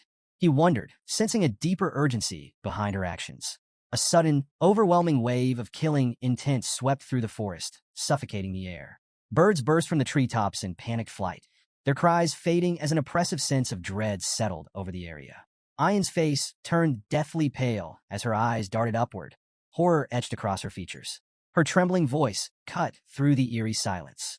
"It's noticed us," she whispered, each word quivering with fear. Vikir frowned, confused, until a sharp, buzzing sensation radiated from his hand. He glanced down to see the red lines etched into his skin, glowing ominously. Beelzebub, the hidden blade coursing through his arteries, was issuing an intense and unmistakable warning. "She's coming," Ayan murmured, her voice barely audible, yet heavy with dread. Vikir's expression hardened. "She? Who's she?" he asked, his instincts sharpening. Ayan's cold sweat betrayed her terror as she uttered a single name, her voice barely a whisper. "Madam Eight Legs." From the heart of the forest, a towering pillar-like structure emerged, its form cloaked in darkness and pulsating with an eerie purple aura. The barbarians froze in place, their expressions twisted with fear. "It's the madam! The madam is here!" they screamed, their voices trembling. Camus, still recovering from the earlier events, squinted at the strange structure. "Is that just a pillar?" she asked, her tone uncertain. Vikir's sharp gaze remained fixed on the ominous form. His voice was low and firm. "No, not a pillar." Before their eyes, the pillar began to split apart. 8 long, spindly appendages unfolded with unnatural grace, descending like enormous tree branches. The massive legs anchored themselves into the ground, creating an unholy silhouette that towered over the forest. Adolf, his usual composure shattered, muttered in disbelief. How could something so monstrous have been hidden here all this time? Vikir's face turned grim as the pieces clicked into place. This was Madam Eight Legs, a name that carried weight and terror. A creature ranked as an S-tier threat, capable of leveling entire cities in mere hours. The spider stood on its 8 grotesque legs, its massive frame casting a shadow over the trembling group. It let out a piercing scream, an ear-splitting wail that sent shivers down every spine and rooted the onlookers in place. Camus opened her mouth to speak, but Vikir was faster. Placing a hand firmly over her mouth, he leaned in and whispered urgently, "Stay quiet. Madam Eight Legs has poor sight, but heightened touch and hearing." Vikir's mind raced as fragments of an old native legend surfaced. He had once dismissed it as a terrifying campfire story, a tale of the Madam of Eight Legs, a monstrous entity that haunted the depths of forbidden forests. But now, standing face to face with the legend, it felt all too real. He recalled the Empire's monster dictionary, its several revisions still failing to fully account for this nightmare. Madam Eight Legs, a name that struck fear into even the bravest warriors. The creature screamed again, louder this time, before spewing a stream of greenish liquid from its gaping maw. The acidic substance rained down in a deadly cascade, hissing and crackling as it melted through trees and rocks alike. Vikir moved swiftly, dodging the falling poison with calculated precision. Beside him, Adolf reacted just as quickly, flames flickering at his fingertips. He conjured a shimmering barrier that shielded himself and Camus from the deadly rain. The forest floor sizzled as the acid ate away at everything it touched. Not far away, a Hun screamed in terror as drops of the green poison landed on his hair. Panicking, he grabbed a knife and hacked off the affected strands, collapsing to his knees as he panted in fear. Ayn shot him a cold glare, her voice sharp and cutting. "Stop screaming in front of Madam Eight Legs." Her eyes flicked briefly toward the monstrous spider, her tone growing darker. "If you weren't the shaman's grandchild, I'd kill you myself." Turning back to the other barbarians, Ayn barked her orders with steely resolve. "Retreat, all of you." On the other side of the chaos, Adolf, cradling Camus in his arms, echoed the sentiment in a quieter tone. "Make a run for it," he instructed, his voice brooking no argument. The oppressive presence of Madam Eight Legs seemed to pulse through the forest, suffocating any thoughts of resistance. There was no choice but to flee. Madam Eight Legs emitted strange, mocking noises, as if reveling in the chaos. As the various groups scattered, the Balik barbarians splintered into smaller clusters, while the Baskerville and Morg's forces retreated in a more organized formation. The creature's twitching appendages seemed to consider its options before abruptly charging after the Baskerville and Morg's forces. Adolf scowled in frustration, muttering under his breath. "Why is it chasing us?" One of the Morg's mages, brimming with misplaced confidence, stepped forward. "Leave it to me," he declared boldly. Fire attacks are a bug's greatest weakness. The mage began chanting, summoning a massive fire spell. Flames erupted in a brilliant explosion, engulfing Madame Eight Legs in a sea of fire. For a fleeting moment, the mage turned to Adolf with a triumphant grin, ready to boast of his success. But his victory was short-lived. Without warning, one of Madame's massive legs shot through the air, impaling the mage beside him. Blood splattered across the confident mage's face as his expression froze in sheer terror. The fire spell hadn't even scratched the monstrous creature. Madame Eight Legs let out another deafening screech, her massive legs slicing through the terrain as she pressed forward. Adolf, Camus, and Vakir continued their retreat, the forest a nightmare of crashing trees and searing acid. Camus, her voice trembling, stammered, "How is something like that even real?" Meanwhile, Vakir's sharp mind raced. He stopped suddenly, his eyes narrowing as a realization struck him. Without warning, he turned to face Madame Eight Legs, his unexpected movement causing the group to halt in alarm. "Vakir, what are you doing?" Staffordshire shouted, his voice filled with panic. Vakir's tone was firm and unyielding. "If no one acts, we'll all be annihilated." His eyes locked on the monstrous spider. "Someone has to tie down her legs to buy time." Staffordshire immediately volunteered, but Vakir cut him off with a blunt question. "Do you really think you have what it takes to restrain those legs?" Turning to Adolf, Vakir's voice carried urgency. "We can't let Madame Eight Legs follow us back to the territory. If she does, everyone there is as good as dead. I'm the best person for this job." He tightened his grip on his sword, his crimson eyes burning with resolve. Facing Adolf, he added, "There's no time left. Make the call." Camus' voice cracked as she called out to Vakir. "You can't do this." Ignoring her plea, Vakir urged the group to flee. "Run," he said firmly. "Leave this to me." Adolf hesitated, clearly torn. Finally, his expression hardened. "We run," he ordered, signaling the retreat. Camus struggled against him, tears streaming down her face. "Vakir, you promised. You have to come back." Adolf held her back, his voice resolute. He made his choice. Don't waste his sacrifice. As the group retreated, Vakir remained rooted in place, the weight of his decision pressing heavily on his shoulders. His grip on his sword tightened, but he paused, letting out a slow, resigned sigh. He didn't have a personal stake in the survival of Baskerville territory, nor did he believe the Allied forces were capable of stopping Madame Eight Legs' growing power. Yet, amidst the chaos, he saw an opportunity. "If I can feign my death here," Vakir thought, "I'll finally slip out from under Hugo's watchful eye." This deception could buy him the time he needed, time to master the elusive 10th technique. The unrefined skill lingered in his mind like an itch he couldn't scratch, a secret weapon waiting to be perfected. With mastery of the 10th technique, Vakir could refine his control over his power, burying it so deeply that even Hugo would fail to sense it. Then, when the moment was right, he would return to the clan, not as a hound, but as something far more dangerous.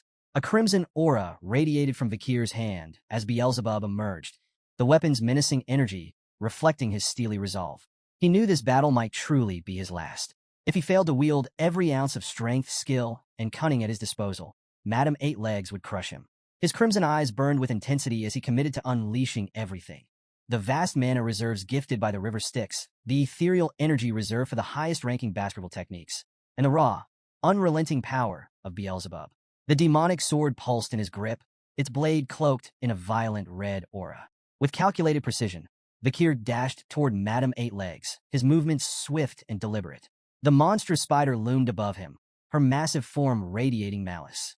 Vakir leaped high into the air, the red glow surrounding him intensifying with each passing second. For a brief moment, he hovered above the creature, locking eyes with Madame Eight Legs. She let out a piercing, otherworldly scream, her legs twitching in agitation. Channeling the Baskerville 5th technique, Vakir descended with blinding speed, his blade aimed at the creature's head. The air around him vibrated with the sheer force of his attack. Madame Eight Legs struggled violently, but her limbs seemed inexplicably rooted to the ground. Vakir's attack slammed into her head with devastating force, driving it deep into the earth. From afar, a radiant red light burst into the sky, illuminating the entire forest like a second dawn. Adolf, clutching Camus tightly, and the Baskerville triplets fled the scene with tears streaming down their faces. The deafening explosion of energy rattled the trees, and Camus, watching the clash unfold, felt a surge of raw emotion. A single tear slipped down her cheek as she screamed, "Vakir!" In the aftermath, silence blanketed the forest. Only the ominous red glow remained, marking the site of the monumental battle. Bakir's vision blurred and shifted. He was no longer in the forest. Instead, he found himself kneeling before a guillotine.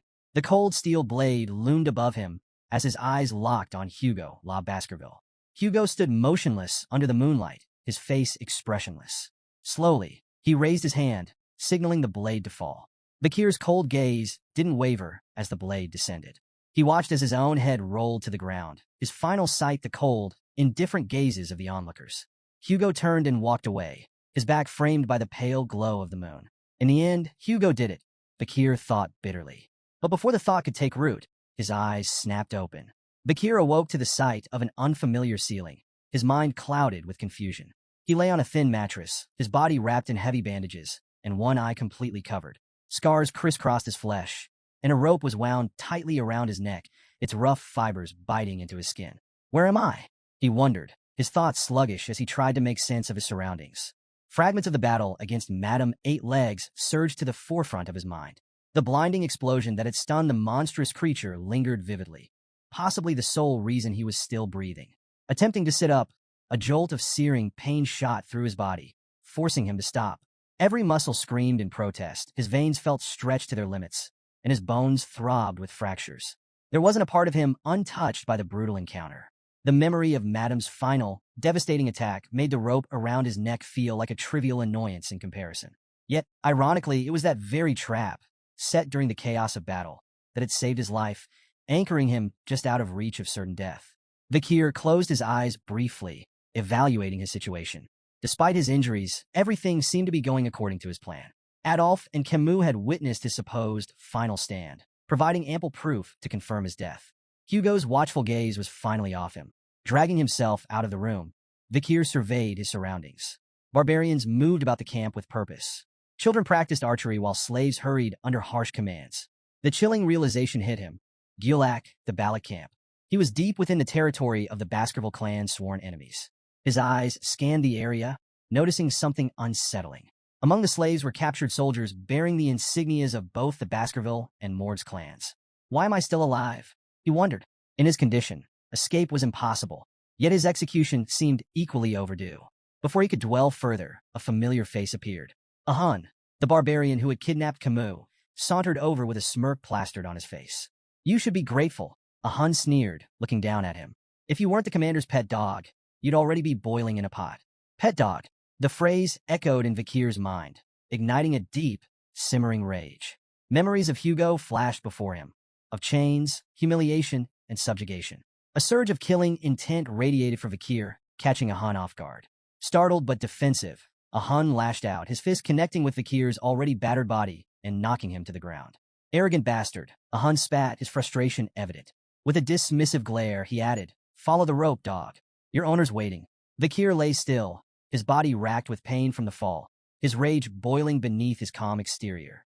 He glared after a Hun's retreating figure, silently vowing to repay the humiliation tenfold once his strength returned. Dragging himself up, Bakir began following the rope tied around his neck.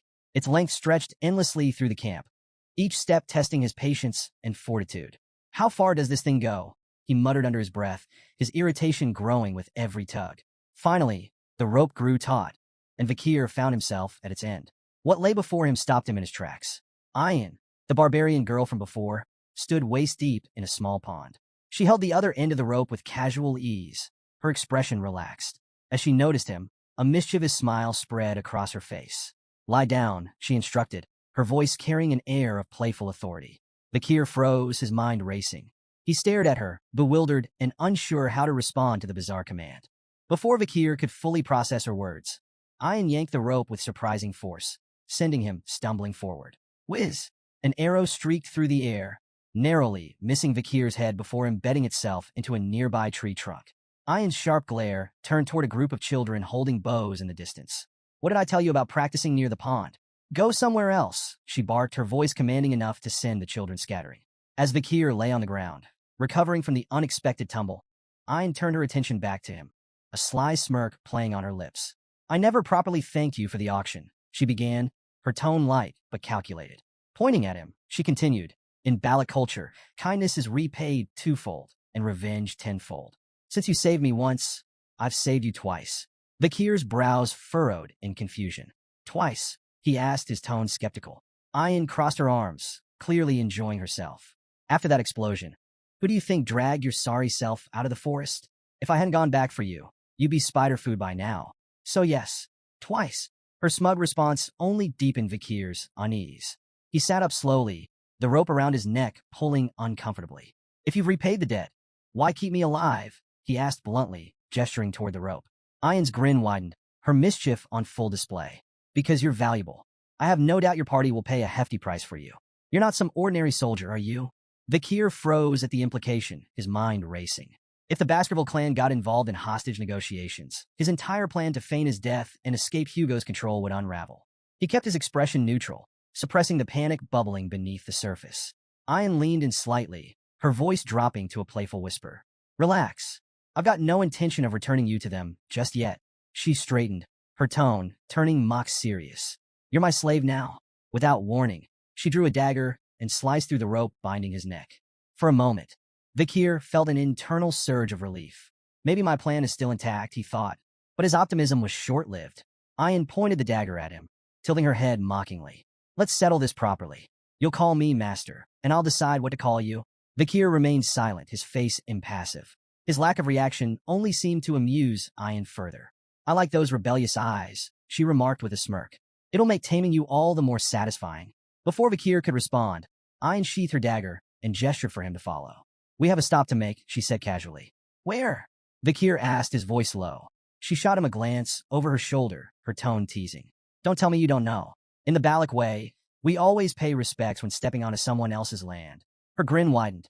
We're going to meet the matriarch. The matriarch's tent loomed ahead, its entrance adorned with intricate carvings. Inside, a throne made from the skulls of predators dominated the room. Bears, jaguars, alligators, and other deadly creatures stared down at visitors, their heads mounted with precision. Each skull bore an arrow firmly lodged between its eyes, a testament to the matriarch's unparalleled skill.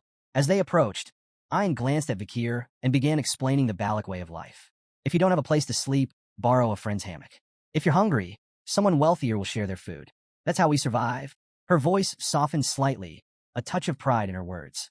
It's why we're strong. Everyone here is bound by the same rules, tight-knit, homely, and united. Vikir noted something intriguing about the Balak camp. Private assets seemed to hold little importance to them. Everything functioned on a communal system, a stark contrast to the rigid hierarchies he was used to. Ayan led the way to the grand tent without hesitation, her pace confident. Stopping outside, she gestured toward the imposing structure and declared, We've arrived. She entered first, her voice ringing out with authority. Mother, she called, addressing the figure seated on the throne inside. The single word sent a jolt through Vikir, startling him. His sharp mind immediately began piecing together the connection between Ayan and the matriarch. The implications were unsettling. The matriarch rose gracefully from her seat, her commanding aura filling the tent like a storm cloud. Her piercing gaze swept over Ayan before landing on Vikir. So this is the boy we've heard so much about, she said, her tone calm but laced with curiosity. Ayan blinked, taken aback. Mother, I haven't said anything about him, she retorted, her confusion plain. Vikir's eyes narrowed as he silently assessed the situation. The pieces began to fall into place. Ayan was the matriarch's daughter, which explained her high standing among the Balak. His gaze shifted to the matriarch, and recognition dawned. This wasn't just any Balak leader. This was the Night Fox, the infamous female Balak warrior who had left a scar on Hugo La Baskerville's nose. Memories of her prowess flooded back, particularly how her influence had made crossing Le Rogue in life engulfing forest nearly impossible during his previous life. Vikir analyzed the hypothetical scenarios from his past. If his previous self had faced her head-on, the odds of survival were non-existent. Assassination attempts? A flat 0%. The only viable option would have been escape, and even that offered a slim 20% chance. The matriarch turned her sharp gaze toward Vikir, her lips curving slightly. You look familiar, she remarked, her tone probing. Vikir's thoughts raced. Does she recognize my connection to Hugo? Before the situation could escalate, Ayan interjected with an airy laugh. Most imperial men look alike, mother, she said dismissively. The matriarch tilted her head, unconvinced but unwilling to press the matter.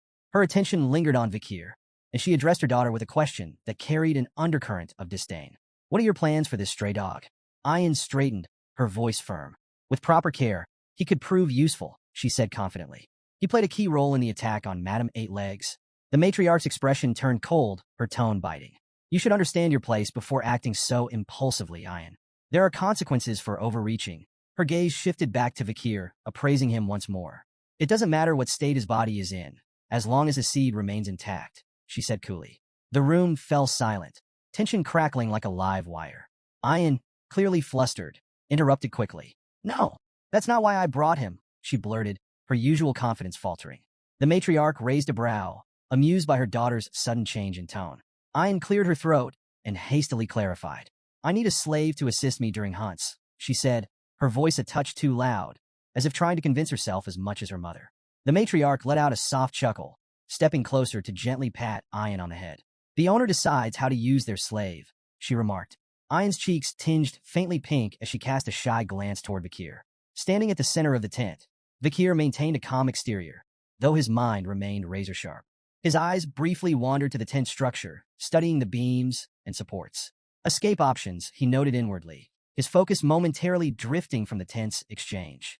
As they left the matriarch's tent, Vakir broke the silence. His tone calm and curious, he asked, What's your name? Ayan stopped abruptly, her eyes wide with disbelief. Whirling around, she glared at him. How dare you ask such a question, slave? She snapped, her voice brimming with indignation. Vakir, unfazed by her outburst, explained evenly, I don't intend to call you master. I asked for your name, so I can address you properly. His straightforwardness caught Ayan off guard. A faint blush crept up her cheeks, and after a moment of flustered silence, she huffed. It's Ayan, she muttered reluctantly. Vakir, he replied with equal composure, introducing himself. Now, what's your first order? Ayan's face reddened further, and she stomped her foot.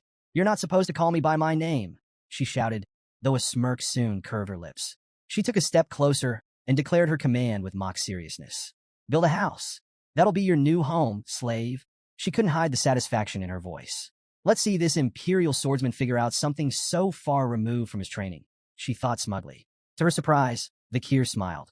Sounds enjoyable, he said simply. Hours passed, and Ayan stood staring at the results of Vakir's labor, her jaw practically hitting the ground. Before her stood a perfectly constructed tent, its structure seamless and sturdy. Her disbelief grew as she glanced at the crude tools she had provided him, tools that now seemed laughably unnecessary in his skilled hands. Vakir worked quietly nearby, adding finishing touches with calm efficiency. Ayan finally blurted, How did you do this? Vakir didn't look up, his tone even as he replied. During difficult times, relying solely on swordsmanship is a death sentence.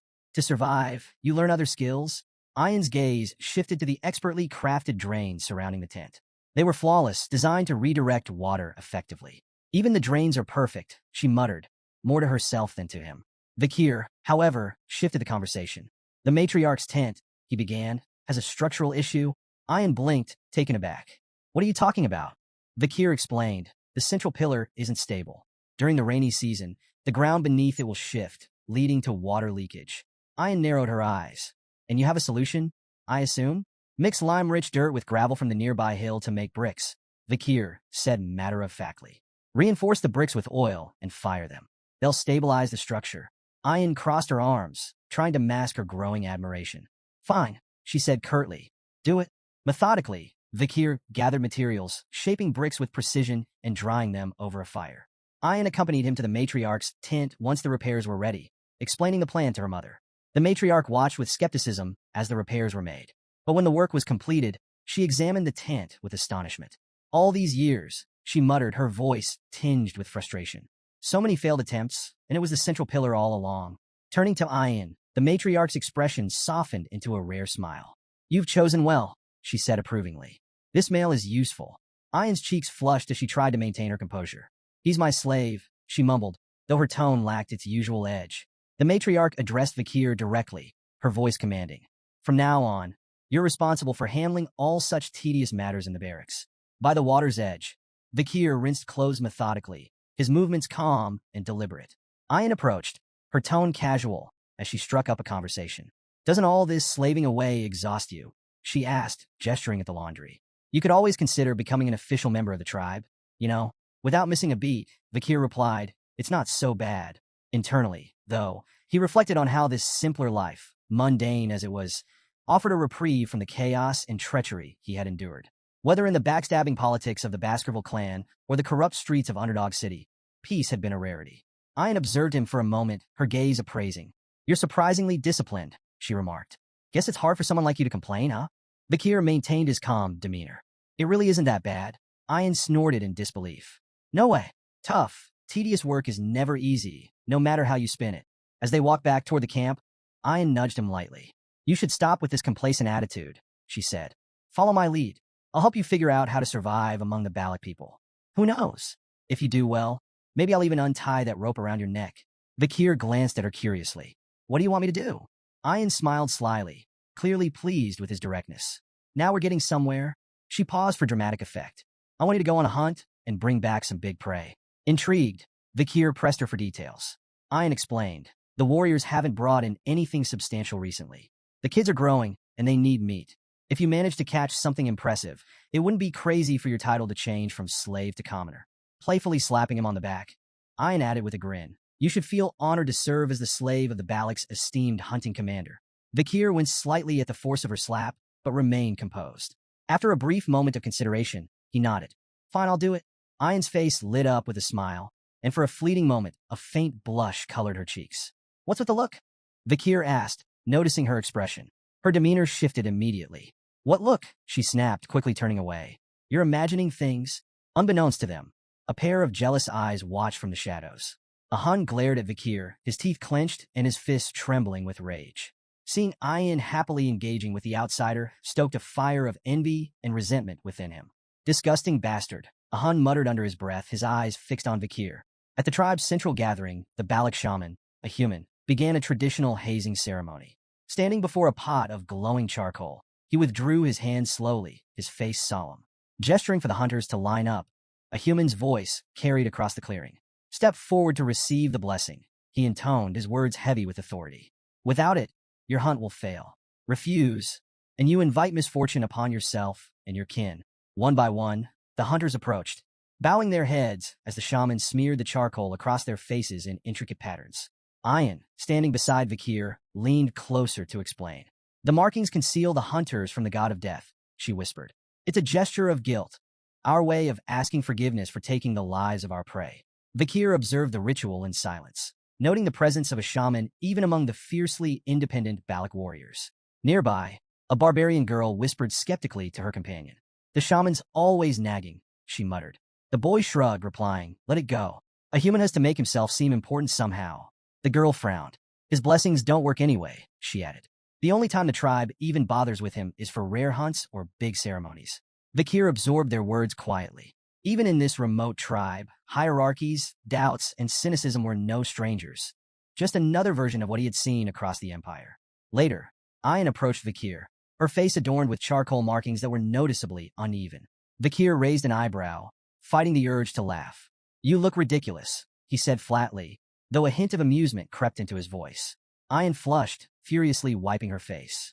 I don't get along with the shaman, okay? She snapped, flustered by his teasing. In her embarrassment, she shoved the collar into his hands. Vakir held it up with a deadpan expression. Is this a dog collar? Ignoring his tone, Ayan fastened a similar collar around her own neck. These protect our necks from being bitten during hunts, she explained matter-of-factly. Vakir eyed the collar, muttering. I've fought enough monsters to know they rarely aim for the neck. But as he watched her effortlessly adjust to the collar, he realized it was just another part of adapting to life among the Balak. Ayan and Vakir rode together on a wolf, the large beast moving swiftly through the forest. Ayan glanced back over her shoulder. Hold on to my waist if you don't want to fall off, she instructed. Vakir, stubborn as ever, refused to follow her advice. Moments later, a sharp bump sent him tumbling to the ground. Ayan pulled the wolf to a stop, watching him dust himself off with a smirk. See what happens when you don't listen, she teased. Vakir grimaced, wondering if he had the strength to climb back on the wolf. Before he could decide, an unwelcome voice cut through the air. So this is what you've been up to. They both turned to see Ahan approaching, his expression smug and brimming with disdain. Ayan, you seem awfully free these days, Ahan sneered, his tone dripping with sarcasm. Neglecting your duties to play around, are you? Ayan dismounted and folded her arms. What do you want, Ahan? He stepped closer with dramatic flair. I'm here to tell you that I'll be catching the biggest prey this time. The next hunt? I'll lead the group as captain. My success will bring honor to my family. Ayan raised an eyebrow, unimpressed. You're staking your grandfather's honor on your limited knowledge of shamanism? Bold move. Ignoring her jab, Ahan suddenly lashed out with a kick aimed at Vikir's face. The attack was abrupt, startling Ayan. Ahan, she shouted angrily. What are you doing? Ahan smirked as Vikir sidestepped the blow, his movements subtle yet precise. This guy. Ahan gestured toward Vikir dismissively. He's a burn, injured and slow. How can you rely on him? But before Ahan could continue his tirade, Ayan's expression shifted. A sly smile curled her lips as she pointed at him. You might want to check your waistband before bragging any further. Confused, Ahan glanced down. His expression twisted into shock as he realized his quiver and arrows were missing. Still seated on the ground, Vikir wiped the blood from his lip and held up Ahan's quiver, a smug smile tugging at the corners of his mouth. You should hold onto your weapons as you would your lover, he remarked dryly. Ahan's expression twisted in rage as he realized he'd been outmaneuvered. Before he could fully process the humiliation, Ayan doubled over in laughter, clearly enjoying the spectacle. Seething, Ahan lunged at Vikir. Arrogant slave bastard, he roared, throwing a punch with all his strength. But before the blow could land, Ayan intervened. With a single, swift motion, she used her bow to block the attack. Her voice turned icy as she stared him down. Whose slave do you think you're punishing without permission? She demanded. Ahan, his face flushed with anger and embarrassment, shouted back. He insulted a Balak warrior. That demands punishment. Ayan's expression didn't waver. Pathetic, she muttered, her tone dripping with disdain. Desperate to salvage his pride, Ahan's voice took on a mocking edge. What's this, Ayan? Have you fallen for the slave? Ayan placed a hand on her head, sighing in exasperation. Her irritation was palpable. Vikir is my slave, she admitted coolly. If he's done something wrong, I'll punish him. But you? You have no right to lay a hand on him. The tension in the air was palpable as Ayan turned toward Vikir, who watched the exchange silently, his expression unreadable. Without warning, Ayan's fist shot out, connecting with Vikir's face. The impact sent him sprawling, blood spraying onto the green grass. Ahan stumbled back in shock, his jaw slack as he watched the scene unfold. Ayan turned to Ahan, fixing him with a cold stare. Are you satisfied now? She asked sharply. Ahan opened his mouth to speak, but Ayan cut him off. I get it, you're frustrated.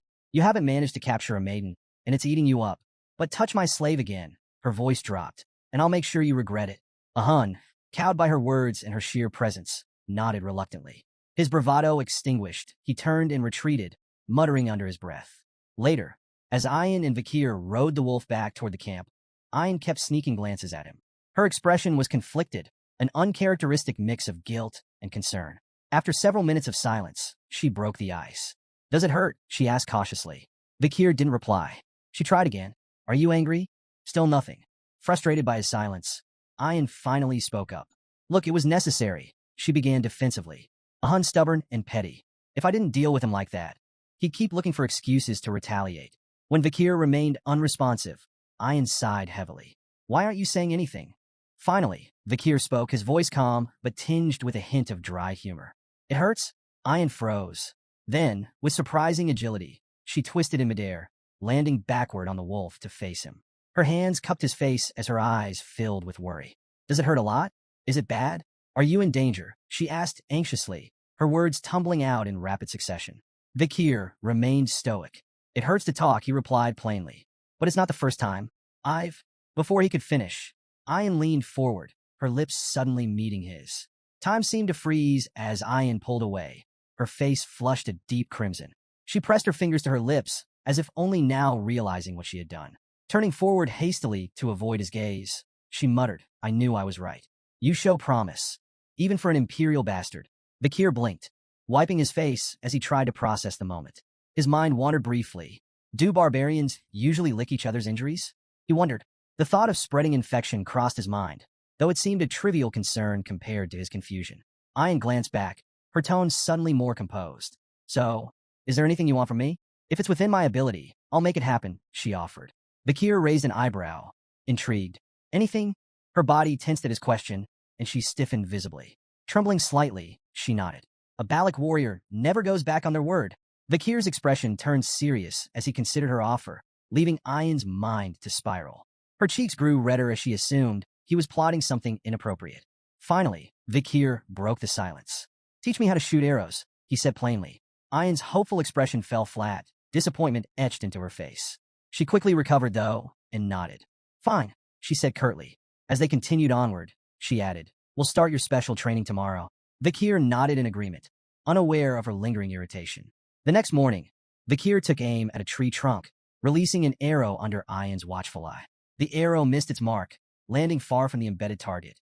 Ayan sighed, her tone tinged with exasperation and amusement. No. Aim for the arrow already stuck in the trunk, she instructed. Vakir raised an eyebrow. Are you sure you're qualified to teach? Ayan smirked. You're the one who asked for lessons, she retorted. You'll learn properly, or you'll learn nothing at all. She reminded him of the importance of mastering the bow, especially since his injuries prevented him from wielding a sword effectively. If you want to capture prey and stop being a slave, you'll do this right, she emphasized. To correct his stance, Ayan pressed firmly against his back, adjusting his posture. Vakir winced, feeling the strain on his battered body. Suddenly, Vakira, Ayan's wolf, appeared behind them, startling her slightly. Without realizing it, Ayan applied more pressure to Vakir's back, eliciting a loud crack. Vakir crumpled to the ground, groaning in pain.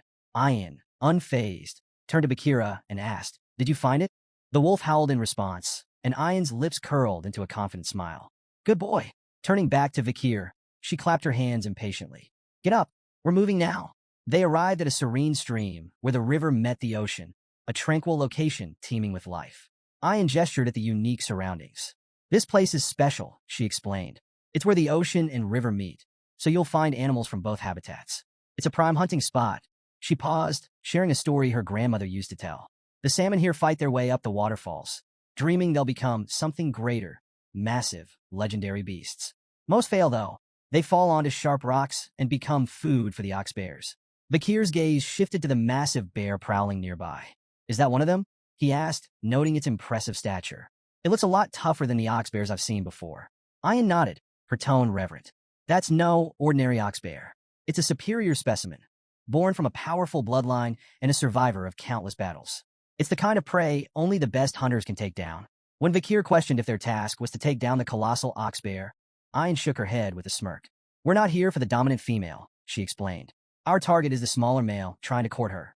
As they watched from a distance, several male bears approached the towering female, each attempting to win her favor. One by one, she rebuffed them with brutal swipes, sending them fleeing into the forest. Intrigued by the display, Vakir asked what kind of mate the female was searching for. Ayan chuckled. Strength isn't the answer, she corrected. To Vakir's surprise, a much smaller male approached the female. This time, instead of rejecting him, she greeted him with gentle nudges and playful gestures. Ayan explained that female ox bears often preferred weaker males because stronger ones could become dangerously aggressive during mating, sometimes even fatally injuring their partners. It's not about brute force, Ayan added. It's about survival and raising healthy cubs. Drawing a parallel, Ayan noted that the Balak tribe had a similar philosophy.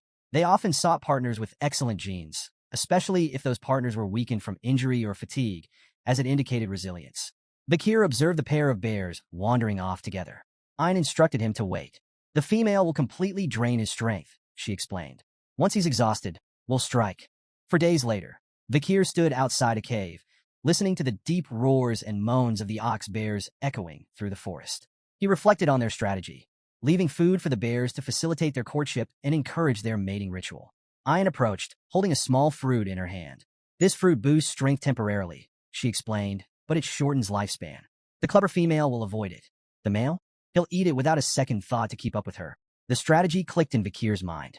The male's desperate attempt to impress his mate would leave him depleted, making him the perfect target. Ayan handed Vakir a bowl of soup, urging him to eat and regain his strength. As he sipped, he couldn't help but comment on the bear's remarkable stamina during their mating ritual. Ayan smirked, leaning closer. That's just typical for Balak males, she teased. Imperials like you wouldn't know anything about it. Too reserved. Vakir raised an eyebrow, unimpressed by her jab. Before he could respond, Ayan leaned in playfully. What about you? Can you match their vigor? His unamused expression deepened, but their exchange was interrupted by a deafening roar from the cave. Ayan immediately straightened, her teasing demeanor gone. It's time, she said sharply. From their vantage point in a nearby tree, Vakir and Ayan watched as the female bear let out another earth-shaking roar, signaling the end of their mating ritual. The exhausted male stumbled out of the cave, his legs shaky, his strength utterly spent. The female emerged moments later, her demeanor entirely different. She charged at the male, swiping at him with ferocious intensity. Vakir watched the aggressive display with fascination. Why does she chase him off after mating? He asked. Ayan explained, her tone matter-of-fact. Once the ritual is over, she becomes territorial. She'll drive him away to protect her space and ensure he never comes back. From now on, she's a predator, not a partner. Vakir couldn't help but smirk as he watched the exhausted male bear stumble forward, desperate for rest after 4 relentless days. He looks ready to collapse, Vakir observed, his tone laced with amusement. I nodded in agreement. He's completely drained. All he wants now is a safe, secluded spot to recover. That's where we'll strike. The two tracked the bear deeper into an unforgiving, icy terrain. The cold air stung Vakir's skin, the frost cutting deeper than he anticipated. He noted the bear's resilience and commented on its remarkable endurance. Ox bears aren't just brutes, Ein explained. They're smart. They know how to survive. This one came here deliberately to avoid blood-sucking insects. It's calculated, choosing its recovery spot wisely. As the chill seeped further into Vakir's body, his movements became stiffer. Though he tried to hide his discomfort, Ein noticed immediately. She paused and offered a solution. We need to share body warmth, she said, matter-of-factly. If your muscles stiffen, you'll slow us down. Vakir hesitated, reluctant to agree, but the biting cold left him little choice. With a resigned sigh, he relented and hugged Ein from behind. Caught off guard, Ein's face turned crimson. She stammered, quickly rationalizing the situation. This is just a practical decision. I have to keep you healthy.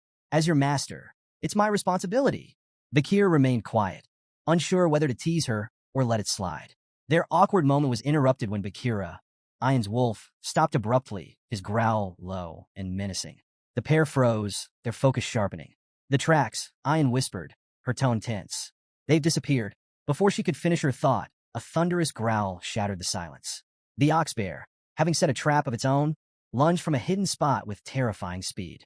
Meanwhile, back at the Bala camp, a group of barbarians gathered around a massive boar, its size so impressive it overshadowed anything else brought back that day. A female barbarian, holding 3 modestly sized rabbits, stared at the boar in awe. I thought these would be enough, she said, glancing down at her catch. But compared to that, a male barbarian stepped forward, addressing a Hun with visible admiration. This is incredible, he said, gesturing toward the boar. You've outdone yourself, a Hun. Another chimed in, suggesting that a Hun should be made the tribe's new hunting commander. Even Ein can't handle every Hun alone, he added. The group's attention shifted briefly as someone mentioned Ein's current hunt. She brought a slave with her, a female barbarian noted, her tone skeptical. I doubt they'll catch anything worthwhile. A Hun, basking in the praise, dismissed Ein's efforts entirely. That so-called slave is nothing but dead weight, he scoffed. Mark my words, they'll come back empty-handed. I bet they won't even catch a rabbit. On the other side of the forest, the ferocious male ox bear launched a sudden attack, its massive paw swinging toward Ein with devastating force. Before the blow could land, Vakir reacted swiftly, pulling her out of harm's way just in time. The bear's crushing strike missed her by mere inches, the sheer force blowing strands of her hair into the air. Both Vakir and Ein tumbled off their wolf, landing hard on the frosty ground. Vakira, the wolf, growled fiercely, leaping into action to shield its companions. Vakir quickly turned to Ein. Are you okay? He asked, his tone calm but urgent. Ein nodded, still catching her breath. Thanks to you, she admitted reluctantly. Vakir's sharp eyes assessed the situation. It's almost like it set this up, he speculated, his voice low. Did the ox bear lure us here deliberately? Ein frowned, her pride bruised but unable to deny the truth. It's too smart for a monster, she muttered. Her gaze flicked toward the bear, now snarling at them from a distance. No wonder the female picked it. Realizing there was no avoiding a direct confrontation, Ein felt a pang of inner conflict. Being rescued by her own slave, a status she had so thoroughly emphasized, pricked at her pride. But she quickly steeled herself, standing tall. Stay behind me, she commanded, her voice firm. I'll handle this. You've done enough. With a defiant glare, Ein mounted Bakira and charged at the ox bear, her bow drawn and ready. Her first arrow whistled through the air, aimed directly at the beast. You think you can act like this in front of my slave? She shouted angrily. You're going to pay for this indecency. The ox bear, sensing the danger, retreated behind an icy boulder for cover. Ein pulled another arrow from her quiver, her tone sharp with confidence.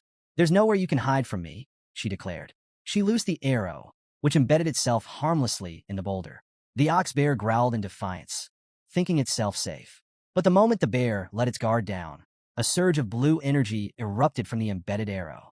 The aura-infused blast pierced through the boulder, striking the bear in the stomach with pinpoint precision. The ox bear roared in agony as blood spewed from its wound, its massive frame staggering forward. Vakir, watching from the sidelines, was momentarily awestruck. Ayan's archery was a masterful display of skill and precision. The way she infused aura into her arrows with such finesse left him impressed. In that moment, he thought that purely in terms of archery, Ayan might even surpass Camus Morgues. The wounded ox bear emerged from behind the shattered boulder, its bloodshot eyes blazing with rage. It charged directly at Ayan, undeterred by the injury. Ayan's hand moved with practiced speed, another arrow nocked and ready. She fired at the bear's eye, but the beast's fury drove it onward, ignoring the projectile entirely. Undeterred, Ayan prepared a final shot. Her voice rang out confidently. An arrow filled with sincerity can pierce even a castle wall, she declared, releasing the arrow with perfect form.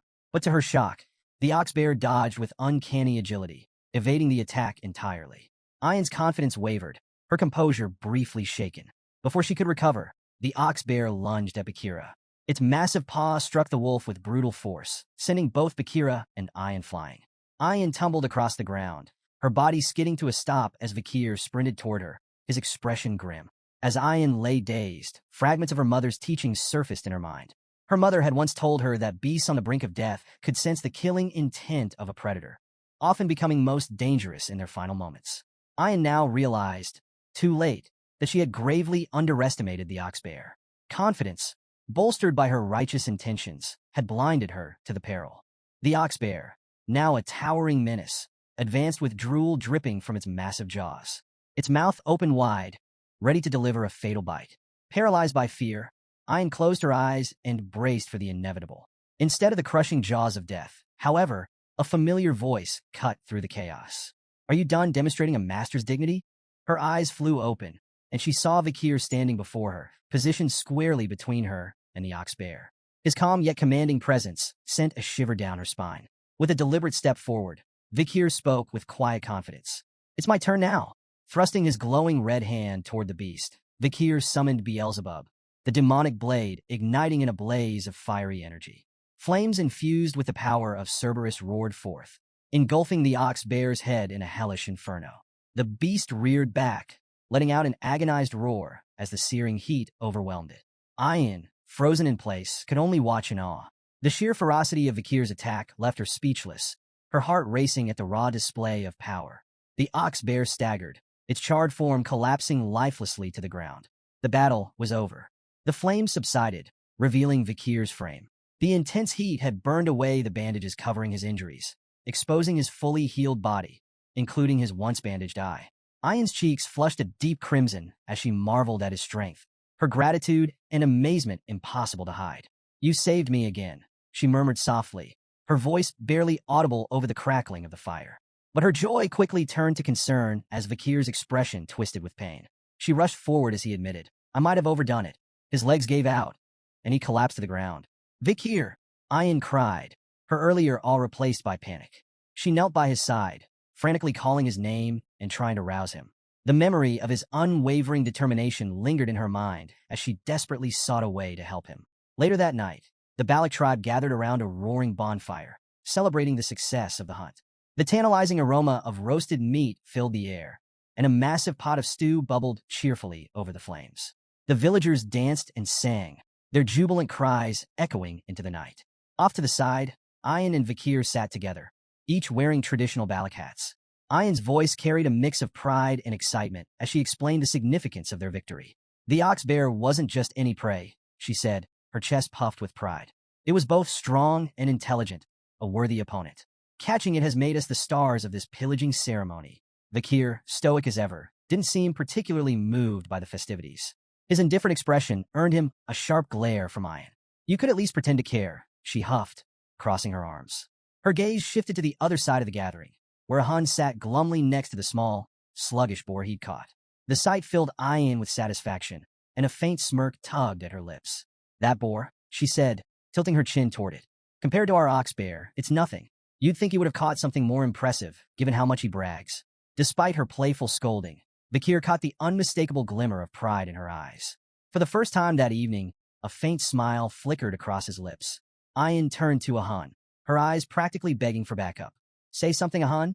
A Hun, clearly irritated, shoved a bowl toward Vakir, sneering. "Here, slave. Eat." Vakir glanced at the bowl's measly portion of meat and raised an eyebrow. "This is it? Why so little?" A Hun rolled his eyes. tradition. The more honor you earn, the less you eat. You should be grateful for your honor. Ian stepped in with a smirk. In our tribe, the greatest contributor to the hunt gets the smallest share. It's a symbol of respect and selflessness. Vakir's expression remained blank. Selflessness? Sounds like a bad trade. Meat's a lot tastier than some imaginary points on the honor board. Ian laughed, clearly entertained by a Hun's growing frustration. Vakir, however, stared at his hands, deep in thought. The 600-kilogram hammer from Beelzebub lingered in his mind. Could he actually increase his weight by 600 kilograms while holding his breath? It seemed absurd. Then again, so did most of his life lately. Taking a casual sip of his soup, Vakir reflected on his recovery. Beelzebub's absorption of the ox bear hadn't just granted him new powers. It had patched him up like magic glue. Noticing Vakir's nearly empty bowl, Ian grabbed another, heaping with meat, and thrust it toward him. Here, eat. Vakir shook his head. I already had my share. A bit of meat, some blood, intestines, standard barbarian meal. I'm good. Ian pushed the bowl closer. You should eat more. Every part of the animal has a purpose. Weak eyes? Eat the eyes. Bad heart? Eat the heart. Weak limbs? The legs. That's how we grow stronger. Vakir squinted at the bowl, particularly at the coiled piece of meat bobbing in the broth. So, you're saying my insides need work? His tone dripped with sarcasm.